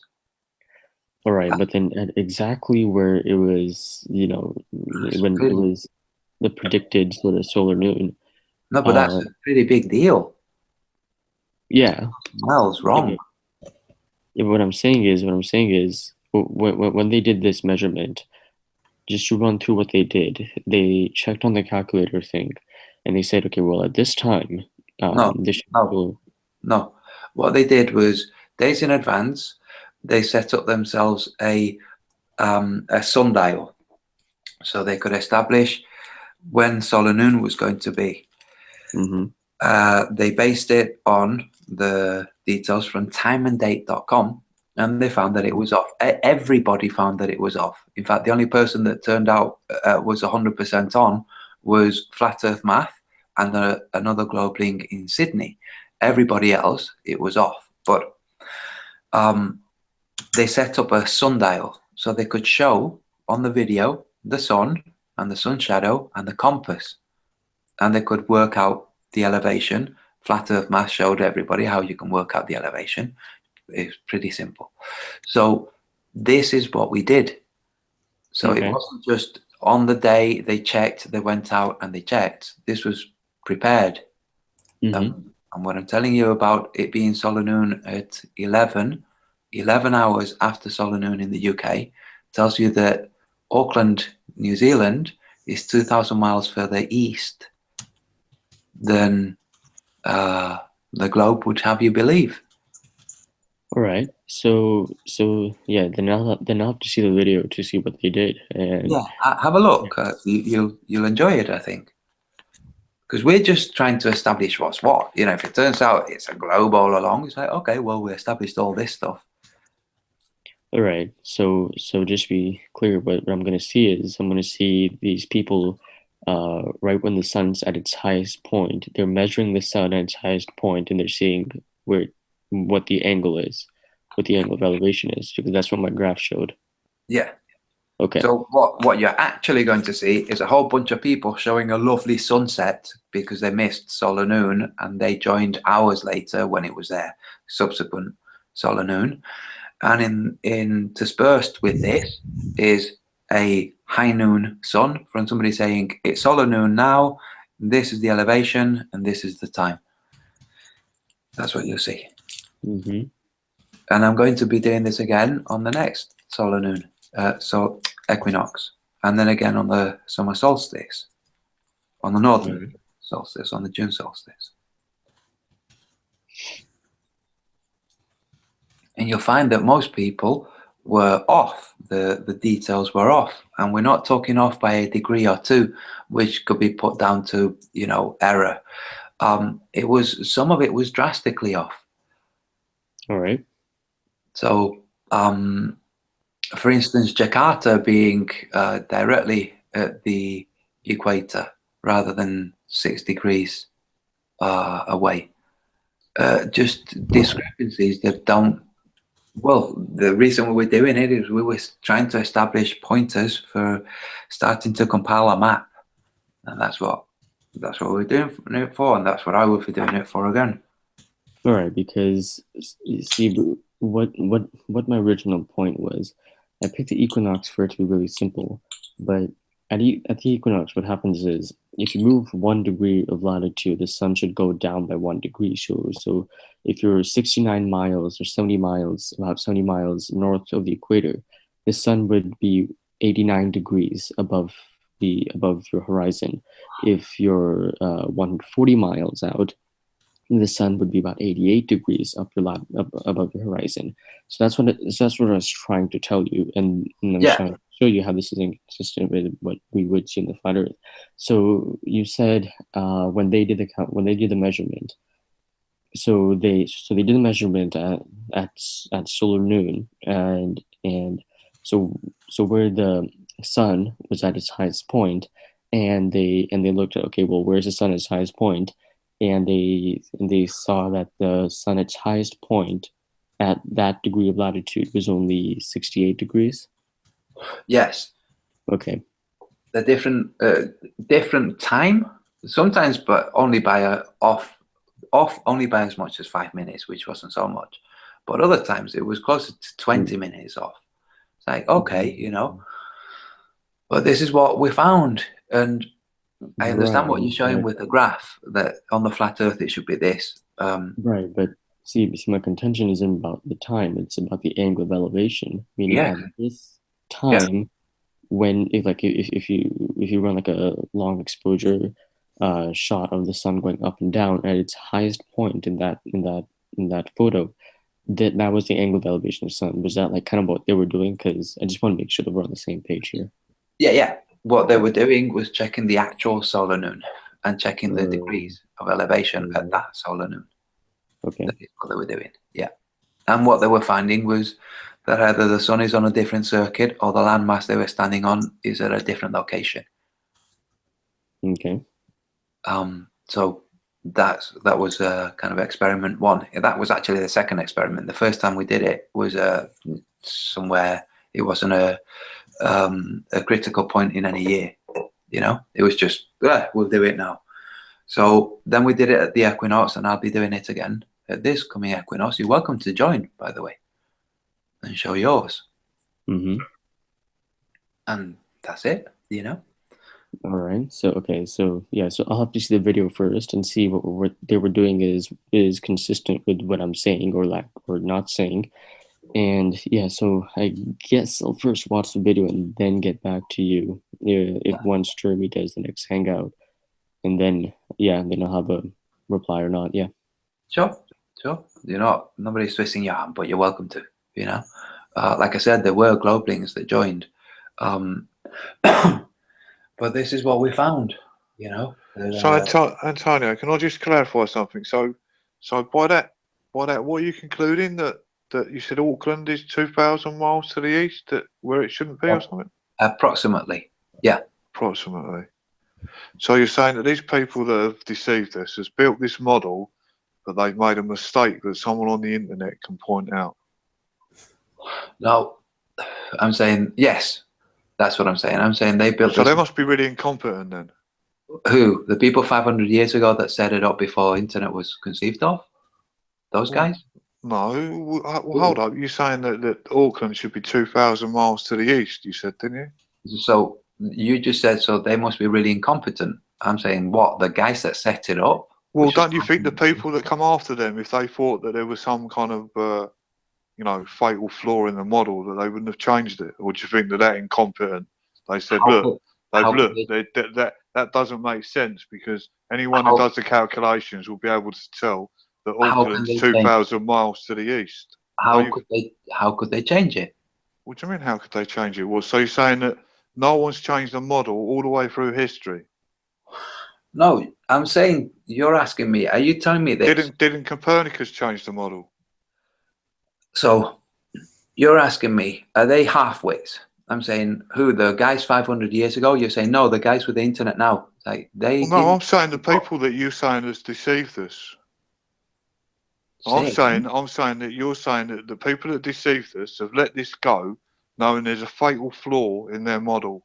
How would they know there was a fatal flaw? You think you're intelligent than everyone else? No, I'm asking you, how would they know? Well, you've just sussed it out. So you're saying that they can't suss it out? Did they have the internet?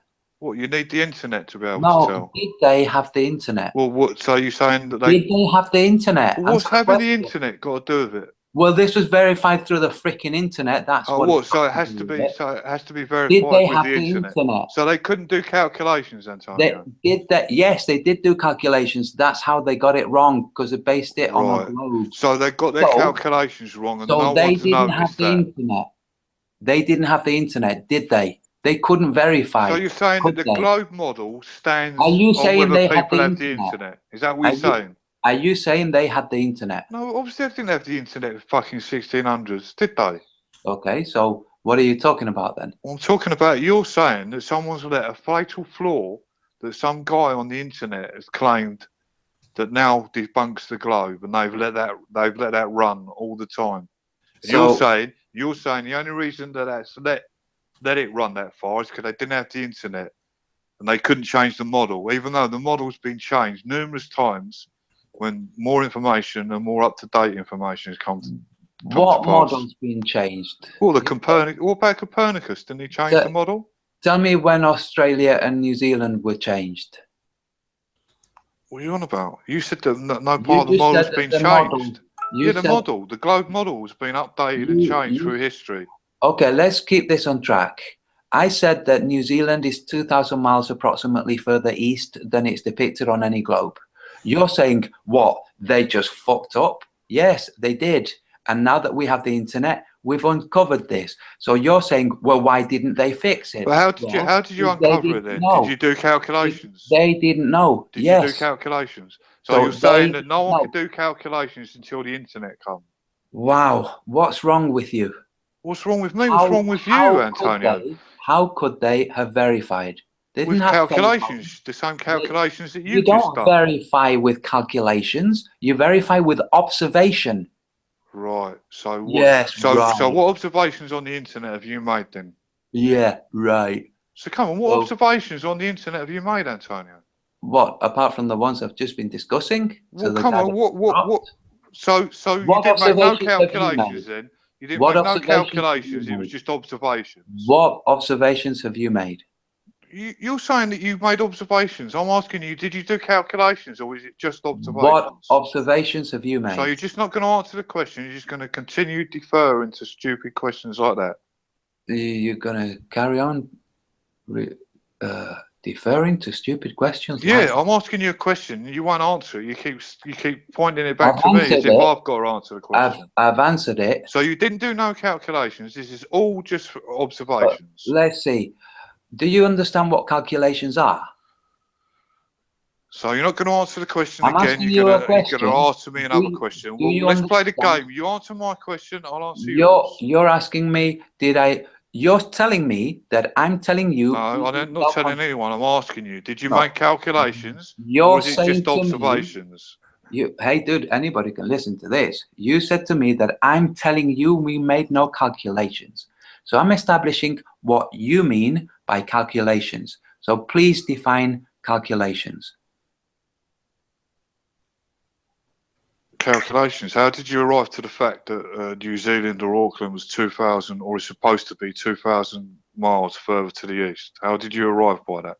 Because I calculated that. So you did make calculations then. So my assertion was correct.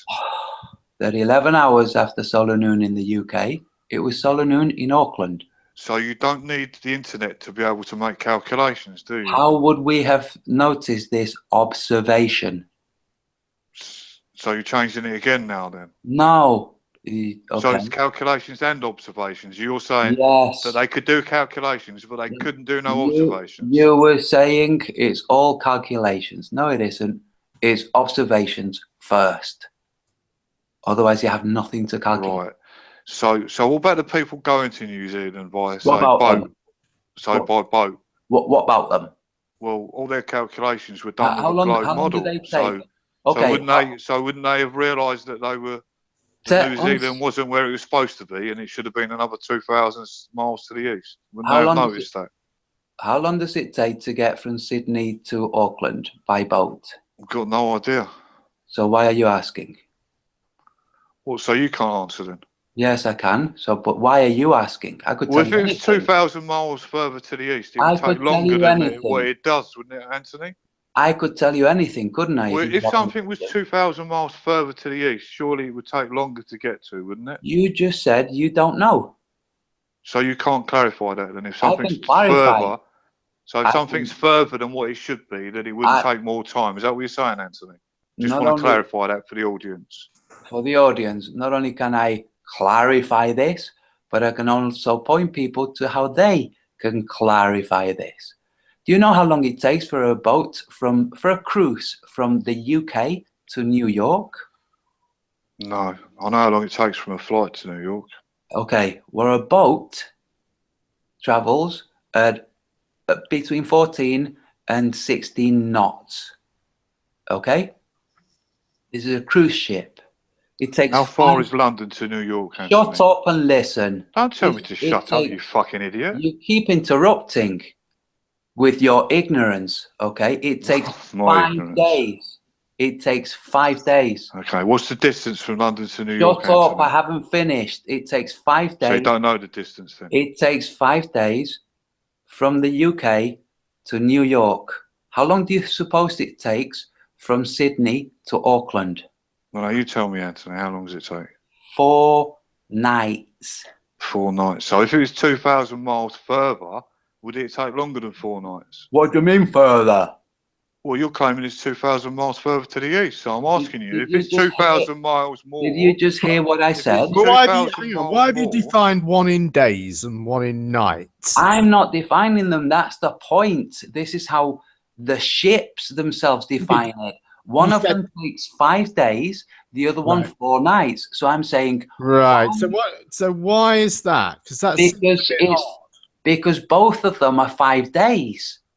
But they can't say 5 days New York to London and 5 days from Sydney to Auckland, because people would, and it's not to Auckland, it's to the first stop in New Zealand, which is not Auckland. Okay, Because people would say, hold on, is this the same distance between Sydney and this point in New Zealand as it is between the UK? So you're saying that the description Stop of the travel time. interrupting. Stop is- interrupting. Why not? You interrupt all the This is- time, Anthony. What are This you on is about? what people would do, Jeremy. They would say, is it the same distance between between UK and New York as between Sydney and New Zealand? That's what people would say. Is it not? So I really, so what you're saying is, because this distance I think is probably Australia to New Zealand is going to be what, a couple of thousand miles or something like that, 3,000 miles. Mm-hmm. Yeah, so I mean, you're saying that the distance is practically double what it actually is, and that no one has noticed. No. But you who have never ever visited this either of these places, you have noticed. Wait a second. That seems a bit unlikely. Okay.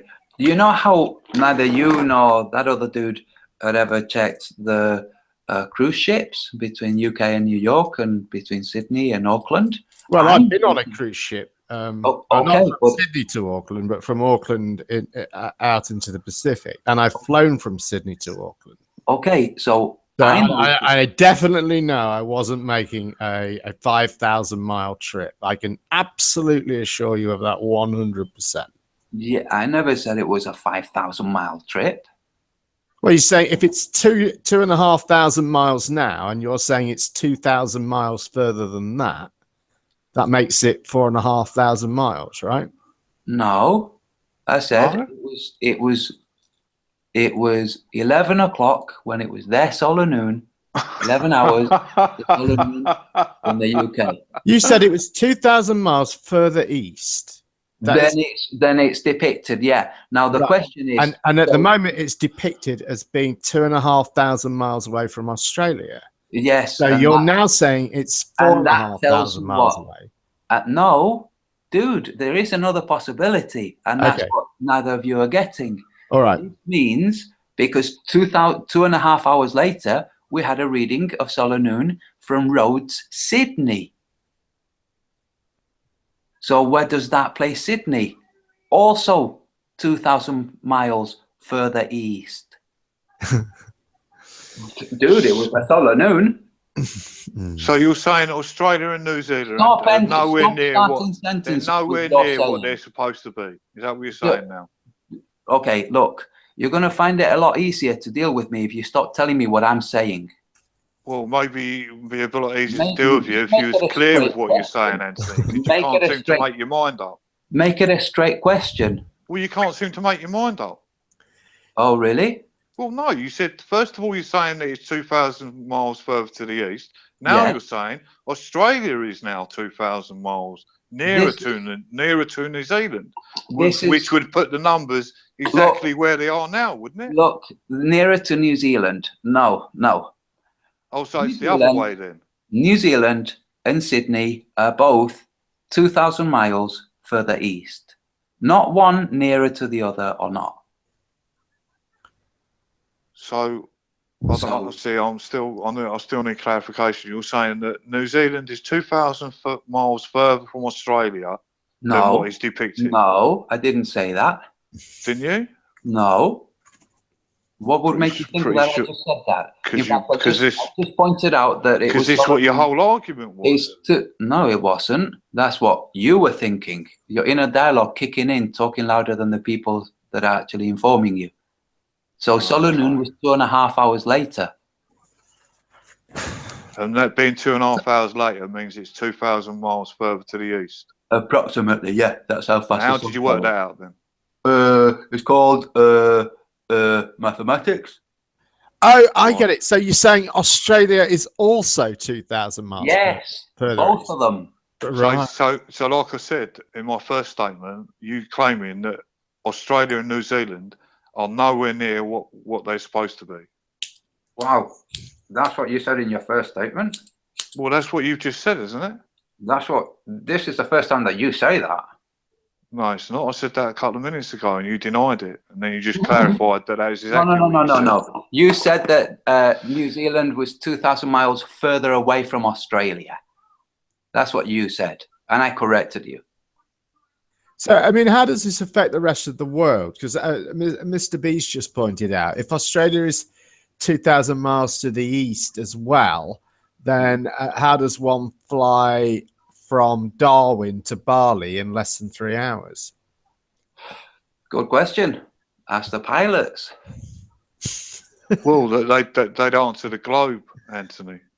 Don't you think that what you're describing here seems to be confirmation bias and cherry picking? You know, you've got this mountain of evidence that is contrary to your hypothesis that you just dismiss with that's the pilots, and yet you know you've got some what we can only assume as sort of dubiously executed reports from flat earthers on the position of the sun. Okie doke. So you can also check time and date for the solar noon, but if you what was the equation you've done, Anthony, so I can do that now? Can you tell me the equation you've done to work out? No thanks. You can check. Oh, so you've done no equation then? You can check the time distance, the time traveled by the cruise ships from Sydney to New Zealand. Yeah, but the cruise ships back up what we're saying, Anthony, not what you're saying. No, so how does that work? No, you're not hearing this, okay? And the thing is, what you sorry, I'm not. You must be talking in that stupid Spanish voice of yours. Right. Your report on the cruise ships was, you said, 4 nights. Well, that sounds to me like that's like holiday brochure talk. It sounds like that's the holiday they're selling, and that could mean that they spend a night in ports at either end before they set off, or you know what I mean? Because obviously you sail a ship with the tide. You don't. Sometimes you embark the ship and then you wait before it would be better. It would be better if you checked, and then you can see when they sail and when they arrive, and then check the same from the UK to New York. I'm trying to establish distance between places. Okay? Right. But you don't establish distance by time, though, do you, Anthony? Say again? You don't establish distance by time. I don't think you establish distance by looking at holiday brochures. That would be my point. Okay, so would you establish it by, say, the sun? What distance between London and New York? You're going to say you do that by the sun? Yeah. How do you think time and date? Okay, can you give me that equation then, Anthony?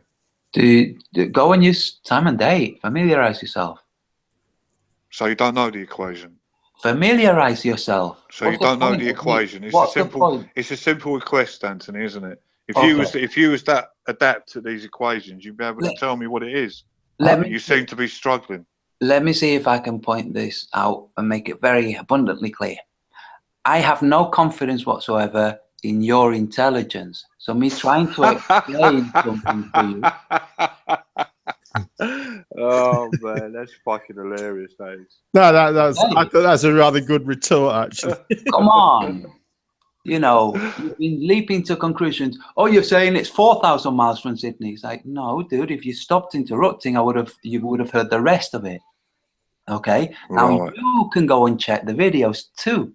They're not hidden. This isn't. So you don't know the knowledge. equation then, Anthony? This is Okay, not just so we secret knowledge. clarified that for the viewers. This is not secret knowledge. You So can you're go and saying check the Yeah, but videos. why are Australia you using figures? Why are you using figures from the globe, Anthony? What figures from the globe am I Well, using? time and date is based on a globe, isn't it?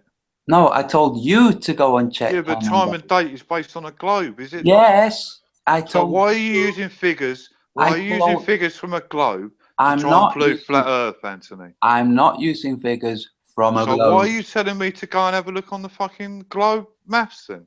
Because you wanted to familiarize yourself, I assume. No, with I wanted how to try and understand what equations you've done to tell You just started talking. that New Zealand was 2,000 miles to the east. You just And started. you're telling me to go and have a look at equations that for a ball Earth.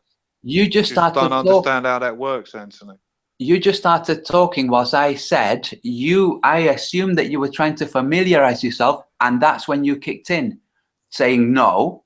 If you don't know where I was going with that sentence, what the hell are you talking about? I'm trying to understand what equations you're using to tell that New Zealand is 2,000 miles to the east. And you tell me to go and use globe equations. Yes, I told you to go and familiarize. So how does the globe equations work on a flat Earth? Go and familiarize yourself with timeanddate.com. So you want me to familiar myself with globe Earth maths? No, dude. So time and date isn't based on globe Earth maths? Hey, just a second. Maths is maths. It's not. So what calculations does time and date use then? Wait a second. Are we now talking stuff like modern art? What calculations does time and date use, Anthony? Go and check. What's the point of me? Well, you don't know what calculations they use then. Why are you trying to get me, who've already pointed out I have no confidence in your intelligence, to try and make you understand? Well, whether my intelligence is good enough or not, Anthony, you should be able to explain that whether the time and date is using flat Earth maths or is using globe calculations. So what is it? It's not very bright of you to ask me to explain to you calculations. That's just not very. No, that's quite clear because you haven't got the first clue what you're talking about, Anthony. That's why you can't explain it. You're pointing me towards a globe Earth calculations to try and explain something on a flat Earth, which is utterly fucking ridiculous. Let's see. You know how the sun is at solar noon at one point, and then at some other point it's solar noon somewhere else? Okay. Yeah, no. I'm talking to this dude, Mark. Sorry, Kurt. Oh, I'm sorry. I thought it was a group discussion. My bad. Yeah, you're welcome to join in, Kurt. Yeah. Go ahead, Antonio. Okay, so Mark has just gone silent for some reason. Okay. I'm waiting for the equations, Anthony. So I just said to you, you know how solar noon happens in one place, and then at a different time, it happens at a different place? Right. Yeah. Do you know that happens in the real world? Right. Well, there's no need to be. I don't understand your answer. Are you saying yes? Well, you don't understand what right means. Okay, so you're saying yes. Okay, now. No, I said right, not yes, right. And when I asked you what you meant by right, you said you don't understand what. You don't understand what right means. Wow, this is what I mean about lack of confidence in your intelligence, dude. Well, let me move this on. I'm just looking at Royal Caribbean cruises, and they've got a cruise that departs Sydney on Friday the 29th of December at 6:30 in the evening, and arrives not in Auckland, but in the Bay of Islands, which is just north of Auckland, at 9:30 on the 1st. So that's about 2.5 days. There's something I need to ask Antonio before I left. So you said about the whole equinox thing at that time. Hang on, Bye. Can I just get Antonio? Oh, I'm sorry. I didn't we get back into the eclipse thing. My bad. Endless eclipse thing that we've already spent about 3 hours talking about. Oh, we're still talking. Okay. No. But I mean, that's not 4 days, Antonio. That's 2.5 days, which seems to be more in line with. Yeah. I mean, how do you account for that? So if you now carry on looking and you find one that's 4 nights in inverted commas, what will your conclusion be? My conclusion would be, as I said at the start, that what we're actually talking about here is a holiday, and not the 4 nights includes some of that time is spent not traveling. So you conclude that they're traveling at different speeds. Is that right?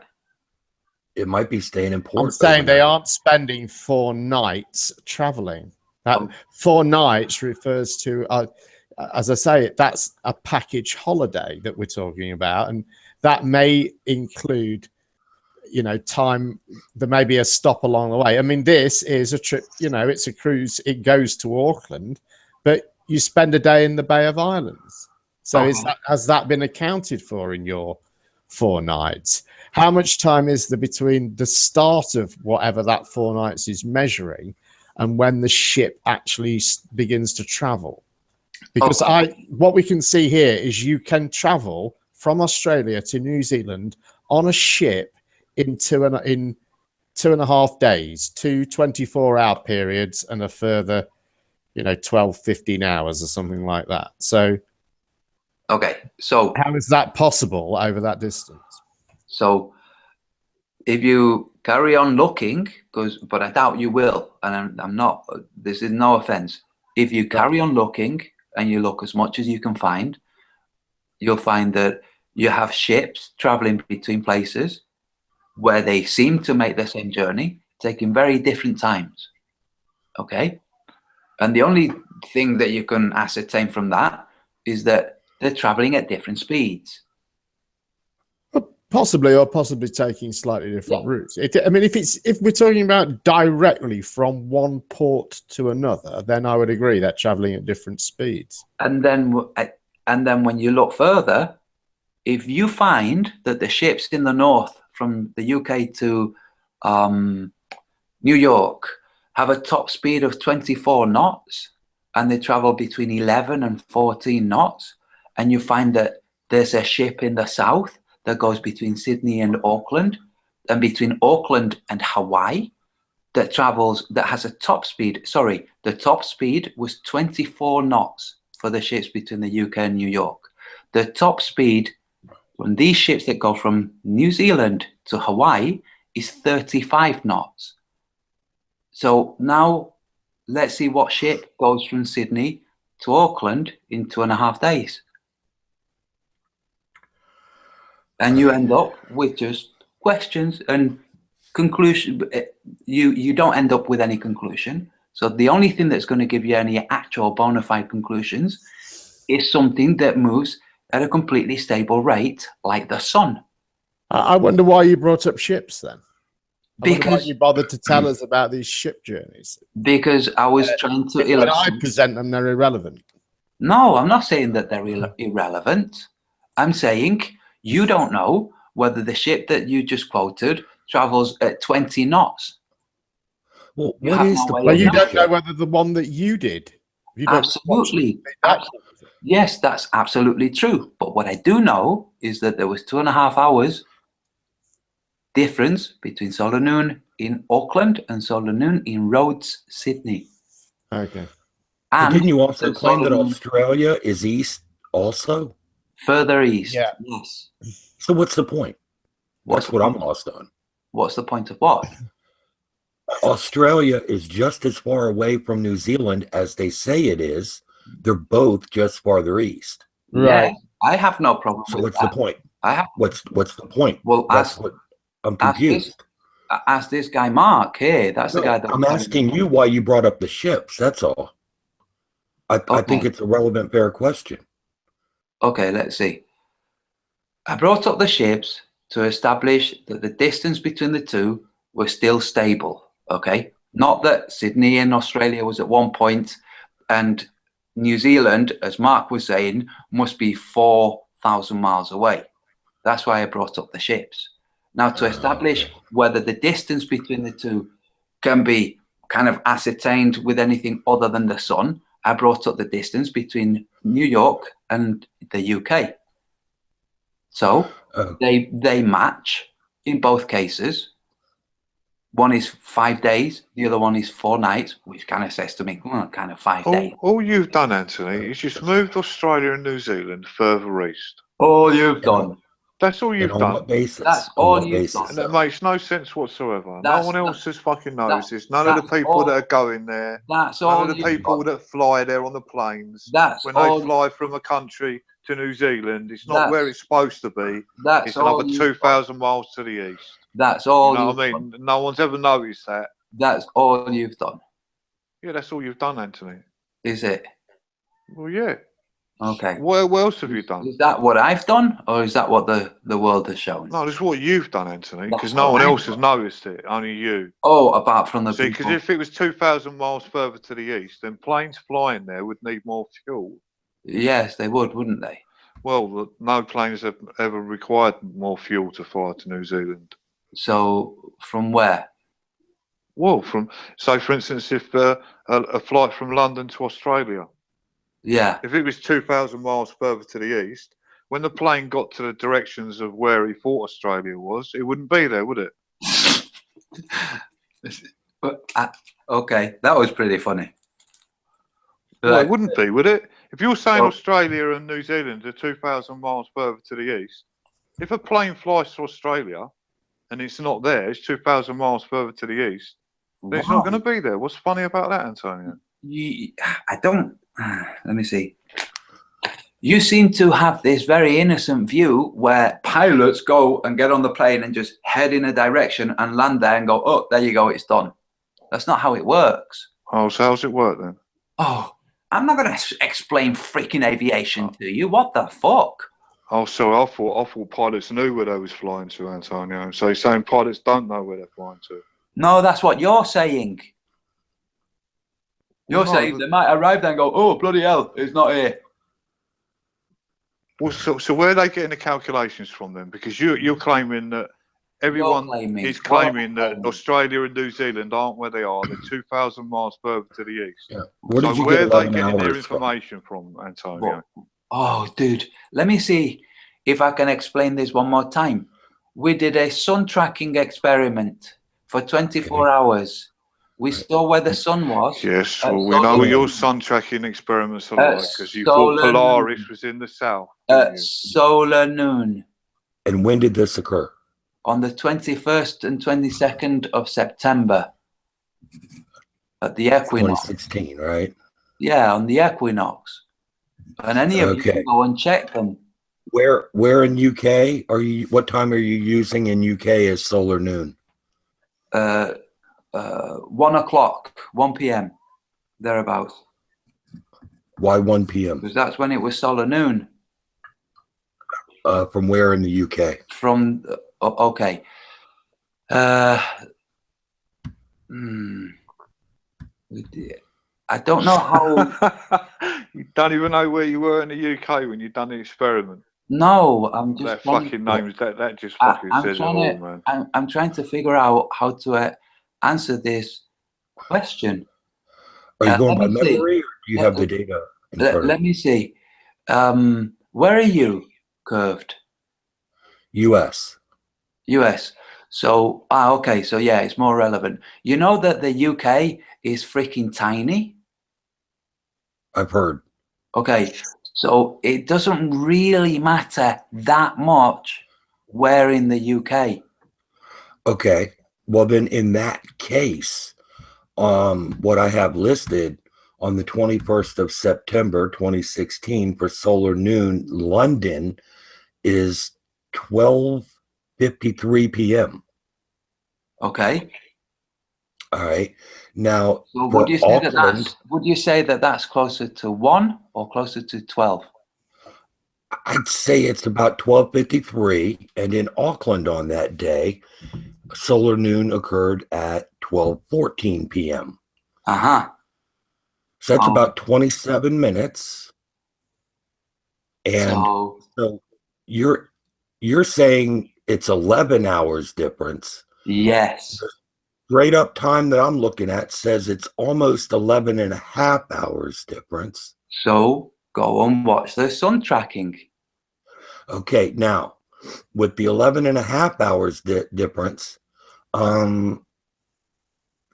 why do you have a 2,000 mile difference because of a claimed hour difference in solar noon? Go and check the sun tracking. No, I'm here in the Hangout. I can't go watch your video on sun tracking to get out of the Hangout.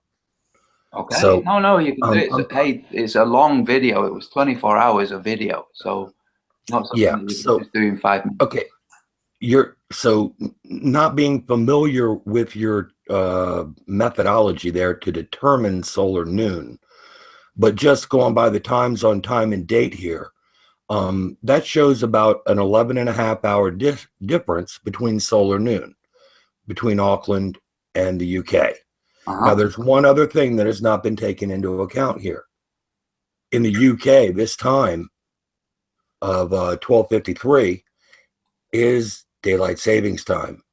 And so now are you beginning to see? So without daylight savings time, it would have been 11:53, correct? So now you're beginning to see? About 12 and a half hours difference. 11 hours difference. Dude, 11:53. Dude, it's like this. 12:17. Are you starting? How long is that? What's the difference between... Guy, you just need to go and watch the sun tracking. And you'll see.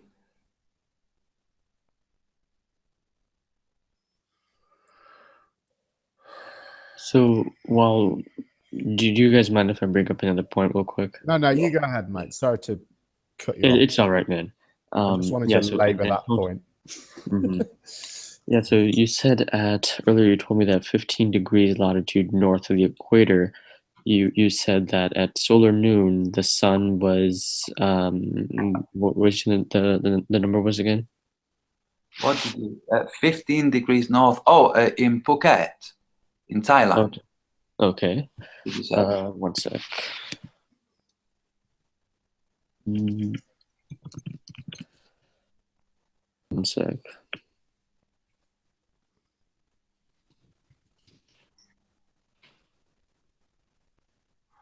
I can tell you that my answer is going to be, to get the exact details, you're going to have to watch the video, because and it's not me just backing out of this. Jeremy will confirm this. It's 5:15 in the morning here in the UK, and I can hear from approximately. And I think you held an able defense for some time, Antonio. So hold on a second. Say again, Jeremy. I said I think you've held an able defense for some time. Yeah, and I would love to stay, but I can start to hear my voice going husky. I'm thinking, yeah. You do sound like you rave all night. I understand it's real late, and I'm not even going to ask you for an answer, Antonio. I just want to get the question in while I'm talking to you. Okay. I've seen some of your recent videos and the one that you mirrored, and I get the impression, to say the least, that you have this suspicion, I guess, or a theory maybe, that the southern celestial pole moves around the outside of the Earth. Okay. Given that, I want you to consider how that could be the case when people use cameras, stationary, tripods, time lapse, and long exposure photography, and the pole does not move during that time. Okay. That's the end of the question. That's a brilliant question. I appreciate that.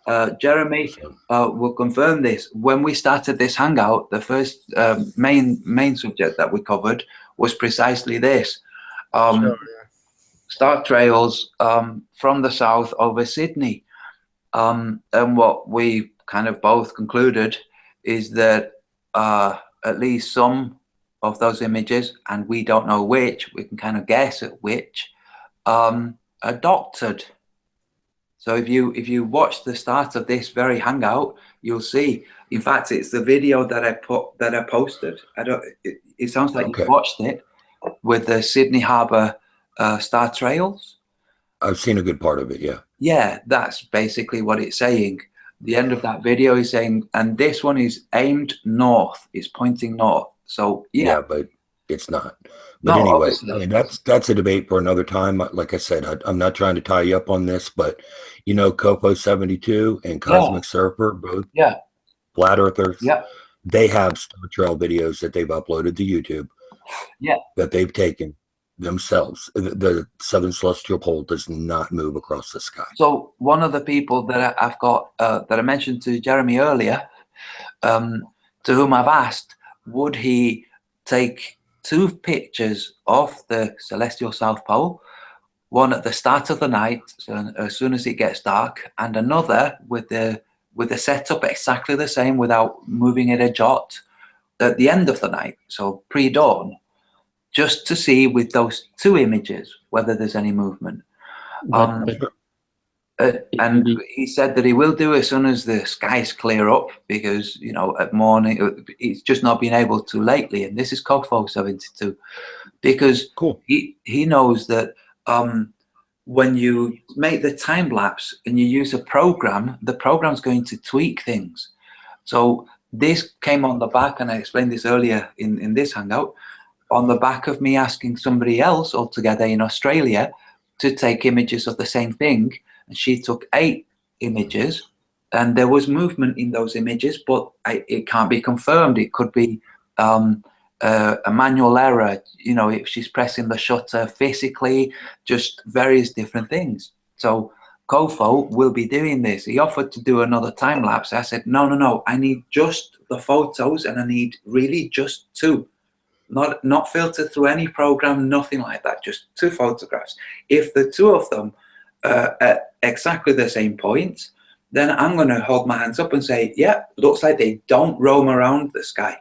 But up to this point, all I've seen is doctored photographs and photographs that might not be doctored, but amongst the rest, there's no way of discerning which. You can't be saying that Copo's videos are doctored. No, I'm not saying that he has doctored the videos, no. And you have seen the videos? Yes. And those videos show that the pole does not move? Yes. Okay, so this 2-picture thing introduces the possibility for some shenanigans. No.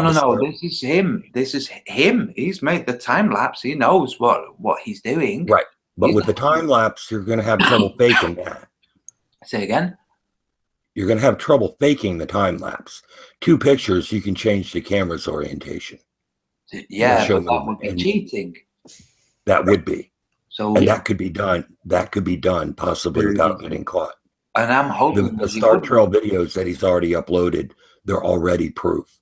Yeah, and I'm hoping, and he's going to do his utmost to not nudge the freaking camera. You know, we're trying to establish something, because it does go through software to compile the Star Trail, to compile the time lapse. It's not old-fashioned film where you can, you know, just take these snapshots and then play it at a normal speed. You need to process them. There's one thing that I've been meaning to ask you. So you said in the Phuket province, so the coordinates, it's giving me 7.95 degrees north. Okay. Okay. And what'd you say that the angle of elevation was during solar noon? This is why I said to you, you're going to have to check. All that I remember is that it was off by something like 18 degrees, something ridiculous. To 18. If they were off by 18 degrees, then that would mean the measurement is wrong, because on a globe Earth, that would be that the measurement would be 82.05. But on the flat Earth, the measurement would be 79.49. So if they were 18 degrees off, then it doesn't fit both models, and that would mean that the measurement was wrong. It was wrong. So you have to go and watch. Either the measurement is wrong or the location is very different. Right, because, yeah, and again, when I showed you the graph earlier, you could do it with any point except at the equator and at 48 degrees latitude, because at 48 degrees latitude they're the same. The angle of elevation. Yeah. So when you say they're 18 degrees off, it means their measurement was most definitely wrong. It was something where it wasn't just a couple of degrees that can be, there's just margin of error. So, but please go and watch the hangout and see. Could you link me to the exact time, please? I can't. I'd have to go and watch the thing itself to find what time. What I could do is contact Phuket Word and ask him if he remembers. Okay, because he's marked it down. Just as like a really, really rough estimate, what do you think like the angle of elevation was at solar noon? I don't remember. I don't want to make a guess, because if I make a guess and it turns out that I'm off by 5 or 10 degrees, he's going to be like, oh, I don't want to make a guess. Okay. Yeah, if you could show me what his angle of elevation was, then what I'll do, I'll ask him to message me. I'll pass it to Gem Panda at some point. I'll ask him to message me to tell me when it was. Oh, I'll tell you what, he might be on because he's in Thailand. Let's see if he's on right now. Yeah, I'll ask him right now.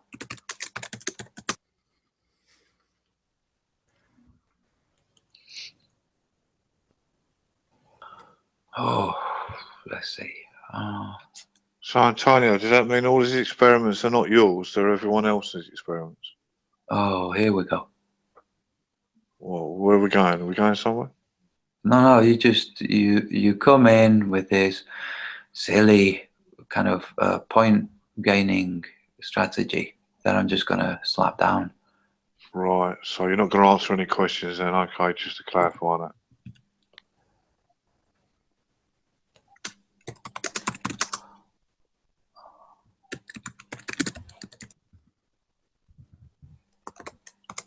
There, I've sent the message to Phuket Word. And what I'll do is I'll track. Say again. Could you also ask the exact time that he did in his location during the equinox?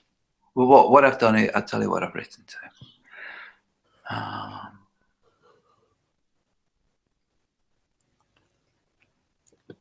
I've said, hey Nick, do you remember the details of the sun elevation on the sun tracking? So if he says yeah, I say brilliant. Do you remember the time? And also the angle of elevation on the equinox during solar noon. Elevation. Yeah, there you go. We'll see if he's got a newborn baby, so I don't know if he'll reply. Okay, guys, I'm gonna bail. By the time surprise. Yeah, by the time Curved, Jeremy, it's been a pleasure. Mark, you're a twat. Yeah, latest Antonio. I've enjoyed it very much. It's still stupid as ever. Not as stupid as you. All right, Mark, let me get this in. So, yeah, thanks very much for coming, Antonio. It's been good. Yeah, cheers. I hope we can do it again soon. Yeah, absolutely. All right, guys. Maybe not. Bye, all. By compass, work out where north is. See you, Antonio. See ya. Bye. Bye. Can we do it in about 12 and a half hours from now, Jim? The time it takes to get from UK to New Zealand.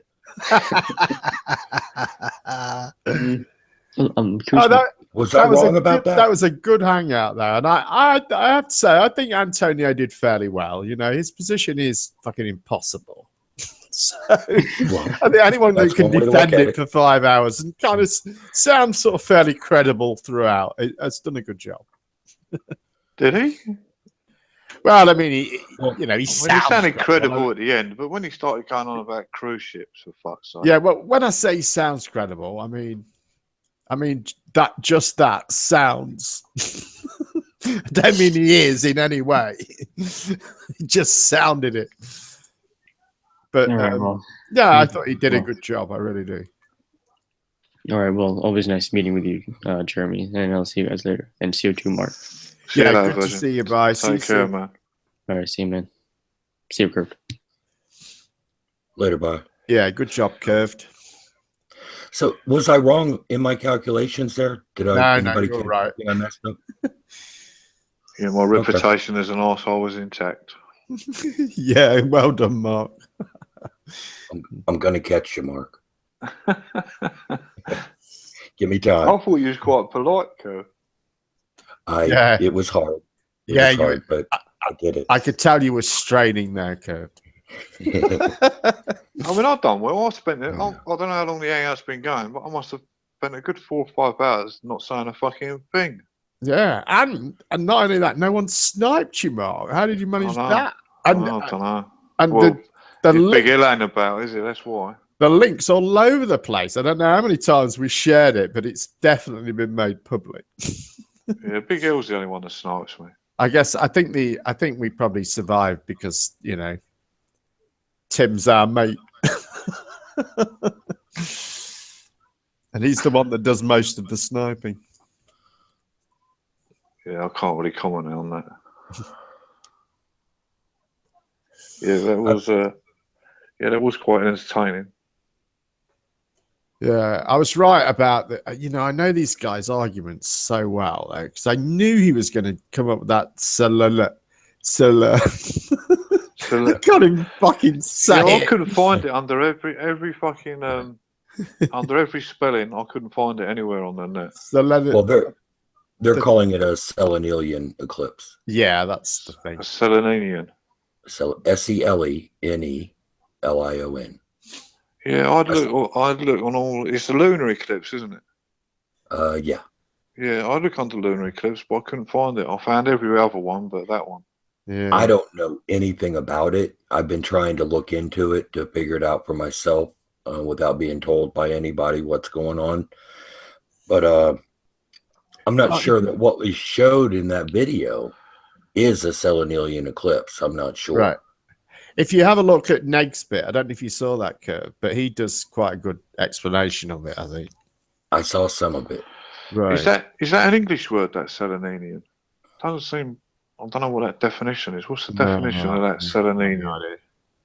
But as Neg said, and I think this is where some of the confusion has arisen, it refers only to the part of the eclipse where both the sun and the moon are visible. It doesn't. They're not talking about the entire eclipse. They're just talking about this freak of refraction just before sunrise, where you see it's actually before sunrise, but you're seeing the sun, I think.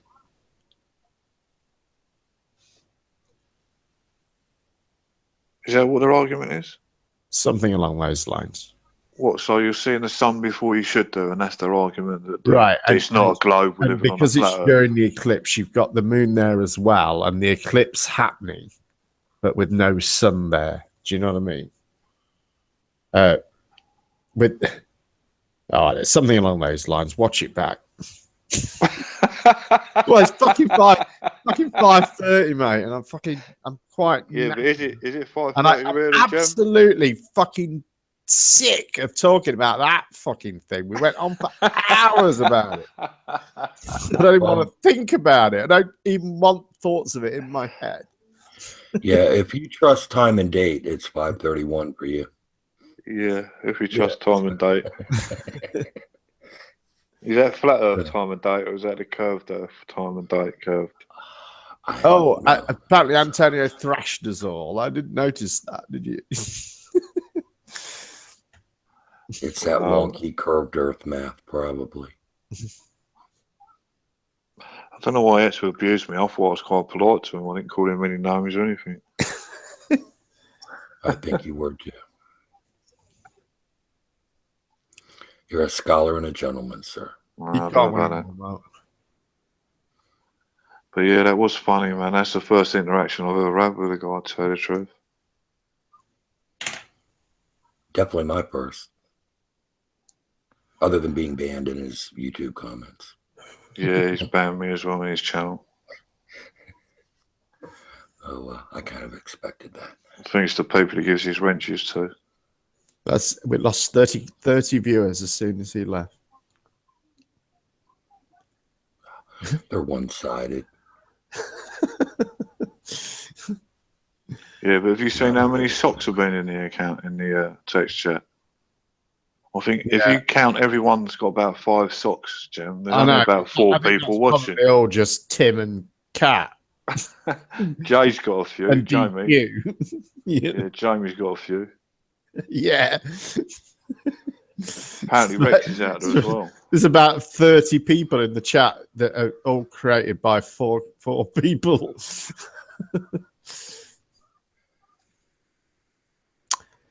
Yeah, anyway, that's a good chat. I thought I got him quite well on this his Star Trails thing at the start. Yeah, what's his reason? His reason now is that the reason well, he put that film what up he's is because saying, he's doctored. The guy who's made the video and he's mirrored this guy's video. He's an Australian and he's got various pictures of Star Trails over Sydney, basically over Sydney Opera House or Sydney Harbour, and you know. 3 of them, the first 3 we see, I checked, and they're all due south, as they should be. And then he whips through a few more, which I didn't bother to check. He went through them very quickly. And then he hits us with his sort of killer piece of evidence, which is this Star Trails picture where the celestial pole appears to be northeast. So anyway, I did an image search, found the image, found the photographer, emailed him on Flickr and asked him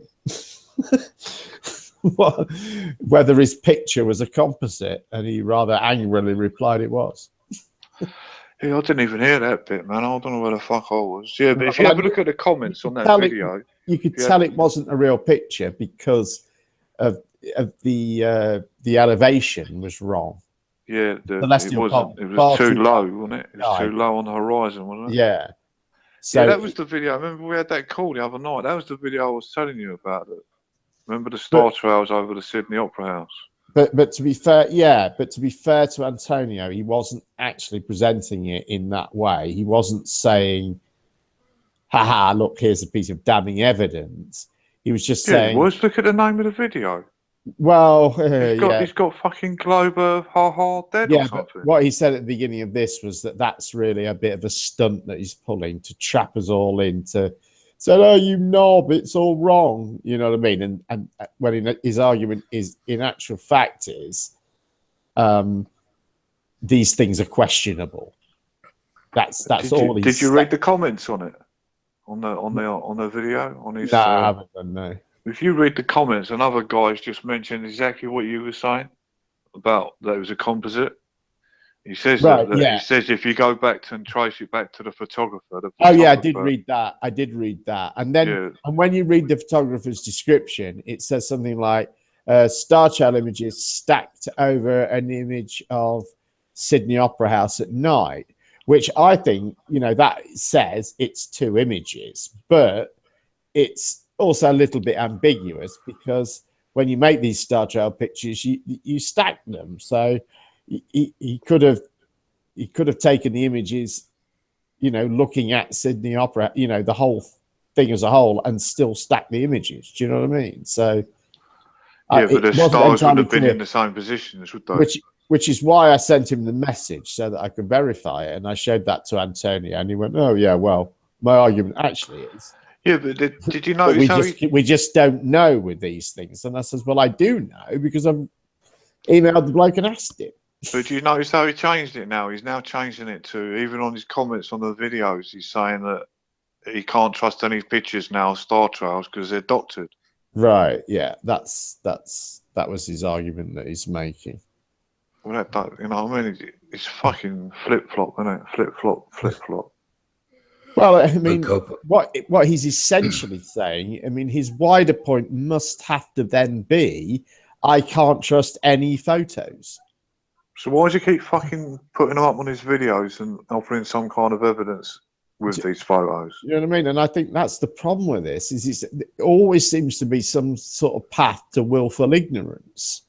Okay, you're no longer going to trust any...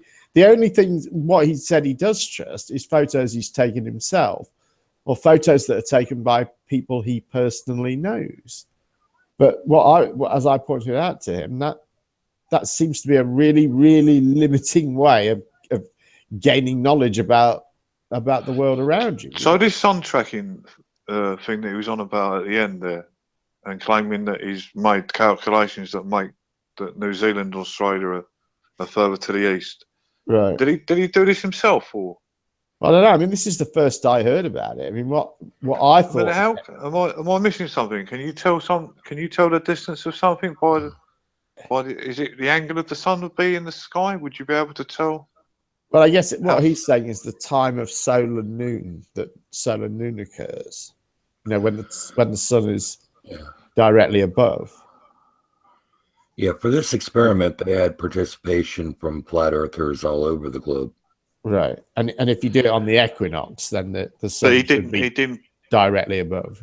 Yeah, but he didn't participate in it himself because he couldn't even tell us where in England he was when he done the experiment. So if he couldn't tell us that, he obviously didn't do it himself, did he? Well, to be honest with you, I think where he hung up there was that I think they had a lot of people from the UK, so he could have given you any example, but yeah, but we're talking about himself. Right, but his point I thought was valid. It's fairly, I mean, it's fairly irrelevant where he is in. Yeah, I understand that, Jim. But what I'm saying to you, he was making out that he was part of this experiment. That's what I mean. If I was part of an experiment and someone said to me, "Where in the UK was this done from?" I'd give him my position. Right. Maybe he didn't want to say where he lives, although he's in Stockport. I think Nathan did it as well, and he's in the Midlands somewhere. So So is he saying what the sun's angle to be over England at solar noon, and then to make it to New Zealand? Well, it'd be then New Zealand first, wouldn't it? And then to make it to the UK, you can tell that New Zealand's 2,000 miles further to the east. Apparently, that's what he's saying. So by that, then he must conclude from that we do live on a globe, but the globe isn't as it's been described. Because if we was on a flat Earth, then them calculations wouldn't be the same, would they? Well, kinda. Well, according to Bai, Bai actually gave him the numbers of what it would be on a flat Earth, didn't he? Yeah, I saw that. I don't know. Yeah, but it wouldn't match the globe, would it? It wouldn't match the angles wouldn't be the same. I think we have to look at his video to find where the flaw is, but there will be a flaw. Well, you know, I mean, we could just reason to this based on past experience, couldn't we? Every other flat Earth video that has made this type of claim has been wrong. So we can conclude without looking that this one is probably also going to be wrong. Well, I mean, you don't even have to go that far. All you have to do is look at his channel. Every bit of information he's put out has been wrong. Yeah, well, do you know what? In some respects, I don't think he cares anymore. I really don't. I mean, that video he did on the epic animation, that was quite recent. The one where he was whispering, doing like a Marks and Spencer's type thing. Right, I don't think I've seen that. Yeah. Oh God, it was. What, the whispering one? Yeah, it was just. I watched about a minute of it. I had to turn it off. I couldn't watch it. Oh no, it just drove me nuts. But the first 3 minutes of that he devoted to a single white pixel on one frame. It's just. What was he claiming on that one? Well, I don't know. It's some sort of anomaly. You know, there shouldn't be a light there. There shouldn't be. I mean, it could be fucking anything. You know what I mean? Who knows what? It's one white pixel. Wow. He's on the moon. Yeah, I see someone do that with looking through the moon with a pixel on a picture saying it was a star. They could see through the moon. Yeah. And what happens during a solar eclipse? I don't know. Why can't you see through the moon then? Should be Right, able to look at the sun right through it. Yeah. Yeah, but like on a flat Earth. Curved, I know, perspective. Oh, damn. On a flat Earth, you wouldn't get eclipses, though, would you? How would you get eclipses on a flat Earth? Well, How high and far away are the sun and the moon? Well, that was a question we asked Antonio, and yet we find ourselves without an answer. How did that happen? Yeah, we find ourselves with an answer like if two ships sail from London to New York and one Right, takes 5 days and one takes 2, what can we gather from that? Then he just noticed he got away with that one. I mean, and he said, and what made me laugh, he said it takes 3 nights, as if there was no days involved. Oh, 4 nights. You know what I mean? For a night to happen, there has to be a day, surely. The first one he gave in days, and the second one he gave in nights. I know, it instantly makes you suspect. Why is he doing that? Why is he, why is one formatted one way and one formatted another? How are you comparing these things? What precisely are we comparing? It was fun though. I like these sort of conversations, and it's good. Love him or loathe him. Antonio is, a sort of fairly high-profile member of the community, and well, if that's what they've got to offer, they're in trouble, man. Well, I think he probably is about the best they've got to offer in terms of arguing it. So would you say that who would you say is the best for their calculations? I mean, not that they've got any, but I mean, what calculations? Yeah, I know, but I mean, what would you call Anthony then? Would you say he was an all-rounder, or I mean, any of them specialise in a subject? I mean, the political hillbilly seems to be the mathematician, but well, if you can call him a mathematician, he seems to love doing figures when you see his videos. So I just wondered if he was the mathematician. Yeah, he's wrestled that job away from Thrive and Survive. Yeah, I've never had a dealings with him. I've seen him on videos and that. Yeah. Have you had a dealings with him, Jem? No, never met the guy. He doesn't really. I don't think he comes out to play much or ever even. I have had an exchanging comments with him where he did his the spherical triangle, what was it? The angles on. He did it. He drew a triangle on the globe, and he claimed the angles weren't correct, but he bodged one of the angles. He had no clue what he was doing. No, he made them all add up to 60 degrees, I think. He tried to. Yeah, but you could see what he'd done. It's obvious. He'd sort of drawn half a line and then adjusted his ruler and drawn the other half to make it meet the thing. And he said, look, it works, 60 degrees. And he'd made a whole video on it. And then, then he did admit that he made another video admitting he was wrong. But you know what they do? They always do that, don't they? They make a video. So, oh, well, actually, I was wrong about this. But I was wrong about this part of it. But this part I was right about. And then they go and make some other point off the back of that, I thought he was off to quite a good start, because he did admit when he first come in that he'd made a complete and utter mistake about Polaris. Yeah, he did do that, didn't he? Yeah. When the guy was trying to pinpoint him on it, he wouldn't admit that he made a mistake, would he? So, no, he wouldn't, would he? And that was odd, because I can remember that exchange, and I can remember thinking, well, Antonio, you've already admitted to this. You've already apologized for it. And he crammed it in this really long, ranty video, and he stuck it about, 15 minutes before the end, when no one would have bothered to listen that far in. But he did say it. Yeah, so, I mean, he has to get a plus for that, I suppose. But for the rest yeah, of it, because how many flat earthers admit they were wrong? Yeah, true. I mean, yeah, he's just been willfully ignorant on the rest of it, really. And you are all wrong. All of you. Of course. But like, isn't it really funny? They use all the fucking globe tools to do these experiments with. Yeah. They use timeanddate.com, which is a fucking globe site. They use Globe Earth, Google Earth, Google Maps. They use the distances from countries to country that are all worked out on a globe model. I mean that video of his. I mean, the guy uses Google Earth to prove he doesn't live on a globe. I know, it's fucking ridiculous, isn't it? How the fuck their thought processes work, I don't know. I don't know. Using a globe to fucking prove they don't live on a globe.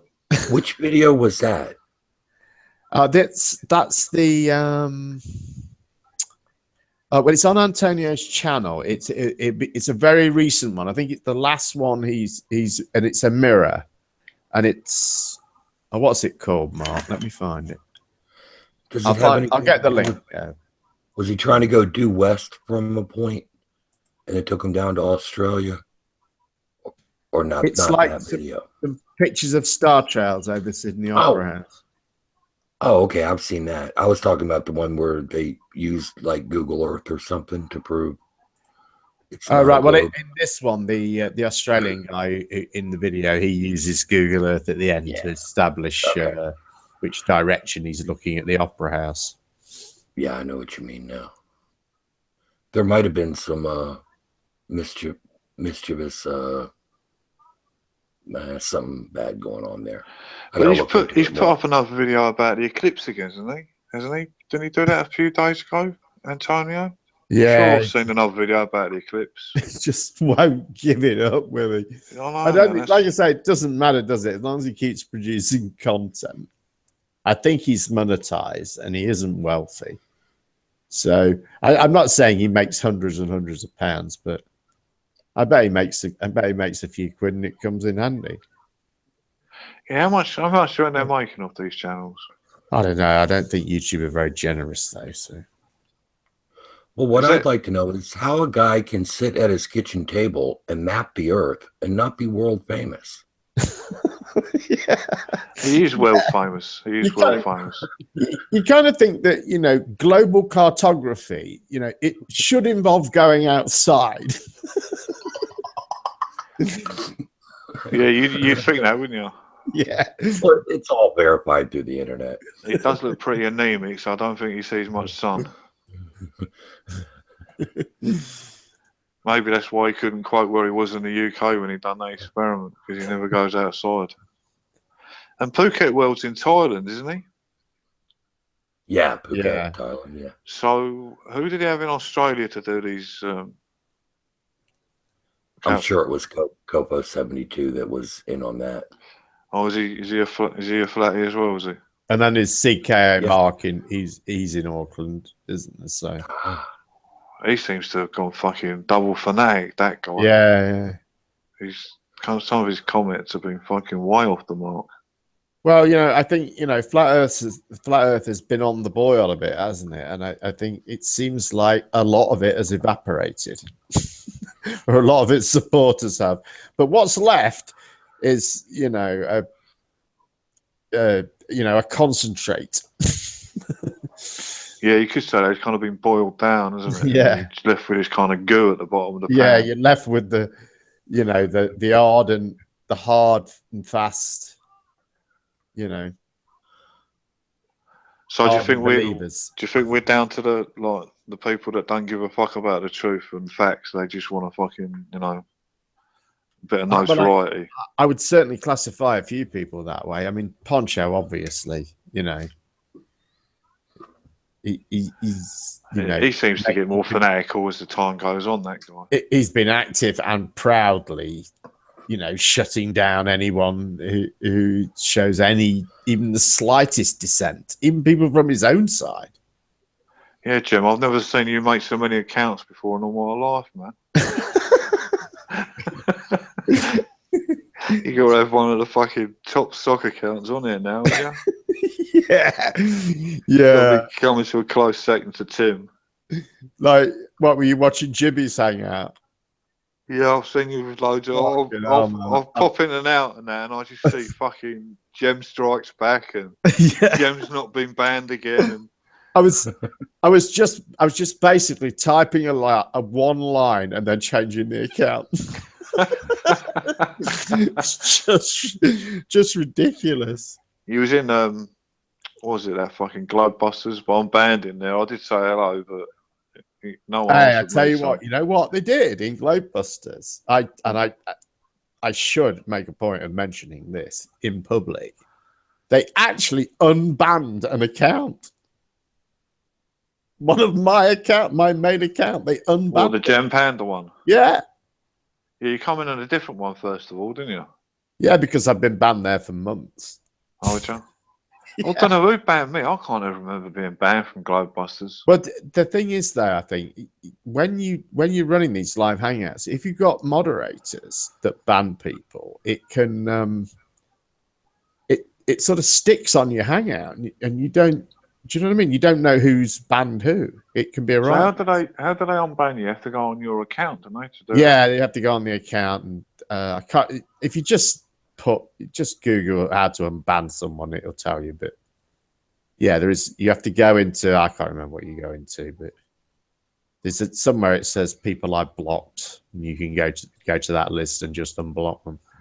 Yeah, them kind of hangouts, them wrenches on there, they're loose cannons, isn't it? You've only got to spell a word wrong, and I think you're calling them a cunt or something, and they're banned. Yeah, you know what I mean? It's fucking ridiculous. If you're not that popular like me, you know. Yeah, you used to be quite popular before, Jim. Yeah, that all went. You I'll tell you when fucking... it went. You know when it went? As soon as I made content. Is that when you think it's gone tits up? It seemed to. I mean, maybe I'm putting 2 and 2 together and making 5. But that's how it seemed to me. As soon as I started making content, I was a bad guy.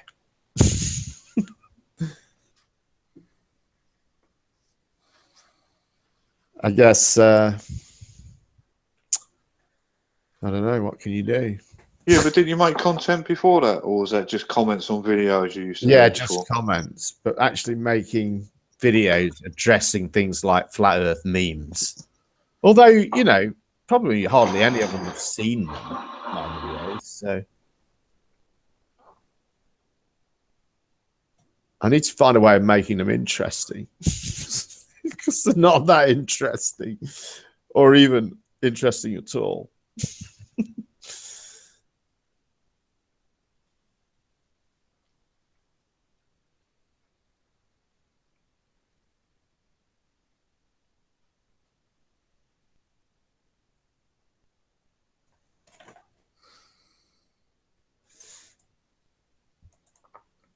What's happening on Poncho Chan? How many views you've been getting on your vids, Jim? I don't know, maybe like about 100, I think. Yeah. We had any bad comments like, you know, we're going to track you down and do you in or anything like that? No. I had one comment that was some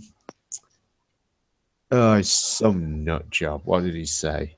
It was on my Blue Marbles one, and he said, "Oh, if you take that image and you mirror it," did I tell you this?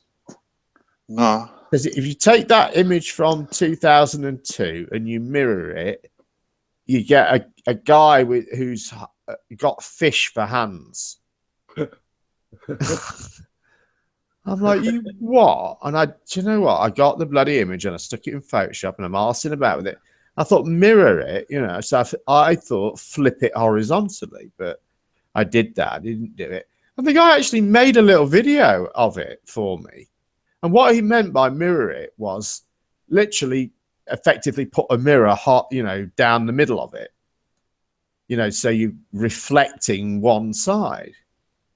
So I said, well, what you're doing is deliberately going through a process to make this image perfectly symmetrical and then saying, wow, it looks like something symmetrical. No. I'm going to be going quiet for a minute. I just got to do something. I'll be back in 5. So I was kind of disappointed with that, really, because I would have preferred to have, you know, a bit more of a challenge than just some silliness. You know what I mean? Pareidolia silliness. Oh, that reminds me. There was a hangout earlier today by this guy. We went over to it and we're trying to talk sense with him for a little while, but by the time was using the horizon curving from balloon footage and showing him that curvature. Right. And this guy, after, you know, all the work you go through to get up real high so that you can get a decent amount of curvature to see it, he then says he wants us to zoom in on the curvature and show it. And I mean, my comment to him was, dude, if you're this stupid, you can't be helped. It's like you zoom in, you effectively get rid of all the curvature that you've worked to achieve to get high enough to see. Right. Just like first thing I thought of Rumpus when he does his diagrams, he'll like have a circle on the screen. Right. And it's clearly a circle. And then he'll zoom in and zoom in and zoom in on this circle until it's a straight line. Right. Like, so why do you expect to go all the way up there to get to where you can see the curvature, you know, fairly obviously, and then say zoom in on it and destroy it? Nuts. It's the thing is though, it's like, you know, anything. I mean, if you produce any sort of compelling video, there'll always be an additional condition that needs to be fulfilled for it to be acceptable, you know. Yeah. I sound like one of them because they sort of say this sort of thing about us, you know. Exactly the same things. But yeah, that's been my experience. It's never good enough, you know. I love Skiba's new video with the Fresnel lens. Oh God! Trying to hide that photograph of Toronto. Yeah. I want to see him sit back at the edge of the table, where the bottom of the city, you know, skyline is cut off. Right. And take a camera and zoom in from the end of the table and zoom in and show. Yeah. You know, down to street level, since he's claiming it's the atmospheric lens that's doing this, and they all say you can zoom in and regain, or, you know, be able to bring back into view what's, you know, been lost behind what we call the curve. Well, go ahead and do it then. And I guarantee it's not going to happen. No. That's not going to happen. Can't do it. So what's going to happen next then, do you think? What's the next thing in flat? What do you think will happen to it overall? Do you think it'll just fizzle out over this year? Or? Oh, no. What they're doing right now is most of the top brass and flat earth are trying to make a complete mockery of it and get the flatties off of it so that they can all fall in line with the head of all of this stuff, LSC. And bring everybody over to the cellular theory after they've been convinced that it's not flat anymore. Yeah, I guess. I mean, I think they might retreat to geocentrism. I think there's quite a bit of that going on already, actually. But I'm not sure about LSC because it just isn't that popular. And of course, it'd be entirely unacceptable for any of the, you know, more Christian flat earthers. Oh, yeah. I was just kidding about him. That's not going to happen. Yeah, that'd be fun. Wouldn't it? I definitely think him anymore. I definitely think there's been a change since Christmas. Yeah, I think that. I think it is. My theory is New Year, you know, it makes people reflect. Christmas will have dragged people away from their YouTube world and forced them back into reality and their families and stuff like that. And I think, you know, people make New Year's resolutions and things like that, don't they? And they just think, well, you know, it's time to do something different now. And they just, you know, because I think a lot did, you know, quite a few have drifted off. And I think maybe that's what made Poncho so insecure and nutty. Yeah, he's definitely gone a bit crazy. Yeah, a few people went missing out of his life, and he starts to worry him. So he battened down the hatches and, you know, made sure he'd only got people there who agreed with him, and even those people are too scared to put a foot wrong. So they will, you know, at worst, just avoid any subjects where they don't agree with him. Which is practically anything, isn't it, really? You know what I mean? Yeah. Like, from what I've seen, he flips at the slightest thing. I mean, this Stonehenge thing is just fucking ridiculous. It's the most ridiculous thing ever. And how he has, the audacity to sit there in fucking, Grimsby or wherever it is he lives, but in the fucking UK, and be telling people that the evidence is out there and they should watch Jaron's video. I mean, what the fuck does Jaron know about fucking Stonehenge? I know, they seem to think here that they could build something like that in England in 1950 and no one would say anything about it. It's ridiculous. And you know what? Some of the photos he uses to prove that it was constructed are from the 1920s. So even his own evidence doesn't support his 1958 theory. But I mean, there was like a public campaign in the late 1800s to buy the land that it was on because it was originally privately owned. It was a bit of farmland. So yeah, there was a long time in English history that it got really run down, didn't it? Yeah, so there was like a public campaign to buy it. It was in the newspapers. I mean, come on. And Jaron said it was on a secret military base and no one could go there. And it's like, oh my God. It's next to a fucking motorway, and it's like the most popular tourist attraction in Britain, or one of the most. And I mean, and this is what Poncho is saying we should look at for evidence. Just the baseless, idiotic, uninformed assertions of an unemployed shop assistant who lives in the USA and has never been anywhere near fucking Stonehenge. But he knows it was built in the 50s. And this story, actually, this whole hoax, Stonehenge hoax story, originated on some Russian website where they claimed that they got these photos by hacking the CIA. These photos of Stonehenge being built. And we know that's not true because they're fucking National Trust photos. So we know that isn't correct. But these guys don't just believe anything that they want to believe, It's sad. Hey, Shroomy. Welcome. I'm ranting, aren't I, a bit? But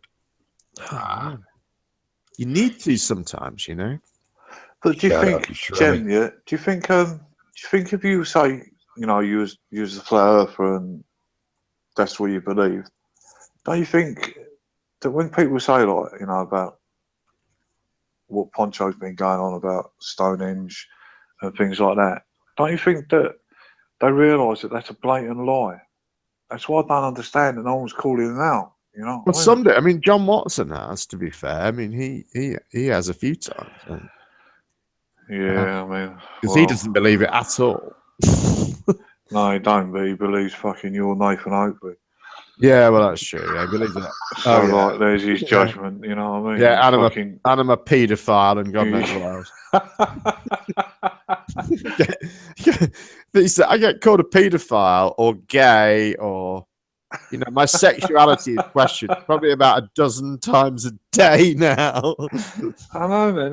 They say that we're fucking evil and that, and that we're the ones that take the piss and ridicule them, but they sit on a channel all day that does nothing but ridicule people. Yeah, and all Poncho does is ridicule and they don't people. seem to think about anything about molesting children. That is definitely weighs heavy on their mind, Yeah, I know, and we're to blame for not pointing out that Jimmy Savile was a nonce, but they didn't. So, but it's okay for them not to. But because we didn't, we're obviously paedophiles. Well, I lost it the other night with bloody Yvette. She was in the chat on, I think it was on my hangout then, or maybe it's somebody else, maybe it's Spectacles, and this thing had come up about you saying about Jimmy Savile. Poncho had actually played that clip, and I'd said that I wanted to clarify this, that we weren't defending Jimmy Savile. We were refuting the claim that everyone at the BBC knew, which was what Pete Shea said. And that's all we were defending. I think there was some other aspect to it. Yeah, the other aspect was that they were saying that it was clear abuse on that film of Jimmy Savile on top of the pops. And I remember rightly that me and you said, no, it was not clear. Yeah. And that's what I was saying, that we that denied that it was that was fucking... part of this. Everyone at the BBC knew about it, and that's ludicrous. No, I absolutely remember that. Oh, good. I'm glad you do, Kev. But everyone. I mean, the BBC's got an office in every fucking city in the UK. I mean, the vast majority of people who work at the BBC had never even had any dealings with Jimmy Savile whatsoever. Never been in, not been in the same room as him. Won't know anything about him. Even at the height of his popularity, it just isn't what the BBC isn't one fucking room.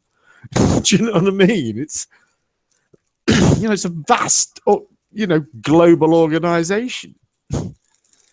Yeah, their claims are really... What was she saying then? That me and you were sticking up for Jimmy Savile? Oh, she said I was defending child murderers then. Oh no, that was actually later. That was when, because Cathexis was doing his usual line of you probably heard him say this before. 400,000 children are going missing every year, and this is part of the sort of, there's sort of satanic worship going on out there, and all. What's that in the States? He's saying that 400,000 children go missing. Yeah, every year. it's actually 800,000. But what the figure is children who are reported missing. Yeah, but there's no follow-up information on that, though, is there? That means they were spent 2 hours longer at the park. And the parents panicked and called the cops. That's what it means. Yeah. And then Cat's response to that was, well, yeah, but if it's only 1% of that. And I said, well, it isn't 1% of that. And he said, he looked further, and the figure he had was, of this 800,000 missing children, 115 cases involved, abduction by a stranger, which is essentially what his figure was, supposed to, this statistic was supporting in the first place, was, what he was sort of suggesting was that 400,000 children were being abducted by a stranger. If that was true and that was happening every year, then fucking hell. Then that'd be a serious worry. Well, I've no doubt that there probably are 800,000 children reported missing. But like I say, the vast majority of them are going to be panicky parents, probably some of whom have been on the internet and heard Cathexis say 500,000 children go missing every fucking year. Yeah. I mean, Cathexis the other day said soya causes people to go gay. I mean, work that one out. Who? Cathexis. He said that soya is in his eyes turns people feminine and turns people gay. Oh, what, soya beans? Yeah, soya. Yeah, soya. Yeah, he says there's no other conclusion to be made, but since the uprise of soya, i.e., people not eating meat and eating that kind of food, there's been a major increase, and he's trying to correlate the two things as being the same, and that's why people are gay. Well, that's just classic, correlation does not equal causation. Yeah, well, that's fucking loony talk, isn't it? Yeah. Well, that's your Christian fundamentalist again, isn't it? Coming through that gay is such a bad thing. If you fucking if you walk on the wrong side of the road, that can turn you gay. I think Cathexis would probably be insulted for me saying this, but I have said it to him before. But I do think I guess he says it to me as well, so it's fair. But I do think, as you say, he's got, fundamentalist baggage that he would maybe never shake off. Yeah, for sure. He's well viewed. You can tell by his well view and the way he says it and what he says. Yeah. It's coloured by that fundamentalism, without a doubt. Come on, Kirk. I know you like Cathexis a lot. I'd like to know how much, of this estrogen-like compound is in the soy. Right. Yeah. How much do you have to eat to? Yeah, that's what he was saying. The equivalent of estrogen therapy. Yeah, that's what he was saying. Because of the levels of estrogen that people were eating, there was a correlation between that and the level of gayness that's shown itself over the last, I don't know, I can't remember how many years he said now. But I mean, he says stupid things all the time. He says, I can't remember what he said now, that the cancer rates had trebled or something in the correlation between 1975 and 2015. And I looked up on the American health site, I can't remember the name of it now, to see something or whatever it is. But the cancer rates apparently have been going down. So I'll give him the link, but I don't think he looks at it. Yeah, they always see sweeping statements like that, don't they? He would just say, well, it would say that, wouldn't it? That, yeah. Of course they're going to tell you the cancer rates are going down. and he give me a link on, like, he give me some mad links. He give me a link that I've never heard this before, but apparently that on the day of 9/11, and apparently it's in the warrant. I can't remember what's the name of the report that went to the 9/11 Warren Commission, isn't it? I thought it was the Warren Commission, but I didn't want to say that. JFK. Yeah, JFK. No, yeah, that's JFK, ain't it? Warren Commission. Whatever it is. Anyway, he said that it's in the report that apparently that the CIA or whoever does these kind of operations in the US was doing an operation where jets were flying into towers in New York. Yeah. I said to him, I've never heard that before. And he gave me a link to a website. I went to the website and it was Debunk 9/11 or something. I said, can you give me some proper, hard evidence that I can go and look at? And he said it's in the commission report or something. I've never heard that before. I think I have heard that one. There is a list somewhere of all the exercises that were going on, and there are quite a few. Well, they was doing, on the actual day, they was doing a terrorist operation where terrorists flew planes into skyscrapers. Well, I'm not too sure about that one. When you hear these claims, you really have to get the nitty-gritty details, because they'll come up with all sorts of things. Like they'll say, I mean, another one they do in this series is, it's on the cover of some video game. And it's depicted. And then when you go and look at it, well, it's the Twin Towers are standing. They're in the background of the image. There is an aircraft, I don't know, dropping bombs or something. That's the central part of the image. But it definitely isn't flying into the Twin Towers. There's just an aircraft and the Twin Towers in the same image. But I've never heard that before, that they was doing an actual exercise on the day about planes hitting towers. Yeah, I think I have heard that one. I'm not But really is that sure. from an official source, or is that just from? I think it was. I think it stood up to some sort of test. But when you actually read it, it kind of makes a bit more sense. It was a bit more right.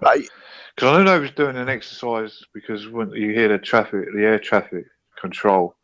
Talking is to it NORAD. Is this real world or is it exercise? Because I was doing an exercise, but oddly, and the other one then they bring up 7/7, and there was an exercise going on then that involved bombs in tube stations. So yeah, but remember Peter said that, and when I went and looked at it, it was only one of the stations that was the same, and it was a completely different scenario. Yeah. But the guy did sort of change what he said about it. But I think how I read it was in his first statement on it. I think he was excited. Basically, he was. Yeah. Plus, he mentioned his fucking company about 35 times. He'd suddenly become involved in an international news event, and that's what I mean. He sort of over-egged it a little bit. Yeah, well, I went and looked at it, and he released an email to the press. Saying that it wasn't the same stations. It was only one station that was the same, and it was a completely different scenario. But of course, that gets buried. They would say that, wouldn't they? That's, of course, the cops got him. But that don't make any sense, does it? I mean, why would they tell the public that they was doing a fucking exercise? No, they didn't just tell the public, did they? They announced it to the BBC, because the BBC told us about Building 7. So they must have actually called someone at the BBC newsroom, told them that they were about to commit the biggest terrorist hoax in human history, and asked them not to mention it somehow. Yeah, and then they got it wrong and announced that a building had come down before it had. That was well incompetent of them, wasn't it? I bet the American government was pleased about that. Again, it's excitement of the day, you know. It was. I read the etymology of how that report came about, and it was what happened was there was a radio presenter. It was on Radio 5, was doing doing what they do on Radio 5, and they cut to the news, and or they cut to a reporter, and now we go live to our reporter in New York, and this reporter says, amongst other things, we're getting reports that this building 7 is about to fall down or has fallen down. And then during the actual radio show, because that was on the hour when they cut to the news, during the show, the radio presenter himself repeated this headline, and he says, building 7 may have fallen down. And then this then gets re-reported that it may have fallen down.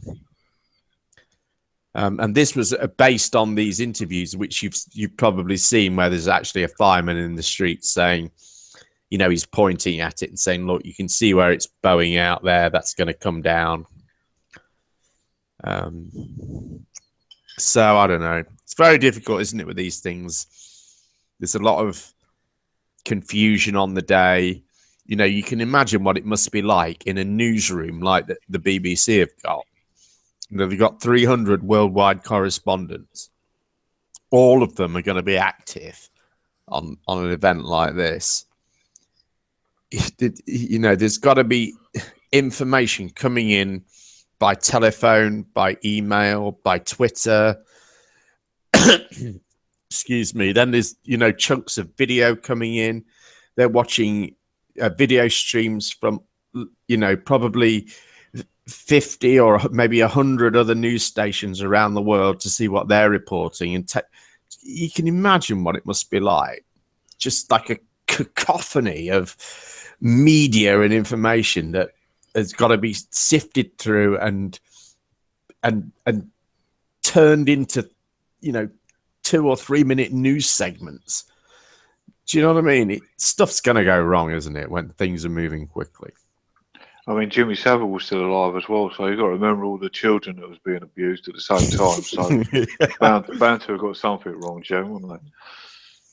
Well, didn't have their eye on the ball. We've got Poncho Pete now, and he cares about the children. Yeah, but he don't stop mentioning the children, does he? While screaming at a child on camera the other day. Did you see that? Oh man, I was in stitches. I was. It's nearly as funny as him saying about the starving children in Syria while eating crisps online. That was funny. Yeah. I'm here for all the going children. on about all of what he's doing for the children, but he just sits there all day. He's not doing anything. He said today he's come to change the world. The man on the couch is going to change the world. Yeah. He's apparently got the because that Dave Murphy went on. I don't know whose show he went on. He said he went on his show or something, but apparently he said that one man can't change the world. Poncho seems to be offended by that. Allegedly, Dave. Yeah. Yeah, he said, yeah, he did. Apparently, he said something about, we can't change it. And that really upset Pete. Yeah, he's gone proper loony lately, and he's fucking, he's batshit crazy now, man. I mean, I don't know what he's doing to survive, but he's never doing no work, is he? He's on fucking here. If he's not online, he's asleep. That's his 2 activities at the moment. I know, but he's got to be. I don't know. Is he signing on? He must be. He must be signing on. Must be, surely. He says he's got no insurance. But I don't believe that for 1 minute. Not in England in 2017. Yeah, he probably could. If he hasn't been paying his tax, he could cop out of national insurance, but you'd still get. No, he means insurance on his car. He said he doesn't pay insurance or tax on his car. But I'm saying in 2017 in England, that'd be very hard with Yeah, with the camera. it'd be fucking impossible. Yeah, with the ANPR now, you know what I mean? You only have to drive past a police car with no insurance and it'll flag it up. Right, or just park on a road because they'll just drive down a road and it isn't even the cops. You know, they have some fucking civilian agency. Yeah. In London, they in London when they drive down the road, if the alarm goes off, they call a tow truck straight away. Right. You come back, your car's just gone. You know, whereas before, if you didn't have a tax, you get a ticket on the car saying you've been reported for no tax. Now they drive around little white kind of tranny vans. I think they're Luton vans or something. Yeah. But they just take your car away now.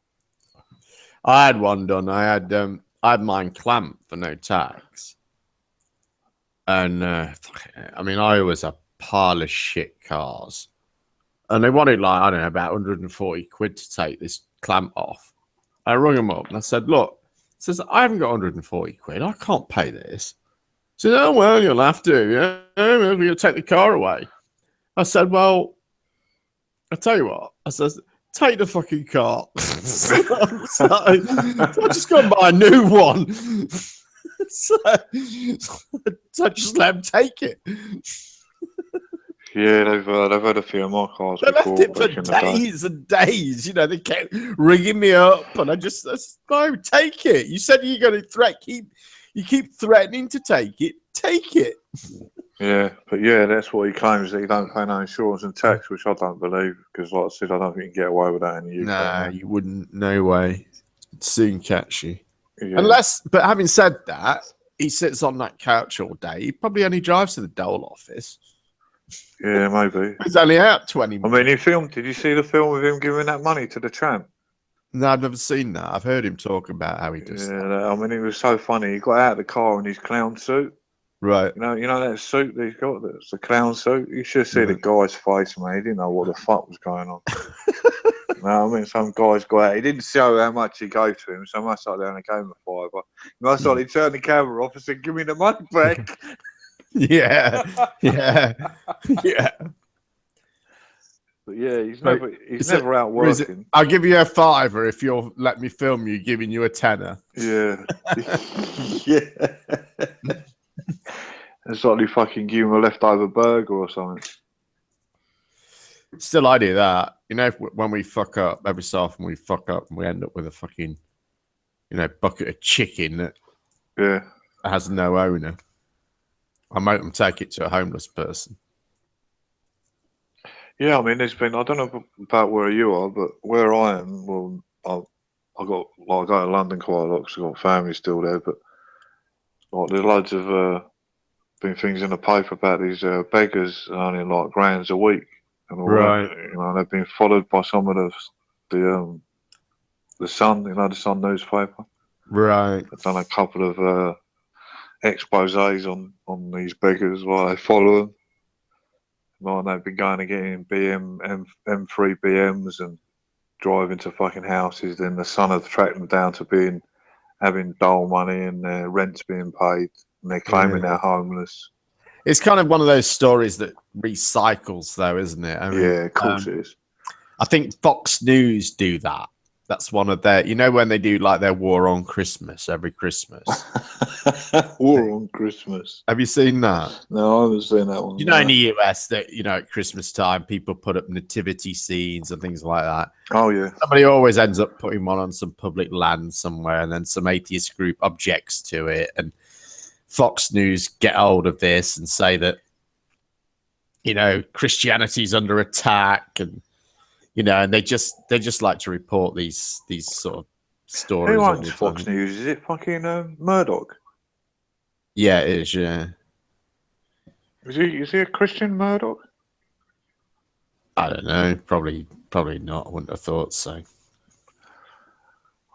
But it's not really necessarily reflecting him. It's Oh no, I just wondered whether reflecting his audience, you know. Yeah. I understand that, but like, I just wonder whether it did reflect him in any way, you know. Yeah, well, I whether- mean, I think he has pretty right-wing views, so you know, politically, certainly. Yeah, did you see him on that when he turned up with that parliamentary inquiry? Oh yeah. I mean, he's just so blatantly dishonest, wasn't he? Yeah, I mean, like, I just want to say that I'm really humbled. I'm humbled by this day. That made me feel fucking sick that day when he said that. Just that is just so. I thought, you smarmy cunt. Oh no, he's just so prepared in advance. It's great when the guy cusses. Yeah, and fuck the water over him. That was fucking awesome. That's just such a British protest, isn't it? Yeah, definitely. Yeah, in America he would have been shot or something, but fucking in England he gets a fucking cup of water thrown over him. It was great. Yeah, it was hilarious, man. Fucking hell. It's a funny old world in the flat earth business, isn't it? Oh my god, isn't it? But I mean, I can't see Poncho lasting like too much longer. He keeps turning on everyone. I know, but you know what he's done is he's brought them into line, hasn't he? I mean, I heard them the other day, and they were going. Someone was making some comment about him shouting at people, and one of those guys in there, that one from Hawaii, said, "Oh well, you know, we've all been through it. It's a test." You know, so he's well and truly forgiven. They've all, you know what I mean, and now they know where they stand. And Hank was there going, "I'm sorry, Mr. Poncho, for talking about something that you didn't want to talk about." Yeah, Poncho kicked him out. I tried to track down a video, and all I saw was Poncho and him talking. Next thing, he was gone. So I'm not really sure why he kicked him out. Yeah, so I don't know what that was, but he keeps banning Ute, doesn't he? You know that Ute? Yeah. He keeps banning him, like, and then Ute makes a video about him, bitching, and then fucking he goes back in, and then Ute hides the video. Fucking hilarious, man. But like, I mean, Ute fascinates me. I'd love to meet him in real life, because I like to know what he looks like, and what you know what he's got in his life for him to make the statements he makes. I mean, the other day he turned around and said that they had 1080p HD high definition in 1930s. That's what he said in text chat the other day. You know what I mean? I can't believe it. I couldn't believe the things he said. I mean, how the fuck he worked that one out, I don't know. But he gets quite vitriolic. He don't like me. He probably don't like me. He mentions me at least 10 or 15 times a day. And like, and with you, Jeb, he tries to be nice, then he calls you a fucking all the nastiest names are going. I know, yeah. I'll have a conversation with him, and then for whatever reason, I'll have to go or whatever. They'll pop back into the chat 5 minutes later, be slanging me off like fuck. Yeah. He's a gay pedo. He's a shill. He's definitely paid. He's definitely being paid. He reckons you're only one down from the top echelon of the country that like lying to us and that. That's what he says, because you talk posher than everyone else. He says that you're close to the top echelon, like, you know what I mean? It's fucking hilarious, man. Broadcaster. Yeah, that's what he calls him, a BBC broadcaster. Yeah. But yeah, I don't know whether you see his hangout the other day, Curved. Yeah, he's well funny. He was playing something that he had on his computer. I can't remember, Tazarian. I've never heard of the guy before. Have you heard of him? Tazarian? Some fucking prophet or something that YouTube really likes. But anyway, he was from old times.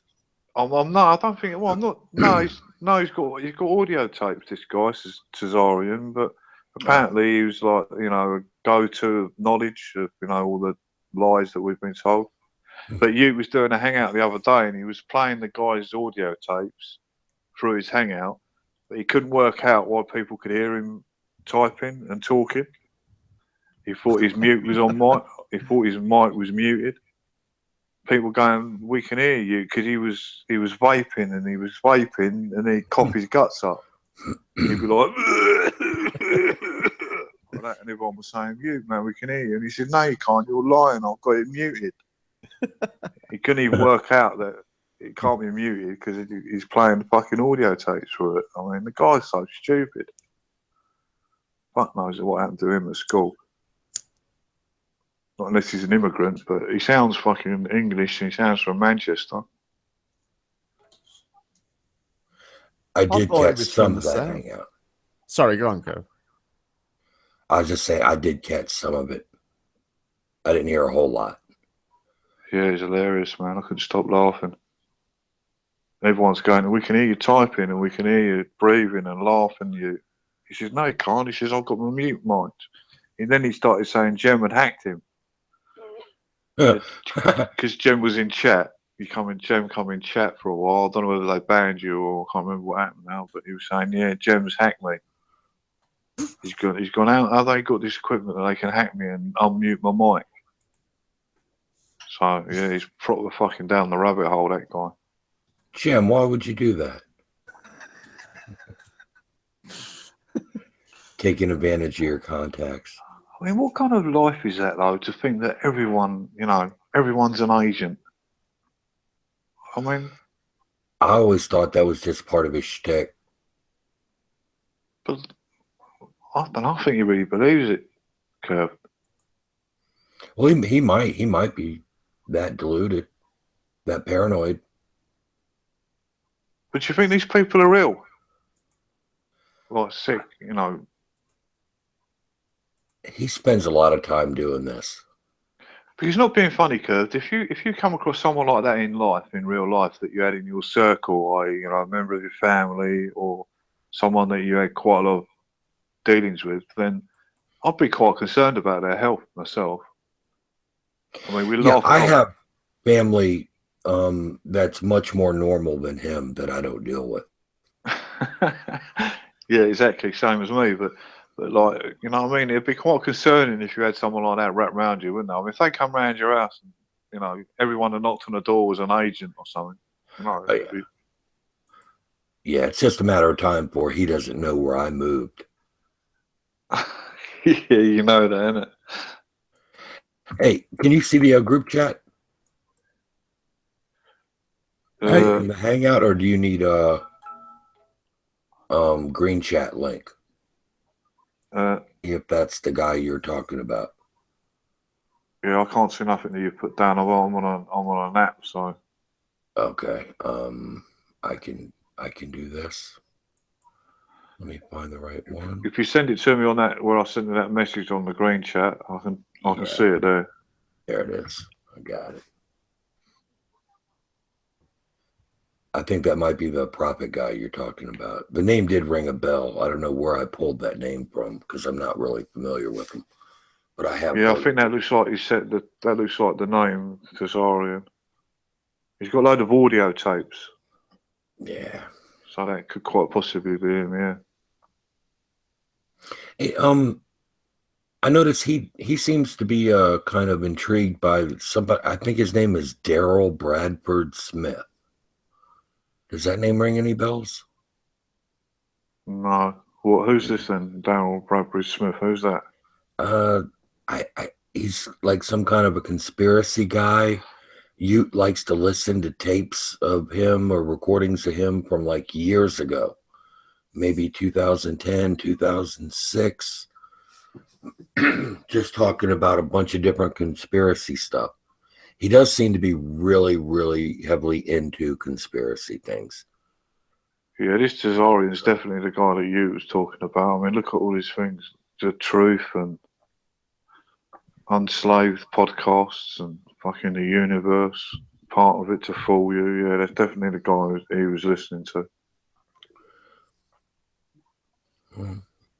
You listen to a bunch of crazy and it's liable to make you think crazy things. Yeah, they're definitely crazy, that's for sure. That's what he surrounds himself with. But the scary thing is, though, like I was saying to Jen the other day, like, you know what I mean? If only a few of these got into power, then we'd be fucked. Yeah. You know what I mean? Like, they'd put all of us against the wall and shoot us. What? They would. They really would. I mean, Poncho would have us tortured. Poncho would fucking love torturing us. You know what I mean? What makes me laugh? He claims that he's religious and Christian while fucking having the vilest mouth going and doing the most unchristian things. Work that out. Yeah, Well, definitely got a funny definition of fucking Christian, these people.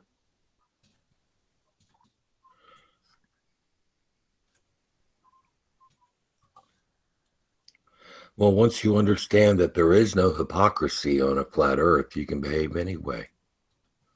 Yeah, I suppose It's so. okay. I suppose so. Yeah, like did you see that Globe Bosses hangout the other night? Little bit. Last night, and the Jibby one. That Jibby's one was funny. I tried to watch it. Some of the things that people were saying. I don't know if you've come across that Kathy Dudley in chat before. Yeah, she. Oh, it was so funny, man. She said they're gonna have NASA's gonna be having a meeting either today or Monday about Jibby's hangout. That's what she said in text, man. I couldn't fucking believe it. You know what I mean? I can imagine like loads of phones going on NASA desks. Like, have you seen Jibby and Jibby on fucking YouTube? We better have a meeting about this. Yeah, but that conjured up fucking funny thoughts. That did, man. Yeah, but that's proper delusional, that is, isn't it? Yeah. Did you see it, Kerb? Did you watch it? A little bit. I tell you what, I was really disappointed because I was just really surprised at the things that they picked. Because the first one he picked, it was only uploaded a couple of days ago. He just jumped on it, you know, because Jamie and I had already been through it, and we'd already debunked it. Or Jamie, I don't know whether he's done a video on it, but he's going to, because we found the original footage. You can see the claims that they're making about wires are obviously not wires when you see the original footage. You see the two astronauts at the back turn completely upside down and continue the interview upside down while their friends underneath are right way up with reference to the camera. You know, it's just so lazy that, you know what I mean? It took Jamie and I probably, I don't know, a couple of hours between us to debunk it. You know, I found the original footage. He found that's an image of that spot in the ISS without any astronauts on it, so we could see what was in the background. And it all became very obvious. And it's, you know, this space shuttle business, you know, they're just mesmerized by the idea that something that's been engineered to work in precisely the same way every time is working in precisely the same way every time. You know, that I don't know. I'm still at a loss to what that proves anyway. Well, what originally their line of attack was this. The first thing was to show the image from the rocket booster cameras where you can see this white blob in the image, and they were trying to get Charles to commit to that being the moon. Yeah. But what do you think it was, Jim? Well, you can't tell, and Charles saw the trap and said, "I can't tell. You can't tell what it is." And they made a few times they referred to it as the moon, and he kept pulling him up on it. And he said, "Hold on, we haven't agreed it's the moon. You keep saying it's the moon." But didn't he say it was the moon first of all, and then he retracted? But he said, "I'll go with it for now," sort of thing. Right. But okay. then when we'd seen a load more, and it was in every one, it became obvious that it wasn't the moon. It was it is in fact the shuttle. So what's happening is the rocket boosters are seeing the shuttle on their first rotation. So they're propelled away from the space shuttle.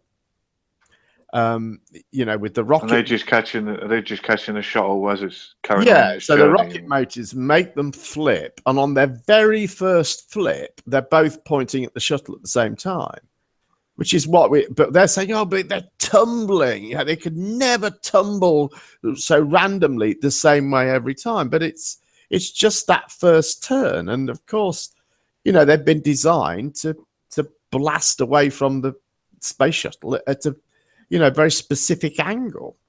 It's really quite tight what they have to do. And I was having a look at it this afternoon. I mean, I didn't get anything complete, but, you know, these papers that NASA have got up there on like the fluid dynamics, the fluid dynamics modeling for the plumes of all the rocket motors, because at that moment of separation, there are 21 rocket motors firing on the space shuttle. There's 8 on each rocket booster, and 3 main engines, and then the rocket boosters themselves. Yeah, and you have to remember, hey guys, it's me, Atheist Rex, and you have to remember, they don't do it. They don't make these calculations or, you know, keep in stock these observations for mere flourish. Right. You know, it's not just, oh, well, you know, I got to pay somebody to do something. They want to know as much as possible. Right. You know, as much telemetry as possible. You know, what if there is some kind of resonance effect that, you know, where some engines, you know, the vibrations conflict. Right. Like I say, this paper I was looking at was about how the rocket flames are going to affect each other, the fluid dynamics of the plumes themselves. I'm sorry you were blocked, Rex. I don't know how that's happened. Well, that's quite all right. I'll try and track it down. I will not bring up. Never mind. Yeah, someone said it's P. Mars who blocked you, Rex. Pardon me. He's got a wrench on here, so maybe he blocked after the Challenger disaster, outboard cameras became de rigueur. I mean, they were phased in. Right. And the thing is, and there were so many missions after that and they are all released. They are all available on NASA websites, not on their, you know, main kiddie site. Right. You have to go deep in their archives. Sure. But they're all there. The thing is to present each and every one of them, even in a YouTube video, it just becomes boring after a while. They do look alike. Right. The funny thing is, though, they assert that the rockets don't go up there. They assert that the rockets go over and into the sea. Well, here's the thing. There was the meta conversation about the Jibby thing. It's like, well, you know, millions of people have watched them launch. They see the 2 solid rocket boosters. They watch them work. They activate. They provide thrust. I mean, and you're looking right at it. So why, since they're both going to have to eject sometime sooner or later, why put a mirror between? Where are you even going with this? Oh, you're anomaly hunting. I get that, but have you looked at the larger picture as to why there are already 2 solid rocket boosters? I think what they were saying is they've launched one rocket. If they were perfectly symmetrical, and guess what? They're not perfectly symmetrical. No, they're not. You find many not so subtle differences between their trajectories. I think from what I saw in the chat, they was trying to say that it was one launch and the rest of it was mirrored. Like they just kept repeating. Millions of people have seen. Yeah, exactly. About 133 shuttle launches. Yeah, and apart from that, they say that it goes over the rocket doesn't even go up that high. It turns over and goes into the ocean. What ocean exactly? And they're saying they're using the same piece of footage for every launch. Yeah, that's just doctored slightly, which is just, you know, you think, well, you're saying they faked every single image and every bit of footage since the 1950s. Out, you know, mountains of stuff, but for shuttle they had to use they couldn't do one for every mission. They had to use the same one every time. You know, there's no logic to any of this. And And as Rex says, when you know, the thing is with NASA is they make fucking everything public, or at least mountains of stuff public. You know, you can go on forever looking at this, you know, into the intricacies of, I mean, all the contracts that they issue, all that's public. You know, which contract was issued and why it was issued. And yeah, I mean, why would they even put cameras on the fucking rockets anyway? If they was going to con people, they wouldn't put rockets there, would they? They just, you know, if they just wanted to con people into believing a rocket went up there with a shuttle attached to it, they wouldn't put cameras on there, would they? No, and they'd say the only place we can launch rockets is right out in the middle of the Pacific Ocean, nowhere near people. Yeah, I mean, like someone said the other day, why do the astronauts from the ISS keep landing in Russia? Oh yeah, Mark Sargent had that one. You know what I mean? Because that's where they launch from. He built a whole conspiracy around it. He said that, they used to do splashdowns, but people could get near them in their boats, so that's why they started doing them over land. Yeah, I think what they expect, Jeremy, is depending where the astronauts are coming from, they expect the shuttle to come down and drop them off in each country. And it was that educate yourself. Have you ever seen her stuff? No. She said he wanted to know why there weren't lines of soldiers ready for the return of the Soyuz capsule. You know, marching bands and parades. Right. Yeah, lines of soldiers instead of lines of medics. Yeah. Because that makes sense.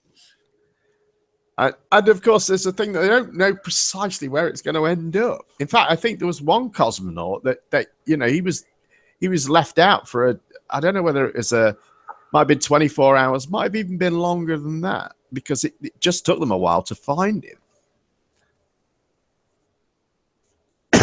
All launches and landings, you're going to expect some kind of extreme conditions every now and again. Right. Oh, fuck. Well, that was way off. Not so anymore. I mean, look at before, you know, going about a Soyuz frigate rocket to the ISS was a day and a half, almost 2-day event. Right. To get up to that orbit after a parking orbit. So they have issued the parking orbit and they've got it down to fucking 4 hours. Right. I mean, astronauts and cosmonauts wear diapers for a reason. How many flags do you reckon actually live near these fucking launch sites? You know, that they could have gone and visited them. I've heard several who've talked about living near Canaveral and seeing the launches. But that's what I mean. They look out the window, they can see the rocket go up, they can see everything that happens, and they deny it. And I've heard everything from they curve over the horizon, you know, ironically, and disappear. And of course, they're landing at some secret site. And then I've heard somebody else said, "Oh, they're just lights going up." So any point in between where they lay. Yeah, I would have loved to have gone to see one of them rockets go up, man. That must have been some fucking experience. Phenomenal. You feel the earth shake. Yeah, especially back in the day when they had the big massive rockets they had back then. The Saturn V. Well, I had a friend who I worked with who saw a Saturn V launch, and he told me about it. And I said, "Oh, what was it like?" And he said, "Well, I stood there and I cried." And I said, "You cried?" I said, "Didn't you feel stupid crying?" He said, "No, everyone around me was crying." You can imagine it though, can't you? Because you see Red's rhetoric, you know, when Red. You can hear the emotion. You know what I mean? So you can, and that rocket is a firework compared with the But like you can imagine, though, you know, you get there, I don't know, 3, 4 hours before the launch. Then you've got all the anticipation of, you know, the build up to the launch, and then when the rocket goes, I'd imagine it's quite a release of fucking, you know, pressure, isn't it? Yeah, so like crying would be one of the responses. Maybe screaming, you know, or maybe just denying it. I think it's one of those things, like Rex says, when you feel all of that, you just can't help but be moved by it. Exactly. It's a moment more felt than understood. And, you know, you look across at it and you say, that's a product of human engineering, harnessing this great power. Right. Yeah, it definitely I'd probably feel the same looking at a thermonuclear explosion. I mean, I remember when I first saw the ISS. I mean, I'd heard about it, that you could see it if you went out and looked at it. The first time I went and saw it, I must admit, I even had a kind of tear in my eye thinking there's some humans in that.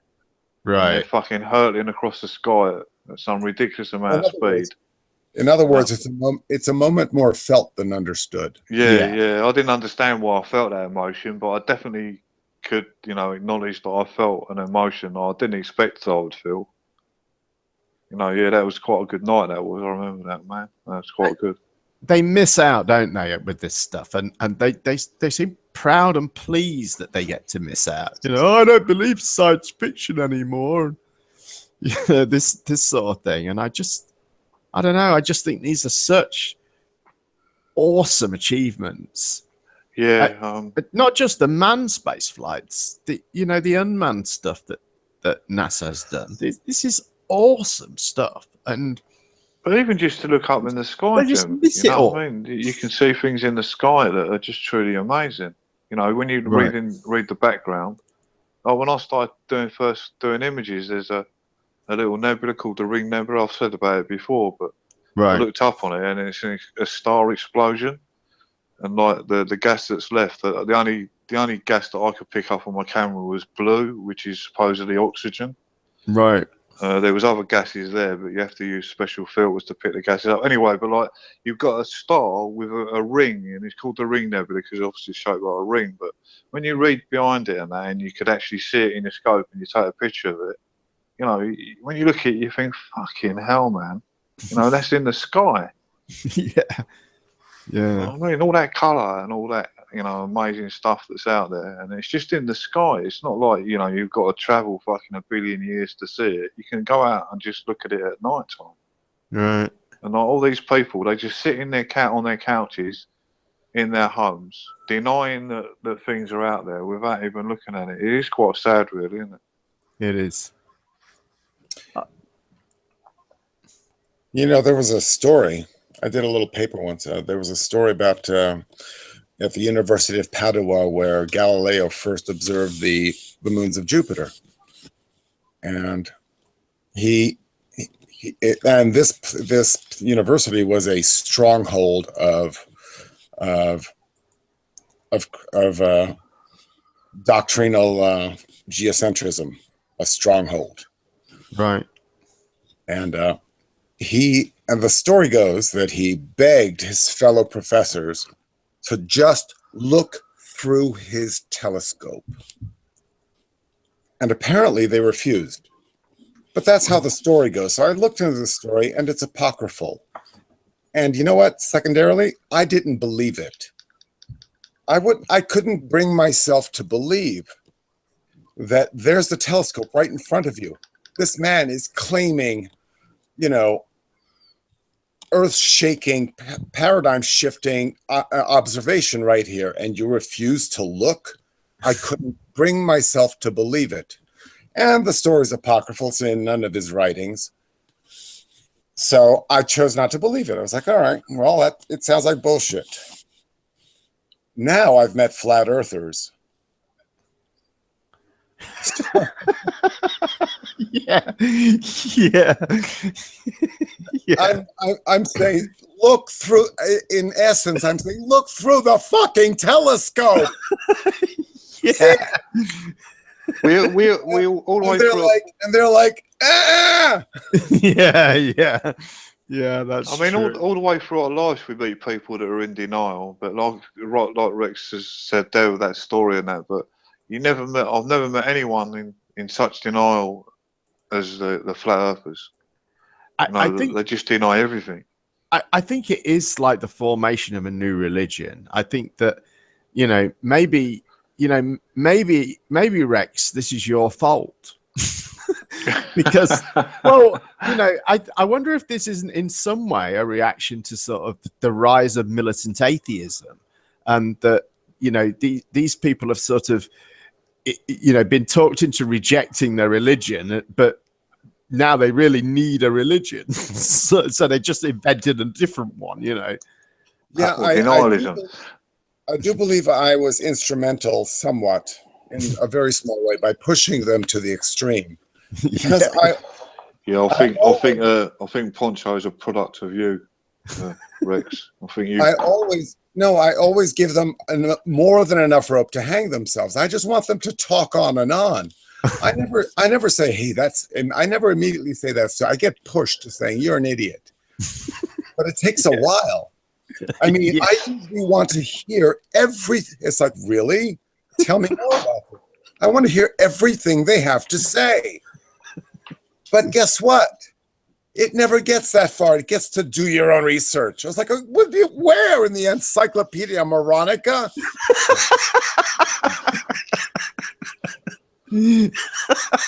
I'm doing my. Oh, I'm gonna nick that line. I'm doing my research. I'm asking you. Yeah, I have to commend you on your You're appearances the only on the source I Poncho know. channel. You are the only source I'm aware of. Anyway, so that's how that goes. Yeah, you do well to get on Poncho's channel, Rex. I don't know how you've managed to maintain that. Everyone else has been ejected. You know what? He loves me like the son he never had. He really does like you. He really does. Oh, not that he shouldn't, of course. But he loves you like the house he lost. It's contrary to sort of everything else that all the rest of us have been well and truly kicked out. Yeah, he's banned you now, though, Rex, isn't he? Haven't you been banned? I think he took your wrench off you and everything, didn't he? Yes, I've been de-wrenched. But he sent me. Oh, I shouldn't talk about PMs, but he said, "No, you're invited back." You're invited back. Yeah, no, that's cool. Because what did I do? I made an overture. I was like, "Listen, let us at least have a conversation about having a conversation." And I immediately said, "Look, I don't want to talk about anything. Let's just set the parameters for future discussion. Let's just say, you can't say you don't have evidence when, yes, there's mountains of it. You just don't like it." Right. And all I want to hammer out was, yes, I get that you don't like it. But that does not mean that you can say, NASA never told us this. Yeah, they told you this in a million fucking different ways. Yeah. You just can't, go ahead and tell me what they told you was bullshit, but don't say they didn't tell you. That's all I was trying to hammer out. How the fuck did I even get past 10 minutes of that? It's a simple concept, right?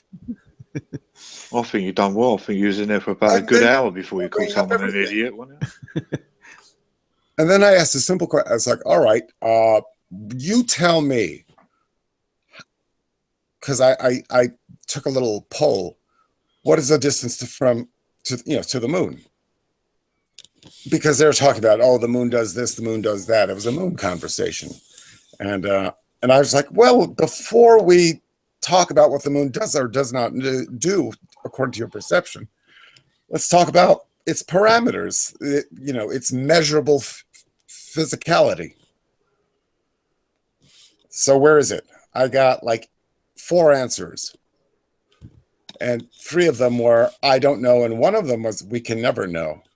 Yeah. So I was like, oh, well, you know what? Do you not understand how that's a non-starter right there? So all I was saying is, okay, so this is the answer I got. If you ask me, I can give you an answer off the top of my head. Oh, that's not an answer. Yeah, I get that. I get that. It's you don't believe the answer. But award me the point that I have an answer and you don't. Yeah, well, that seems fair.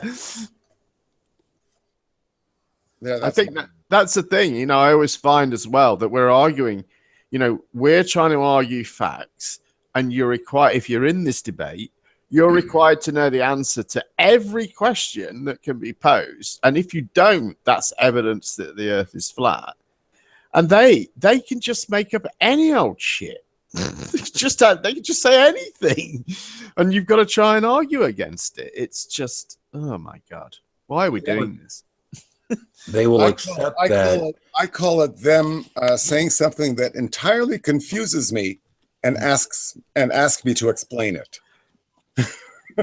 It does make you wonder who's the biggest idiot, them or us, doesn't it? Really, it has me questioning it quite a few times.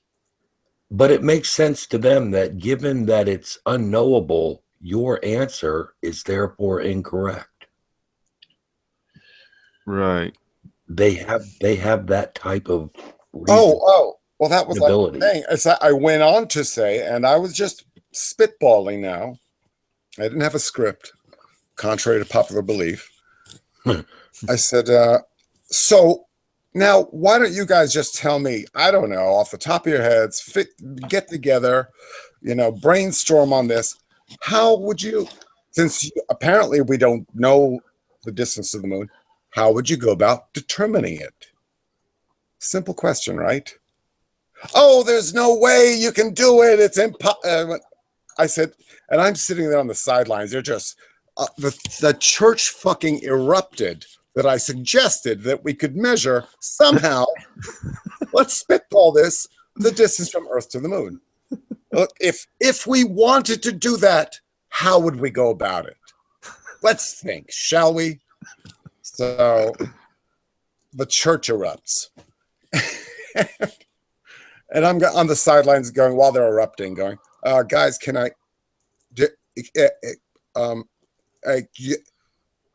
make I have an idea.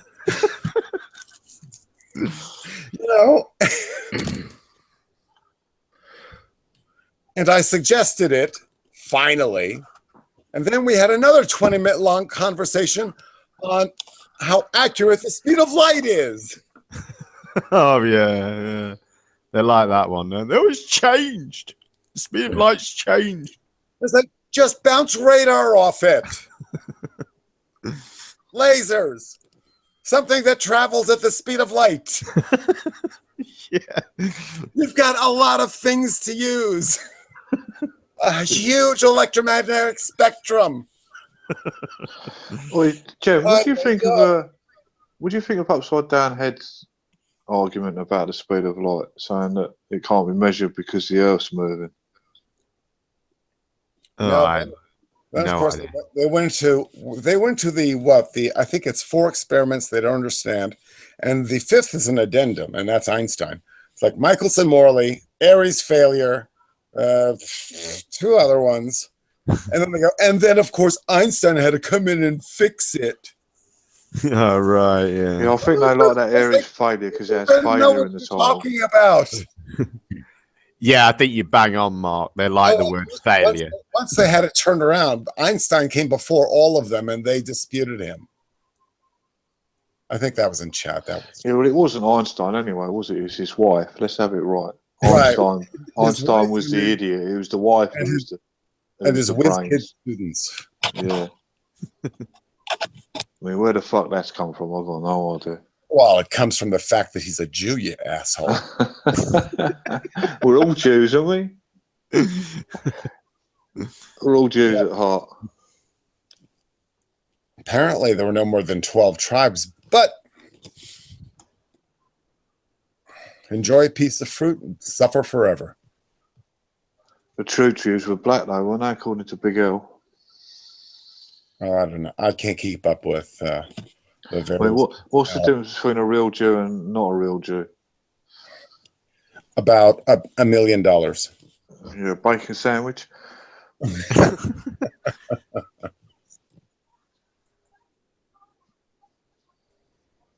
Oh, we've got a petition going on the government website to prevent Donald Trump from making a state visit to the United Kingdom. Yeah, that's a bit strong in banning all Muslims, isn't it? I mean, does that mean... I know he's banned the 7 countries, but if you was a Christian from that country, does that mean you could get in? Or is it just anyone from that country? I think it's anyone from that country, isn't it? Well, will you let him in if he answers D. Murphy's 25 questions? Yeah. I mean, that is unbelievable, isn't it? How he think, he's a Brit living in Macedonia. And he thinks Neil deGrasse Tyson and NASA owe him answers. Not really sure how he got to that conclusion. One question for him: where is his BMW? Yeah, that's funny, man. Is that still up on YouTube? That video of him getting stopped. I haven't looked. Did you ever see that curve? That video? I've never seen it. What is it? What did he do? A free man of the land shit? Yeah, he done a free man on the land and that. The police were more than fucking helpful with him. I mean, overall, they must have been on the motorway about 2 hours before they actually done anything. But yeah, he wouldn't get out of the car first of all. We handed him a pile of what he called legal papers through the window. He said that he'd wrote to the Queen and told them that he was a freeman on the land, and because the Queen, they've got it in their head, if you don't answer it in law, then it's okay to do it, if you know what I mean. Like one of the freemans on the land even wrote to the Queen and told them that he was growing cannabis in his gaff. And because the Queen didn't write back and say, no, you're not allowed to do that, he thought that, I can't remember the name under law now, absequescence or something like that it is. Yeah. Yeah, it's funny things, man. Yeah, Dave Murphy's got a video of him losing his BMW. I always think about that ridiculous TV interview thing he did, and just, oh my God, he was just one newbie flat Earth argument after another. Planes don't keep dipping their noses. But he's the god. He's the god. Well, he's one of the flat Earth gods, isn't he? Right. Yeah, he is. Well, they were all stolen arguments, but didn't he bring up the one about planes in the southern hemisphere would be flying upside down? Right, yeah. That was loads of people have been asking for pictures of that. That's as dumb as you can get. I mean, you should just show them a picture of a plane in Australia in the air. For your reference point in the UK, for us in the UK, they're upside down, aren't they? Well, that just proves it's flat, Mark. Yeah. Well, yeah. It'd be upside down if it was a globe. Yeah, it's funny when they say things like that. I imagine like a fucking 10-year-old kid at the other end of the computer, because not a grown adult would ask for something like that, surely. I mean, is there actually people that stupid living on planet Earth? I think I might make a video on April Fool's Day, and I'll just get 2 photos. I say, look, this is the first photo. This was taken in the Northern Hemisphere. And I just get another photo, just turn it upside down. So no, this is proof. Or get one of them, one of them aerobatic planes, Jim. One of the ones that fly upside down. Right, yeah. When they ask for it, just say, there you go, there's one flying upside down. What are you on about? I know. What about that that really rare error American postage stamp that has the aircraft upside down on it? I could show them that. Yeah, they do ask for some funny things, don't they? Yep, they certainly do. Poncho's been asking for proof for 2 weeks, he said. Yeah. Keeps saying it, doesn't he? Every day. He goes, oh, it's day 14 in the Big Brother Flat Earth house, and there's still no one's been able to produce any proof. I'm not sure about America, Jen, but I'm damn sure, right, with the right spiel, I reckon you could sell that, his channel, as a TV program. Yeah, I reckon you probably could. Because there's so much fucking drama in there. And occasionally you get a good tune. That Tone Overdrive, he's really talented. Have you seen him though? Have you seen him on cam? It really looks a bit rough, but he makes great music. He looks like a Dougal out of fucking Magic Roundabout. No, I'm not saying I've got nothing against the guy. He plays a wicked tune and that, but he needs someone who can sing a song next to him, because the people on there ruin his fucking music. Right? Yeah. They're all trying to sing a song. They've all got lag on their fucking end, so they're all out of sync. So yeah, it's fucking hilarious when they try and all have a strum together. He just drops into it though, and he really can. He can sing, that guy, and play. I've never heard it. Well, I think I've heard him sing a little bit, not really a lot, but I've heard him play guitar. Yeah, he's definitely a guitar player. for sure. But when he put his camera on that, I mean, I can't laugh on that. I mean, if I put my camera on, people will laugh at me or something. Oh no, I look like a bag of shit, mate. You know. but yeah, you know, I feel like Dougal off the Magic Roundabout. If you're listening, Tone, I mean, no offence by that.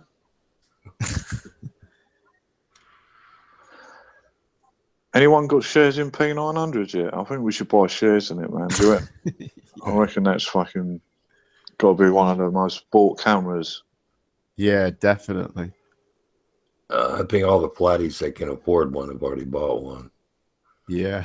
Yeah, and have you seen the pictures? They've all took pictures of stars out of fucking focus. They don't even know how to use the fucking thing. Imagine seeing their holiday pictures. That would be hilarious, wouldn't it? It's like giving fighter jets to warring tribes in Africa that just roll them down the hill at each other. Yeah. They just sit in them on the airport and make noise.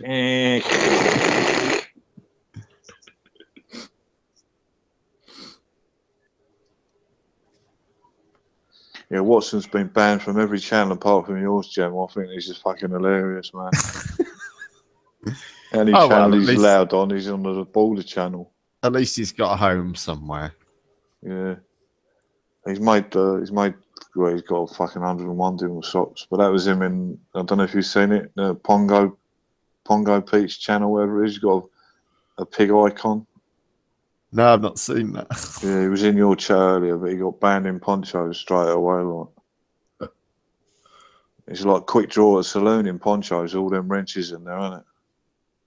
You ain't got a chance if you're just a normal guy asking questions. No, you know, because that Jimbo, he'll just ban me just for saying anything. I mean, I don't, you know what I mean? He'll just, they'll stick me in a timeout, and it's just, you know, when you're in a conversation and he just comes on and just does that for no reason. You know what I mean? He don't say nothing about it though, does he? He don't say, "No, Jem, stop it." He just do it, won't he? Yeah, because he knows. You know what I mean? But I know now when, you know, I can smell when he's been around. When you hear him talking, that you can tell he's a right nasty cunt, isn't he? Oh, what a fucking nasty fucker, man. He sits there all day, doesn't he? Droning on. And then he's like, the cocksuckers, these cocksuckers at NASA, the cocksuckers. You know what I mean? He's just...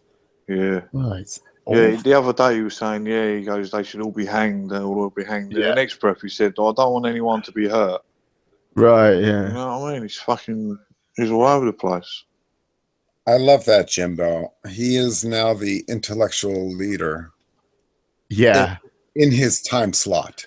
Yeah, he is, isn't he? That's true. Yeah. In his time slot. But the thing is, no, I actually listened. I was lurking. And I listened. This was some time ago. Weeks, in fact.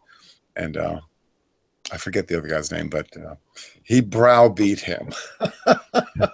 You know how Poncho's been, like, Watson got ejected over fucking Stonehenge. Yeah.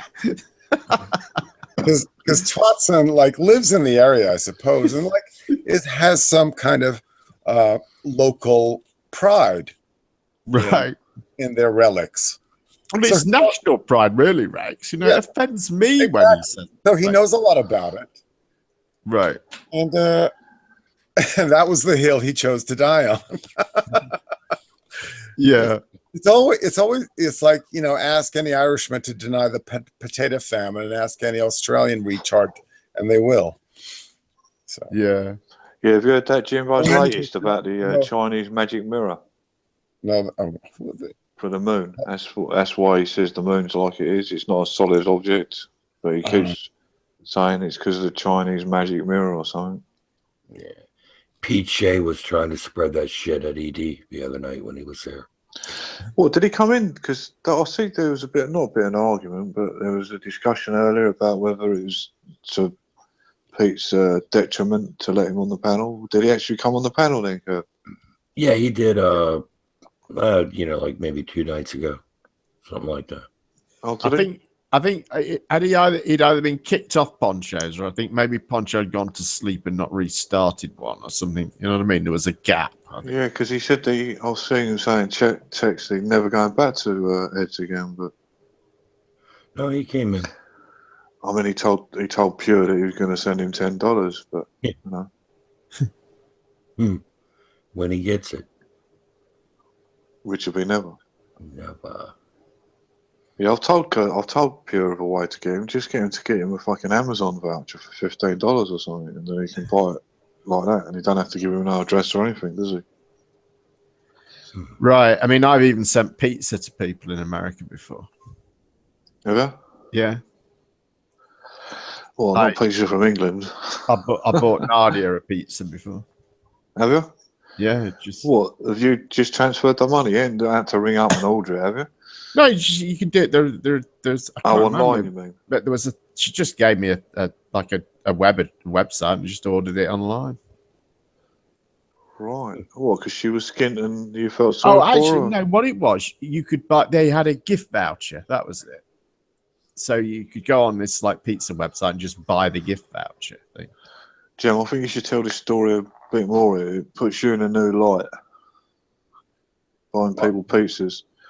Well, Nadia used to ask for donations every now and then, and she'd just that was kind of it. Rather than ask for money, she'd say, "If anyone wants to buy me a pizza," And at that time, she was running Hangouts, more or less 24/7, and I was in them a lot, or watching them even more. So, it's fair to chip in,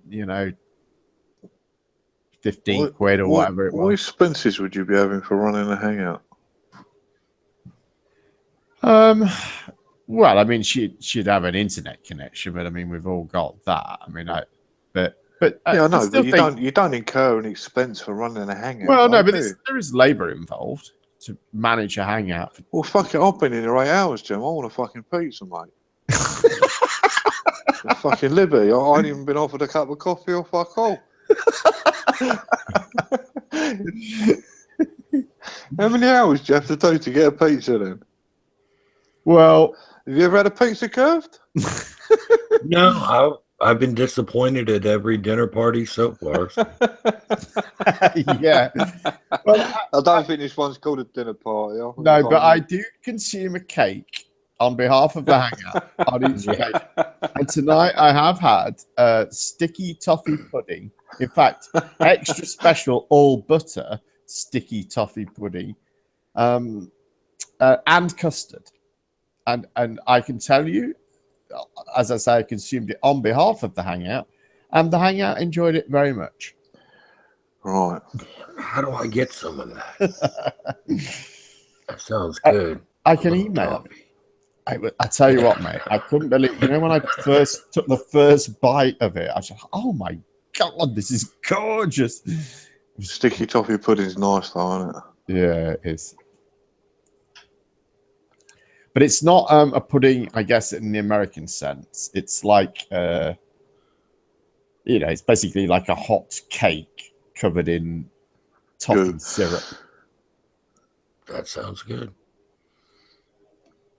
Do they have cakes like that in America? Do they have them kind of stodgy puddings there, Kurt? I don't know, stodgy. I think heavy going. Well, I think pudding is more. It's like a particular thing, isn't it? Yeah, but they have like the.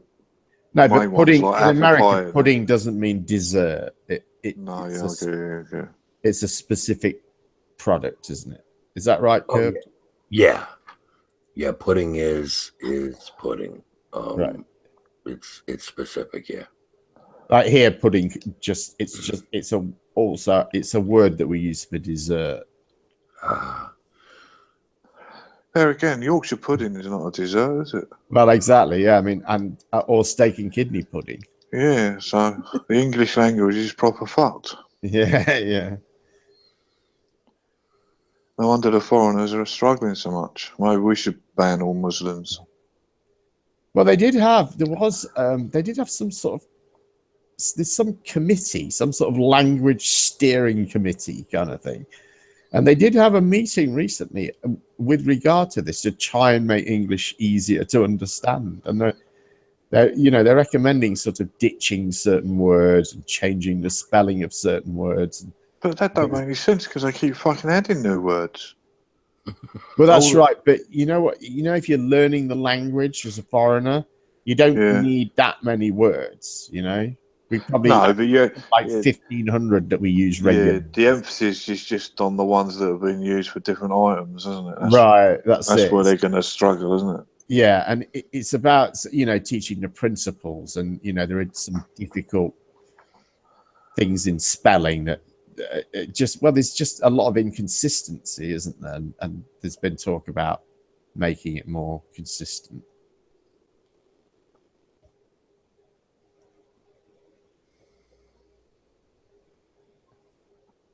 I'm fucking 51 years old and I can't fucking speak English myself.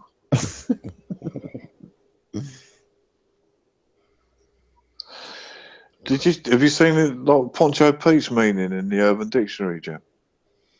No, what does it mean? Is it? Oh, It's like everything is a sexual position, isn't it, these days? Apparently, Poncho Pete means after sex, after you've been with a bird and you've done the business, you pull the johnny off, that's full of cum, and slap it round the bird's face, and that's called a Poncho Pete. Oh my god! perfect for children's parties. Yeah, and he's a clown. He's a fucking children's clown. If anyone's a paedophile, it's him. With a name like that, who keeps saying it's all about the children. I mean, they're fucking flat. Should be aware of that, I think, don't you? In 2007, he could have hidden a child in his hair. Did you see that video, man? That was fucking hilarious, man. I couldn't stop laughing when I see that. Me and Jem was debating whether that was his real hair. That hair must have weighed about a stone. Do you reckon that was a wig curved, or do you reckon that was his real hair? Oh, I hope it was real. I think it was probably real, you know. I think he might have had it permed. Yeah, I keep hearing people call it a Scouser perm. It's a fucking 1970s perm, that's what it was. Yeah, it is a Scouser perm, yeah, that's true. But it was fucking tight perm, wasn't it? Yeah. It wasn't one of them loose, shaggy ones. It was a right tight one, wasn't it? Maybe that's why he can't have his hair much longer than what it is now, because it goes curly. Fuck knows. Yeah, could be. But yeah, how he could call anyone fat. When I found, I found it, I stumbled across it, but like I was sending it to loads of people. I sent it to Curve there and a few others, and Poncho must have found out because he had a 24-hour blitz on me. He must have found out because like, for 24 hours my name was not off his lips. He kept playing old clips of Hangouts where we used to be in. Right, yeah. Yeah, it was funny, man. I was laughing middle. I don't know where he's getting all those clips from. Which channel are they coming from? He's recorded them all, hasn't he? He said he's recorded loads of them, yeah. Oh, bloody hell. Yeah, and YouTube has. YouTube's got 45 gig of them. Wow. Good Lord. So I don't know. Because it's quite a lot. You know, there was some good debates in there, and they all got lost, you know, when the channel went, you know, when Look a Pig cleared them and somebody else. Was it Armando had a go at it as well, didn't he? I mean, I don't know. I mean, fuck me.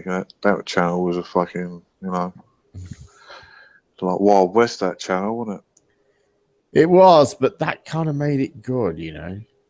Made it good. Yeah, before the sniping, it was a really good channel. I quite liked. I liked the discussions we had there. It was good fun. And when the debate was first kicked off, you know, the live debate first kicked, you know, in the summer. You know, yeah, and I was a watcher then. But there was some Saturday nights then, you know, when, you know, we got over 100 people watching, and it was, you know, the chat was full, and people were dropping in and out, you know, you know what I mean? It wasn't the same panel constantly. It was frequently changing, and you know, it was great. You know what I mean? It was cool, that was, but it kind of, I guess, the novelty wore off. You're talking about Sensei's channel? Yeah. Yeah, you know what? I was like in the chat the day that he discovered that all his previous videos had been deleted by I don't know whom. I can't even guess. But my heart went out to him. The guy, I mean, was there no way to retrieve them? Long decisions he made. He meant well, apparently, and And it just, when I read his, he was just saying, what I'm trying to find out right now is where these, because he was just finding out. He just like logged on.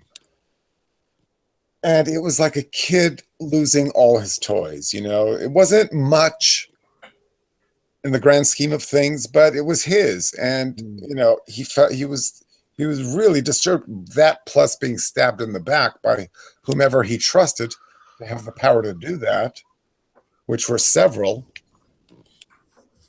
I felt it too, because I felt that, you know, felt so bad for him. Hard. You know, it was hard work managing that hangout. Yeah. So where would they have been saved then? On the YouTube server? Yeah, but I imagine it clears things. You know, they probably purge it, you know, several times a day or something. Well, so when the person deleted them, so they would have checked every video and then said delete, and then YouTube would have got a notification that the channel owner wanted these videos deleted. So well, they'd go off. They'd be removed off his channel straight away. Whoever. Yeah, off his channel. But what I mean by then no doubt they go into a trash can. Yeah. Well, have you ever tried to contact YouTube, mate? No. Well, I said I've never dealt with the Hangouts. So their system is that you put a ticket in, and they look at it, and they randomly decide. You know, they choose like a number, and they randomly, you know, pick tickets and reply. Actually, you know, interact with those people. But it's like a handful of the, you know, ticket requests. Well, and the rest of them, you just get a standard reply or just get ignored. You just get ignored, yeah. Right, I suppose. Yeah, I mean, if you mean like, for instance, I suppose if you're bringing them money, then they'd have. I lost an account. It's just you can't do anything. You just fucked. You can't contact them. You just fucked. I don't know whether Armando would. I don't know whether Armando would delete them. You know, I mean, Luca Pig deleted this. I think Luca Pig was more the person to do it because he'd already been caught deleting some. Yeah, true. You know what I mean? Like, I don't understand why Armando would delete them. That wouldn't make any sense to me. But yeah, you know, it's quite a lot of work involved in doing that, and it's quite. I mean, it was stressful. I mean, that was really why I kind of stopped doing it, because I stopped doing them before he had stopped the channel. Really, I mean, I still did the odd one, but yeah, I think it was the interaction with you and Luca Pig that drove you to it, wasn't it? If he weren't around, I think you would have hung on. Yeah, there, wouldn't you? It just became ridiculous because it was just. You know, yeah, he claimed sense to give him permission to snipe your hangouts as well. Yeah, and I'd either got to put up with this child in my hangout behaving in the way he was behaving, or nothing, you know. And it just got silly. But it also struck me, you know, some nights I was sat there, and because I was moderating, I wasn't really taking part in the chat, and I was just dealing with all this stressful shit that goes on with a vulnerable hangout like that with an open link, and I just thought, why am I doing this? You know, I'm not. This isn't enjoyable. You know, it's just like I'll bet because it's like dealing with all the people trying to make nine other people happy. Yeah, exactly. Especially with the personalities that you got in these rooms. Mm. Especially if they've got an agenda like some people have, or they seem to have anyway. You know, it's good in the early days as well, I guess, when you could, you know, there were quite a lot of flat earth hangouts going on. And you go and troll the chat a bit, and sometimes you'd manage to get yourself in there and, you know, take them on a bit. And I kind of quite like that because it's usually, you know, either, you know, it's just you defending something, and I kind of quite like that. Yeah, have you ever been in many hangouts where there's been 8 or 9 flatties and just you? The first one I did was that. The first one I ever went in was like that. Ace McLeod's, and I thought, that guy's a space cowboy, isn't he? I thought I'm gonna fuck these flatties up. You know. I know, you know, I'll easily be able to answer their shit. I went in there, and he went. The first thing he said to me was, "Okay, tell me how the human eye works. Then, how did that evolve?" What? What? Well, yeah. Well, have you ever noticed that? Well, especially back like what you just said about the human eye. Back in when I debated creationists, is a lot of that. It's a lot of the same shit. It's like yeah. Yes, all I ever ask is a specific value. I'm not being ethereal in any way. I'm not being obtuse. I'm not being meta. You know, I'm not saying, tell me how the universe began. Yeah. And it's like, that's what I get. When all I ask is, how far away is the moon? Yeah. That's all I ever ask is, can I have a single value on this that I might put into an equation? You know, just help me along here. I don't say, who invented the moon, why, and what's it made of? Tell me now. In 3 sentences or less. There's been a few questions I've been hit with like that. As you say, sometimes in the creationist argument where, you know, and I've gone, they've asked me some question, they put it in a certain way, and I've gone, hold on a minute. So what you say to me is, how does the brain work? You know? Yeah, exactly. Yeah. Like, I mean, luckily, when Ace asked me that, I was quite well equipped. You know, I knew that. That's called doling out a PhD in neuroscience in under a minute. Yeah. Yeah. Yeah, I've been hit with a few of those. And I mean, come on. Why would I not readily admit I'm incapable of doing that? Number one. Right. Number two, I cannot give you all of cosmology in a soundbite. Do you think they do that to unsettle you, like, you know, them stupid? They want that, and all I ever ask is, how far is the moon? That's all I ever ask. Just tell me. Somebody tell me. Oh, that's sweet. Oh, we're working on it. We'll get back to you. It's just over your shoulder. You can pitch a watermelon seed at it. You've had 2,000 years to make your model. We've only just started. You ever notice the language? They get all folksy. Yeah. It's like, oh, well, it's as high as an elephant's eye. You know what I'm saying? It's like, well, it's further. Well, you know what? It's not what we've been told. Yes. Oh, yes. That's the phrase. And you know what? That one really breaks my heart. Because this really speaks of a syndrome. It goes back to childbirth. We've been lied to since the day we were born. What does that say to you? Who knew you since the day you were born? Your parents. Right. So the original lie comes from the parents. And if we look at the broken homes most of these flat earthers come from, and the broken homes they're perpetrating right now,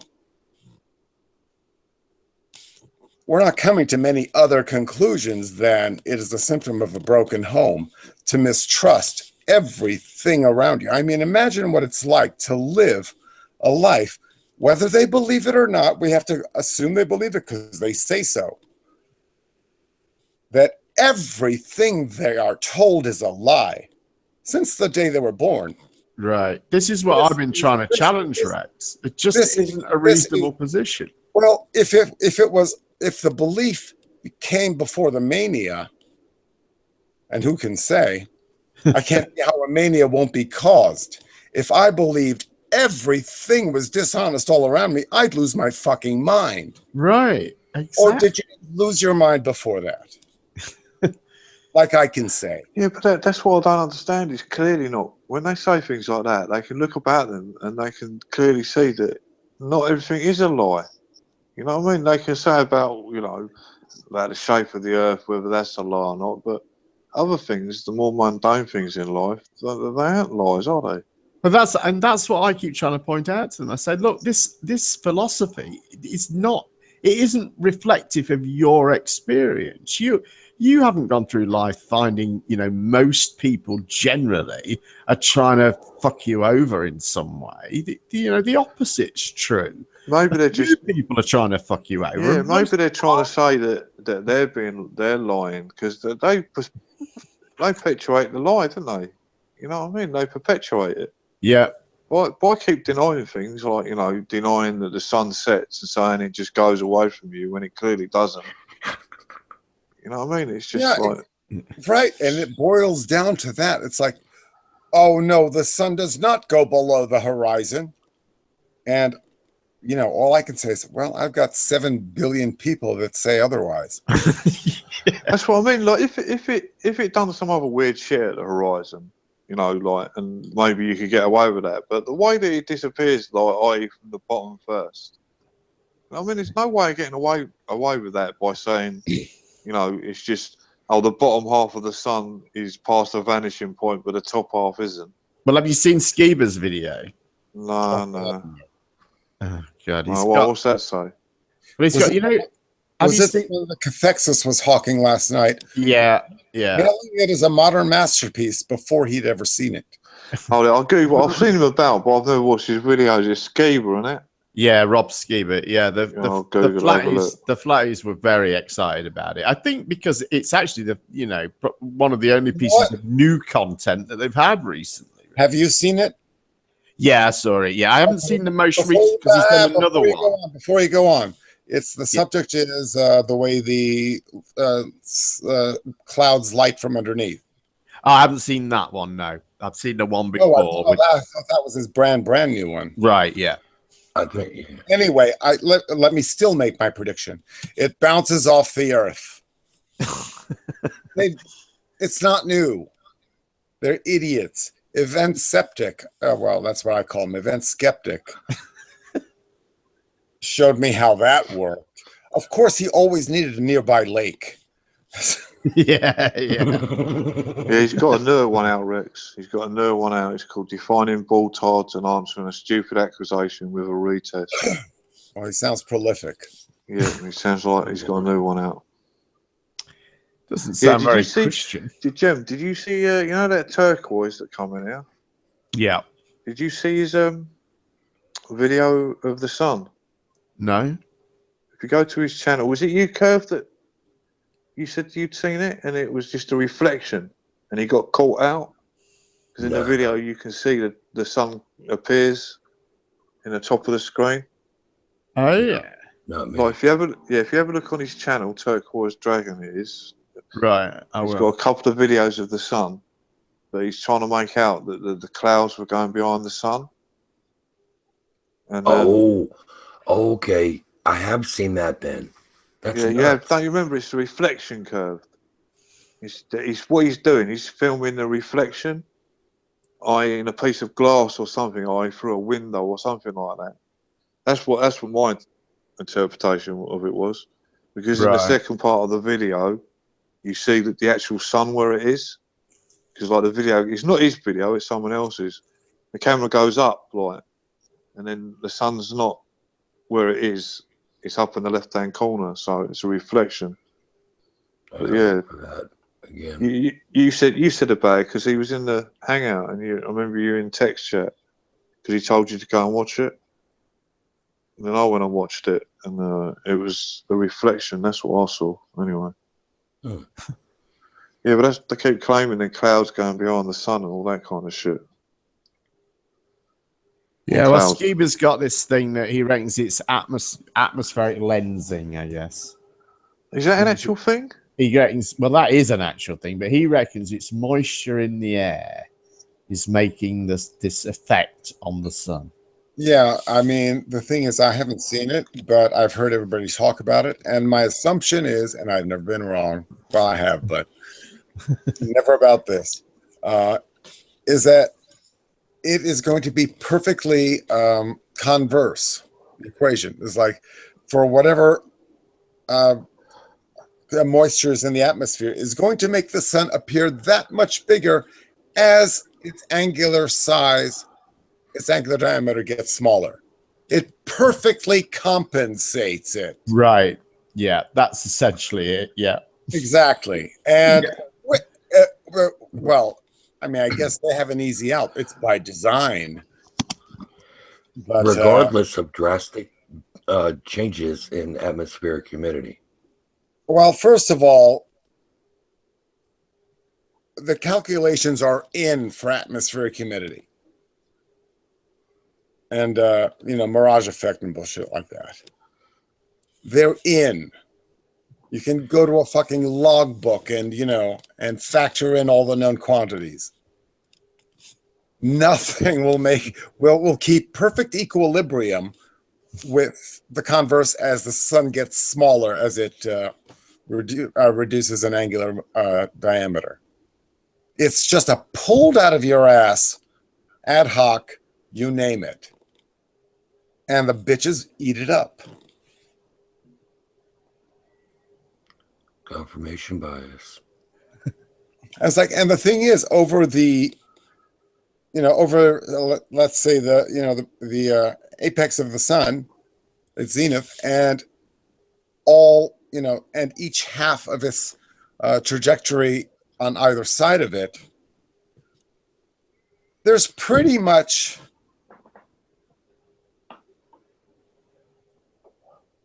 until you get to the lower atmosphere, pretty much the same density of air over, let's say, I don't know, 30 degrees of that.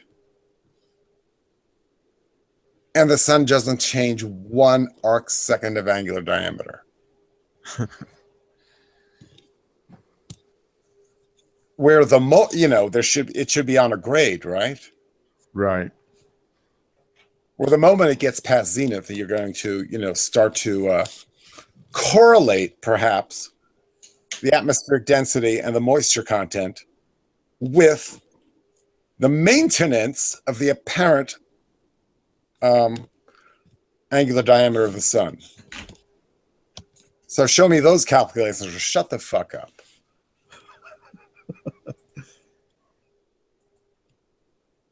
Hey, it looks like the jocks have done their leaflet campaign. Taking to the streets in Edinburgh. Do you know the Scottish flat earthers, Rex? Beyond the Imaginary Curve? Oh, goodness. Well, him and his crew have been planning this like a leaflet campaign or something. Yeah, they've been apparently giving out flyers, or they're going to give out flyers. But he's actually... The only thing that has consoled me over these past 2 years is that it's becoming a more Eurocentric phenomenon. Yeah, that's true. You know what? The more accents I hear, the better I feel. But that's just a nice way of saying Europe's getting stupider, isn't it? Well, you know what? Which is a welcome change from just America getting stupider. At least, got I feel quite insulted. I feel quite insulted being English making now. the money. Don't you, Jed? I know what you mean, because with creationists, it was easy because they were almost exclusively American, But in fact, even were exclusively Bible Belt Americans. Yeah, when you used to see them on telly and that, I used to not gloat, but I used to think, fuck, there's none of them in here, in England, like. Well, there is, but not to the extent, like. But yeah, nothing like what it is there. Yeah, but since the last 6 months I've come on here and found out that a lot of flat earthers are English, so I feel quite affronted by it. There's fucking loads of them. If I ever got in power, I'd make them declare what they are, and if they said flat, I'd send them out of the fucking country, man. Well, it wouldn't be the Muslims with me; it'd be the flat earthers. Well, that's why the hours of operations have shifted. It's like, we have to go for, so when everybody's awake. Right, yeah, that's true. More Euro. Euro. Isn't it? Yeah. Like Globebusters is a Eurocentric time. Yeah, they've all got GMT in their titles, haven't they? Far be it from me, however, to keep a scorecard. I just did not want it to be exclusively American or I'd have hung myself. Yeah. I'd love to know the figures of what population percentage, you know, because like obviously England has got a lot less people than America. But I'd like to know what the kind of percentage per population is. I mean, in Google Trends, where it's really grown recently is Indonesia, of all places. Would Google, if I search for it 4 times in a day, would it count every 4 search as a new search? Ooh, I don't know. Or that's what I mean. Like, do them trends come from just the ISP? You know, I don't know. It does tell you, and it does give you a breakdown of where they get the data from. I just wondered, like, whether they're recording. You can select different things. You can select things like, video searches or regular searches, and there's a few different options. And it's just a trend. Is it just flat Earth? Because, like, is the Google search, is flat Earth stupid? And obviously they put that on the pro side rather than the con. Well, you can check any term. I mean, I usually just check flat Earth. I just see how that's performed. Yeah, but what I mean is, say for instance, someone was looking for it in a derogatory way, but because flat Earth was in the search title, would it register that? As we're thinking that everyone that searched flat Earth, I think for flat Earth. I think if you search, on my search term, if I'm just using flat Earth, I think it would just pick up everyone that had used even English search term. I'd have thought. So a few of them could be people just derogatory looking. Is flat Earth stupid or? Yeah. If somebody looked up flat Earth debunked, that would register as flat Earth search, right? Yeah. Right. Yeah, so that's what I mean. So we're always looking at that, if it says like or no. But equally, there's probably people doing. But I heard someone flat. Oh, I heard someone Confexy say something like 4 million videos a year. Ugh. I mean, I can't see that 4 million videos a year from flat Earth, really. Well, they keep wrangling about the amount of videos. It's one of Mark Sargent's favourite subjects, isn't it? Because they keep claiming the number is being adjusted. Really, 4 million fucking videos a year. I mean, there was a thing sort of last week or the week before where they were saying 3 million flat Earth videos have just been removed. Yeah, what was that about? But anyway, it's like 3 million. Then 2 million of them are just looking at a space launch, going, "What are we looking at? I don't know." Yeah, that's it. Yeah, come on. Or one of them's a fucking hillbilly in the States debunking gravity for less than $1. Right, Jaronism is the master of it. He'll make a fucking 40, 50 hour long video of just looking at the ISS going, "What is that? I don't know." Yeah, it's ridiculous. It's ridiculous. Well, if you can tell me what that is, well, I can't help you. Yeah. He does that a lot, doesn't he? That sort of. It's saying nothing. Sort of veiled mocking. At least Jebby.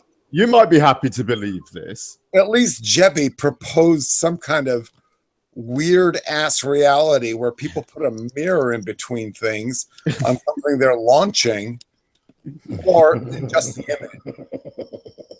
Yeah. When you get I'll notice with that Globebusters, when you get a few heads together like that, it's like a nuclear chain reaction, isn't it? Like they stir each other on. Yeah, they do. You can hear it in their voices now, where one gets an idea and you can hear them, like bring the idea out to everyone else, and then the others get on it as well. On the back for it's like going, well, you know what? If I wanted things to be cool, a concave Earth. Wait a second, that's not cool. Guess what? I'm fine with observable reality. Let's move on. Flat Earth. Oh, that'd be so cool. I'd be like, well, wait a minute. Well, it would defy the laws of physics for one. And guess what? I like the laws of physics. They're fucking cool. You find a lot of their brain farting. I mean, brainstorming. They used to do it. They even called it brainstorming while I was lurking and listening. And they just say, every guy would in turn, I suppose, just pull some shit. He goes, yeah, well, imagine, add to that if the ice giant held rain. I mean, seriously held rain over the ice wall. You know, and Yeah, they that in their video. they maintained it for millennia, however long that is, and now they're gone. Okay, so they're gone.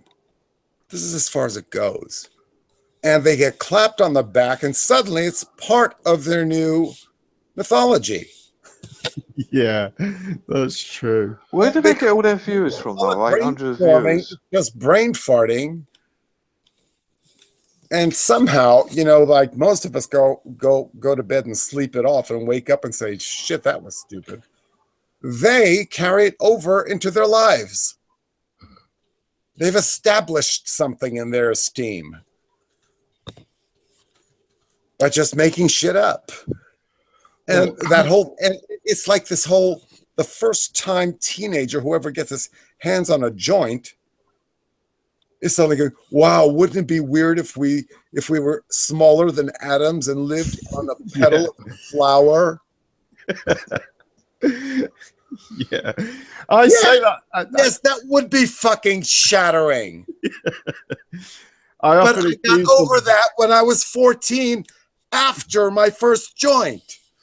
Yeah, I often accuse them of asserting their daydreams as facts. And that is often what it is, isn't it? It's just... Well, you know, from the conversation with the creationists and the flat earth, it's like, it's true because I dreamt it. That's a big one. Yeah. Oh dear. Oh, I need to add quarters.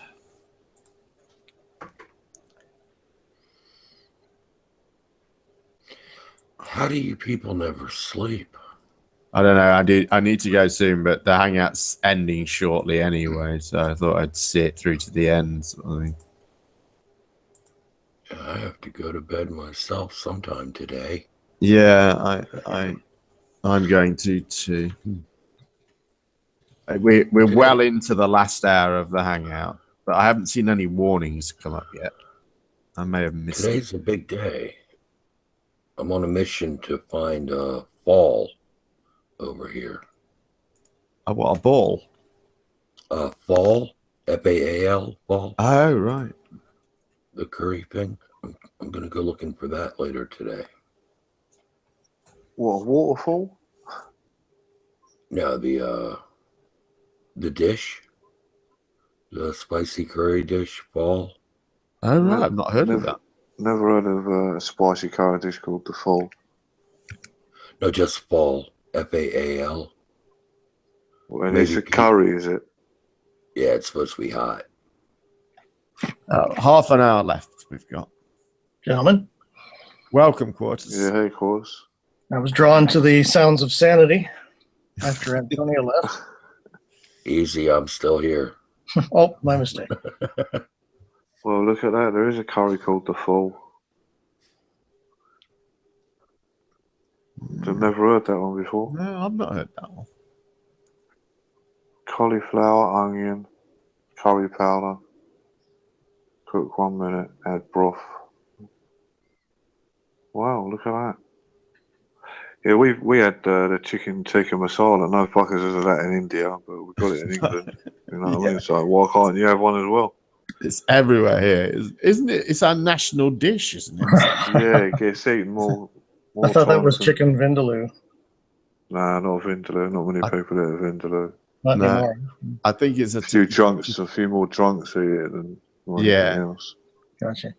But Indian food's changed, really, hasn't it? Because it did used to be that. It used to be the thing you had when you come out of the club because they were the only places. There was only 3 curries that you could get in the old days. It was like fucking nothing, medium, and hot. Yeah, that was it. It always used to worry me when you'd go in, and they'd always have a thing called a meat curry. Don't ask. Yeah. There's always the rumours, isn't there, in the restaurants where the cat population in the local area has gone down drastically. Like loads of people were missing cats. It used to be a Chinese one. We used to go in all the time. We used to get our food, then wind him up with not racial slurs, but it was racial slurs, but it wasn't meant like that. We used to, like, oh, Wong Tong and all that. And he used to jump over the counter with one of them great big meat cleavers and chase up the road. It used to be a highlight of a Friday night, like go and get chips and curry sauce. So you've always been a troll, Mark. Yeah, I used to troll in the old days as well. Yeah. You must love it here then, when you can go in the chat and do this stuff here, and there's no meat cleavers involved.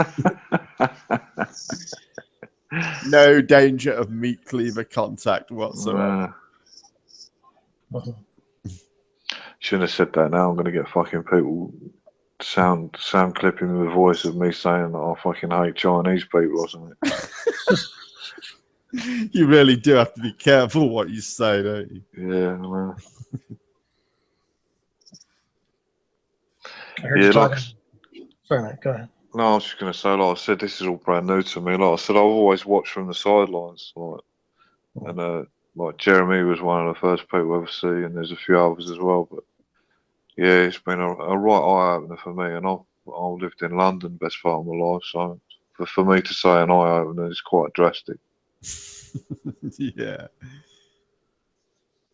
Yeah, there's a certain something, isn't there, about sort of getting on the internet, and all human life is on YouTube, isn't it? Yeah, but I think if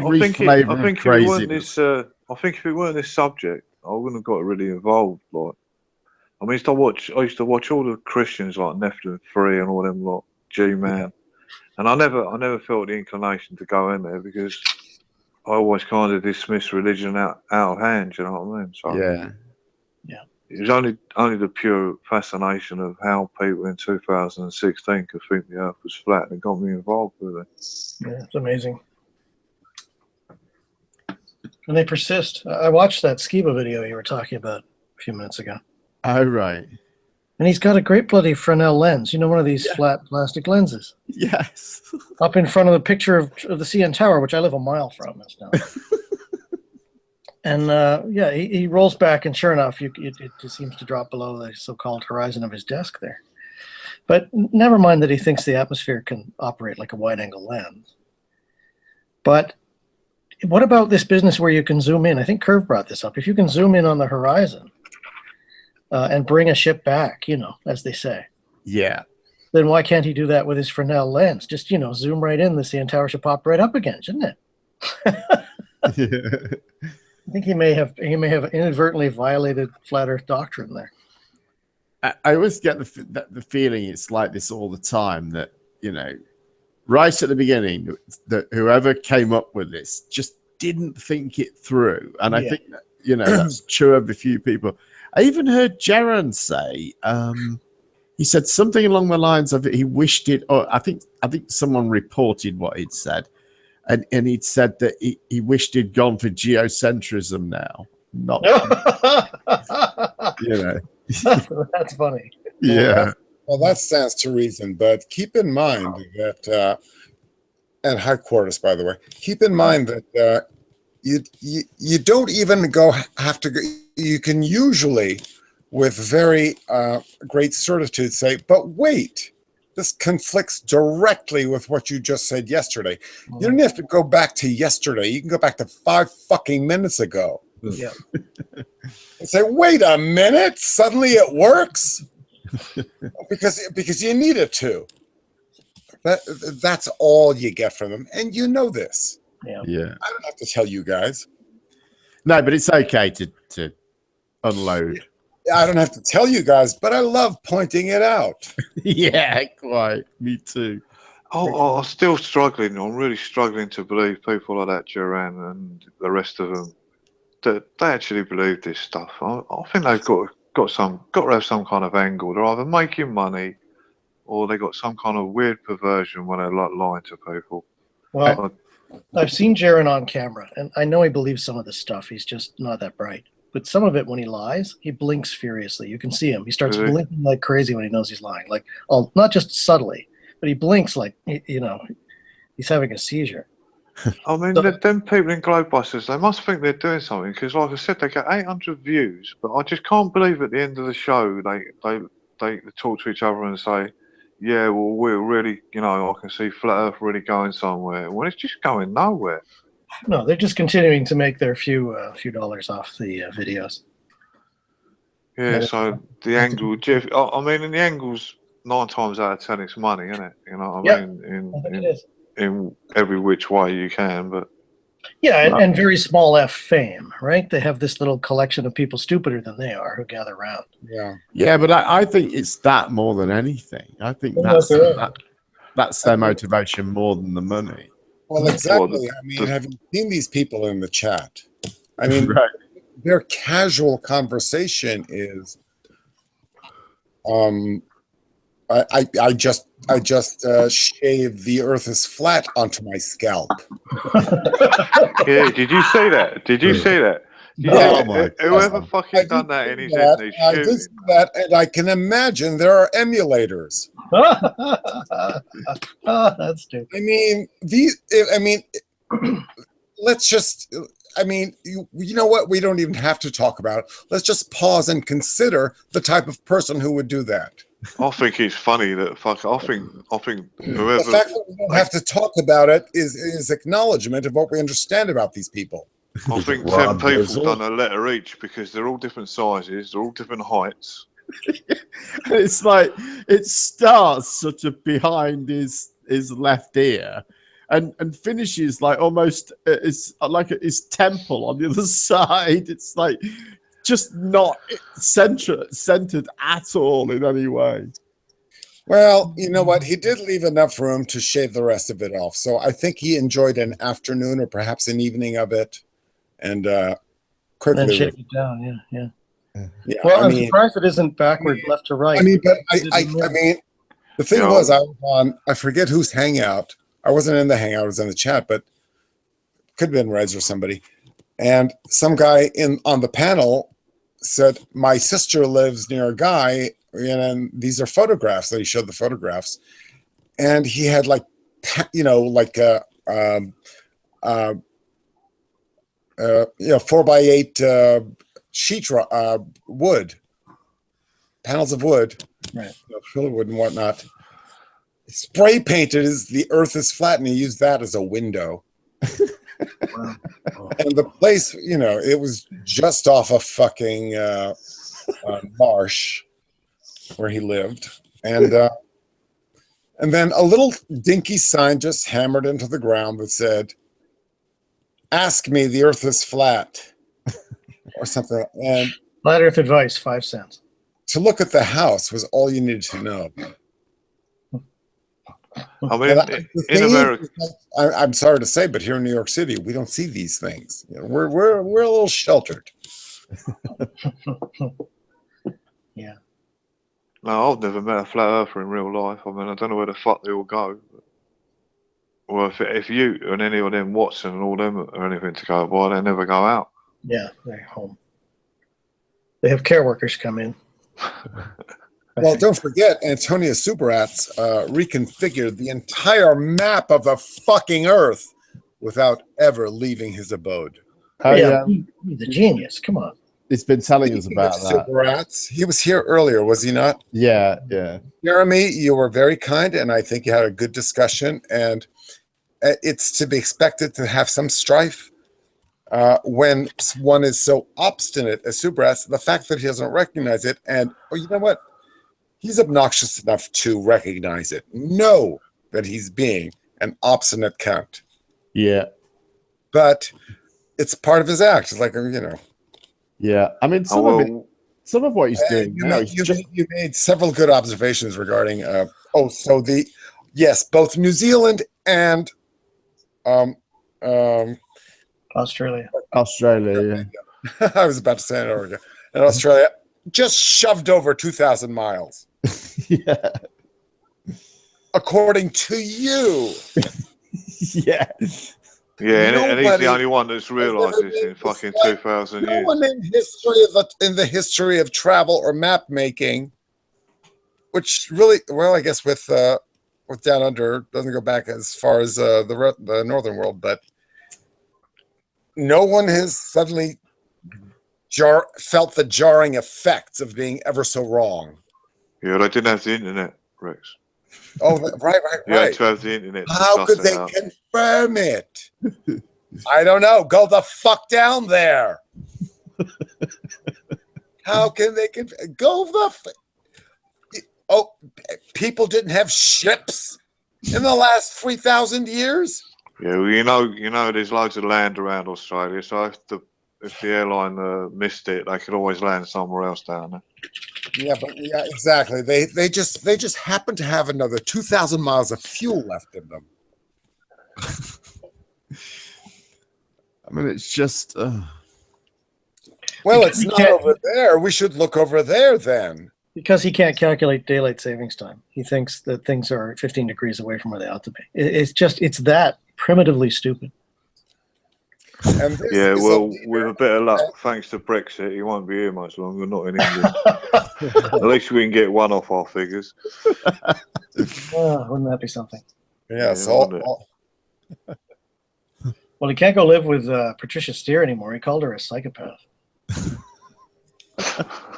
I think he's driven a stake through that one. I don't know where he's going to go. You think that was just a marriage of convenience? He seems to really hate her, so I'm not sure who's convenient he's made of, to be honest. Well, if they could curl up when they sleep, they could share a couch with Pancho. Yeah, who's that? Who's that other one? What's her name? Orphan Reds? With the enormous arthritis. Yeah, the enormous melons. Fucking yeah, man. They well put her down. Like with Patricia, there's a modicum of respect, but now come on, she's a Poe and you know it. With the Orphan Red, they proper put her down. I've only seen like 2 minutes total of her content, and she's a Poe. Oh, she's just soppy as a fucking bag of nuts, Rex, isn't she? Yeah. Oh, go on. No, I think Rex is right. I think she's the fake laugh, the pandering, outright. I mean, she hits every for her first time out. Well, I don't know how long she's been around, but it seems like a first time out because I ain't never heard of her. She hits every note. It looks so studied. I mean, she makes every. What side do you think it's just one big act with her? Drool. She hits every flat tard note. Blows every flat tard dog whistle. I wonder how you're going to end that sentence, actually. Yeah. It is an act, and she will tell you that it's an act. She does a character, and she uses that as a defense when you argue with her.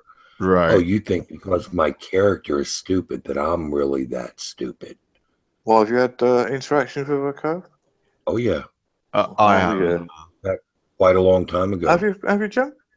Yeah, only in comments. I've never, spoken to her like. But I mean, I was surprised because if you listen to what she says, she does know some physics. She isn't that that bimbo. Right. But having said that, in comments, she makes the most useless arguments you could ever imagine. She's absolutely crap at it, which kind of surprised me. Yeah, just like every other flat earther. Yeah, I think he studied.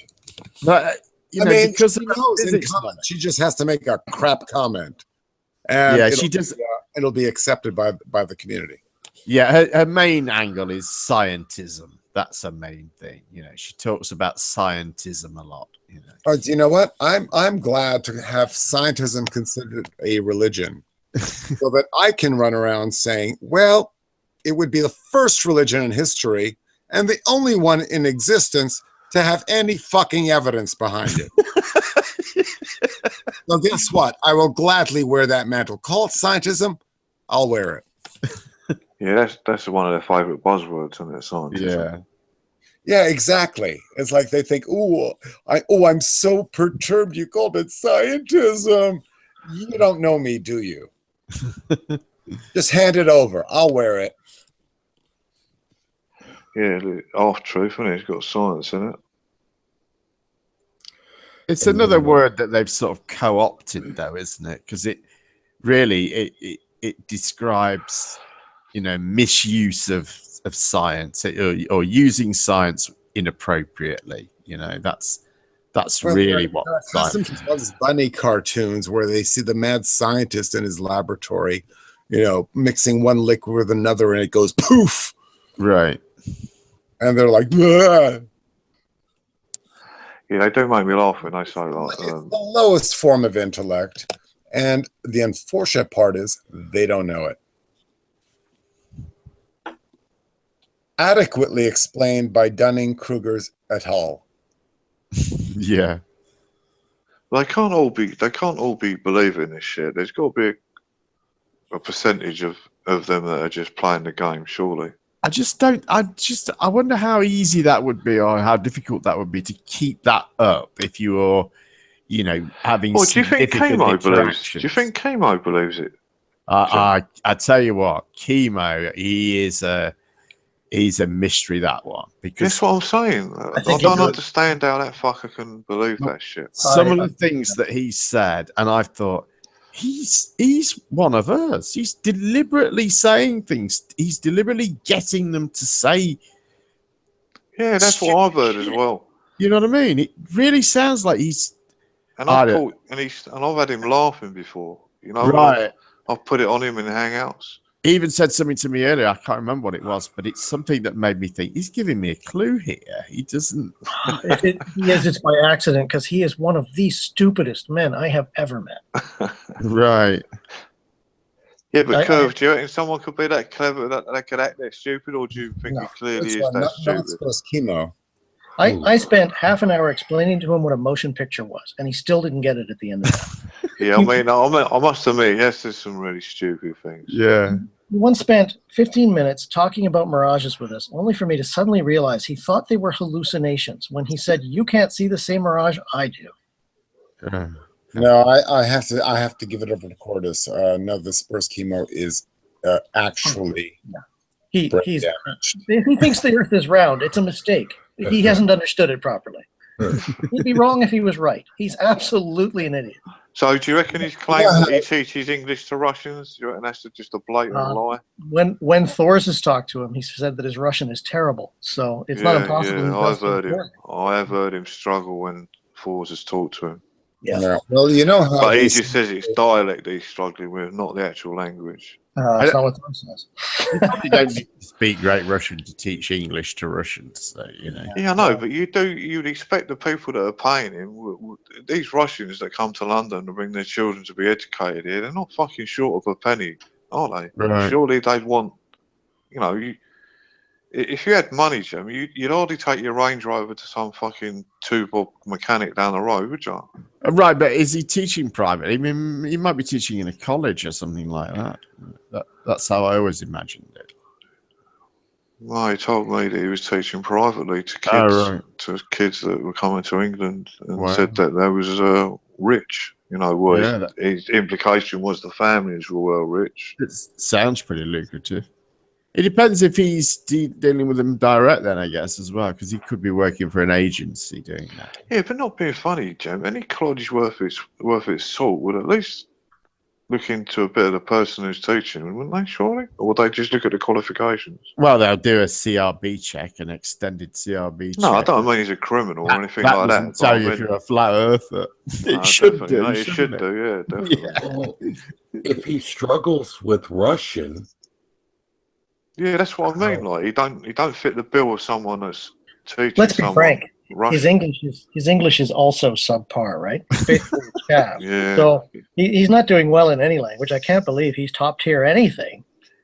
So I mean, it lists the fucking people that are bringing their children to him are like mafia members or something, and they can't fucking go to proper places. I know people. What people do is they call it TEFL, that teach English as a foreign language. And with that, you can do quite a lot. You can go and get jobs abroad. Often they're internships, to practice teaching. Yeah, but you're meant to have a degree in English to do that. I don't think you do you? Really? Oh, I thought you did. I thought you actually had to be able to speak the one language at least.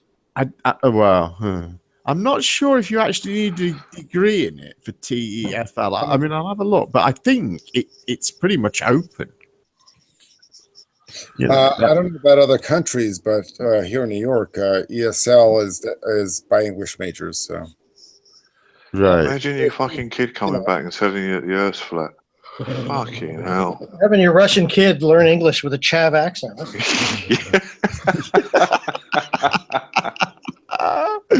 I mean, my grammar's never good because, like I said, I didn't leave school with many qualifications. But fucking hell, I mean, some of the language he uses in text is shocking, man. Yep. Yeah, it is. Yeah, that's what's scary because I've met people that are stupid in my life. Don't get me wrong, there's fucking hundreds of them, isn't there? You know what I mean? Some people obviously class me as stupid, but you know what I mean? I just find it fascinating that there's people walking about in my fucking country like that because I've never met them. You know what I mean? I've never met anyone who said to me the Earth's flat or that giants used to live. My son did ask me. He said to me, because he knew that I'd mentioned it to him, because I already asked him if he'd come across anyone, and he said no. And then he, a couple of weeks later, he came to me. He said, "The Earth's not flat, is it, Dad?" And I went, "No, son, it's all bollocks." He went, "All right, thanks, Dad." That was it. I wonder why he had doubts. Was someone? That's all he needed, I mean, that's what I mean with the interaction with reality, like their dad or other members of their family. I don't understand. These are either people that have been completely excluded from reality and their family, or I don't know. I can't explain it. Seems to me that they've lost a lot of their family with this shit. Well, there are people that have it, isn't there? Some of them have said so on videos. Yeah, that they've lost their girlfriends, their family won't return their calls. It's not just losing their immediate current family, which a lot of them have described. It does have a backstory in losing their previous family, their original family, their mother or their father. Yeah, like that. And so do you think it's just insecurity then? Well, a lot of it comes from being lied to. Come on. Now, remember the paradigm I mentioned earlier? It's like even the very belief that you're being lied to at every turn from everybody, from your parents, from the moment of your birth on up to all your grade school teachers. And I don't know how much further you got past that. But even if there was no underlying mania, no underlying psychosis, that would be enough to drive you mad. So I agree. Yeah. My initial impulse is to consider there's an underlying psychosis. Yeah, I definitely agree with that. I definitely agree with that, man. And if there wasn't, to even maintain that belief for whatever reasons is enough to drive you mad. Yeah, some of you can hear the psychosis in their voice and the way they act, the way they interact with other people. Come on. I mean, seriously? It's the very definition. Yeah, I know, but what I mean by like some people mask it a lot better than others. The thing is, psychoses can be quantified, and they have been. Now, if you want to look up any manifestations of it, you will find the usual thing you encounter with flat earthers. Quick changing of subjects when the heat gets too hot. Oh, I can't answer this question well. Why did I turn it on you? The other night, I asked Pancho's partner, Vincent. Right. He made a lot of claims in rapid succession. All I said was, why should I believe you? Guess what? In my mind, I predicted his responses. They were, well, why should you trust NASA? Guess what? Came the first thing out of his mouth. Right. Why should you trust NASA? And I was ready. I did not ask you why I should trust NASA. In fact, I know why I should trust NASA. There is no reason I would ask you that question. I have already answered it for myself. Right. My question was, why should I trust you? Why should I believe you? And then my mind immediately said, I know exactly what his next response is going to be. And it was, well, you don't have to. Well, lucky for you, because I don't.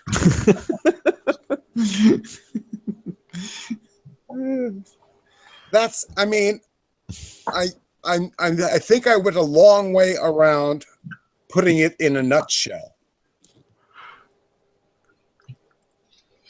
That's where the nuts belong. Yeah, Quartus, I heard your conversation earlier about whether the interaction that you're having with people like i.e. Peter was detrimental to their health. Yeah, Adblocker thinks that somehow it's doing him harm, yeah. Yeah. I mean, do you think any of us bear any responsibility for I absolutely don't know. I mean, I'll tend to agree with you there, Quartus, but I mean, there is a part of me that thinks maybe, you know, that these people are quite ill, some of them. That's very possible, but they're still grown-ass men. They're responsible for themselves.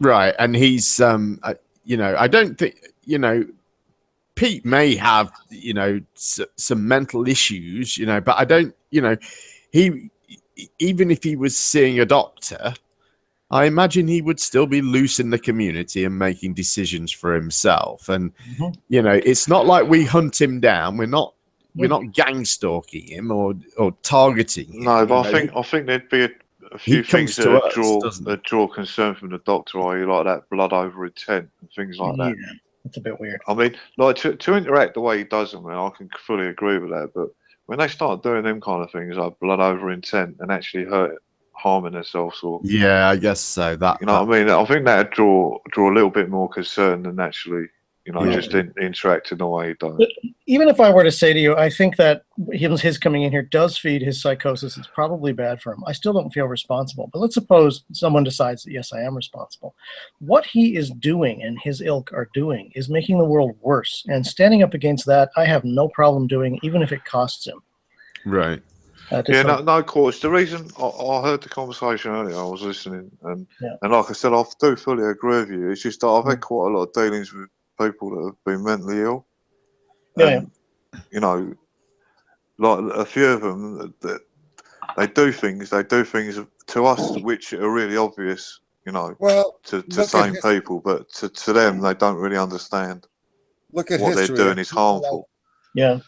With people like Hitler, you know, throughout most of us in life, hopped up on amphetamines, perhaps dying of syphilis toward the end of his life, passing the blame. We don't forgive him. Yeah, right.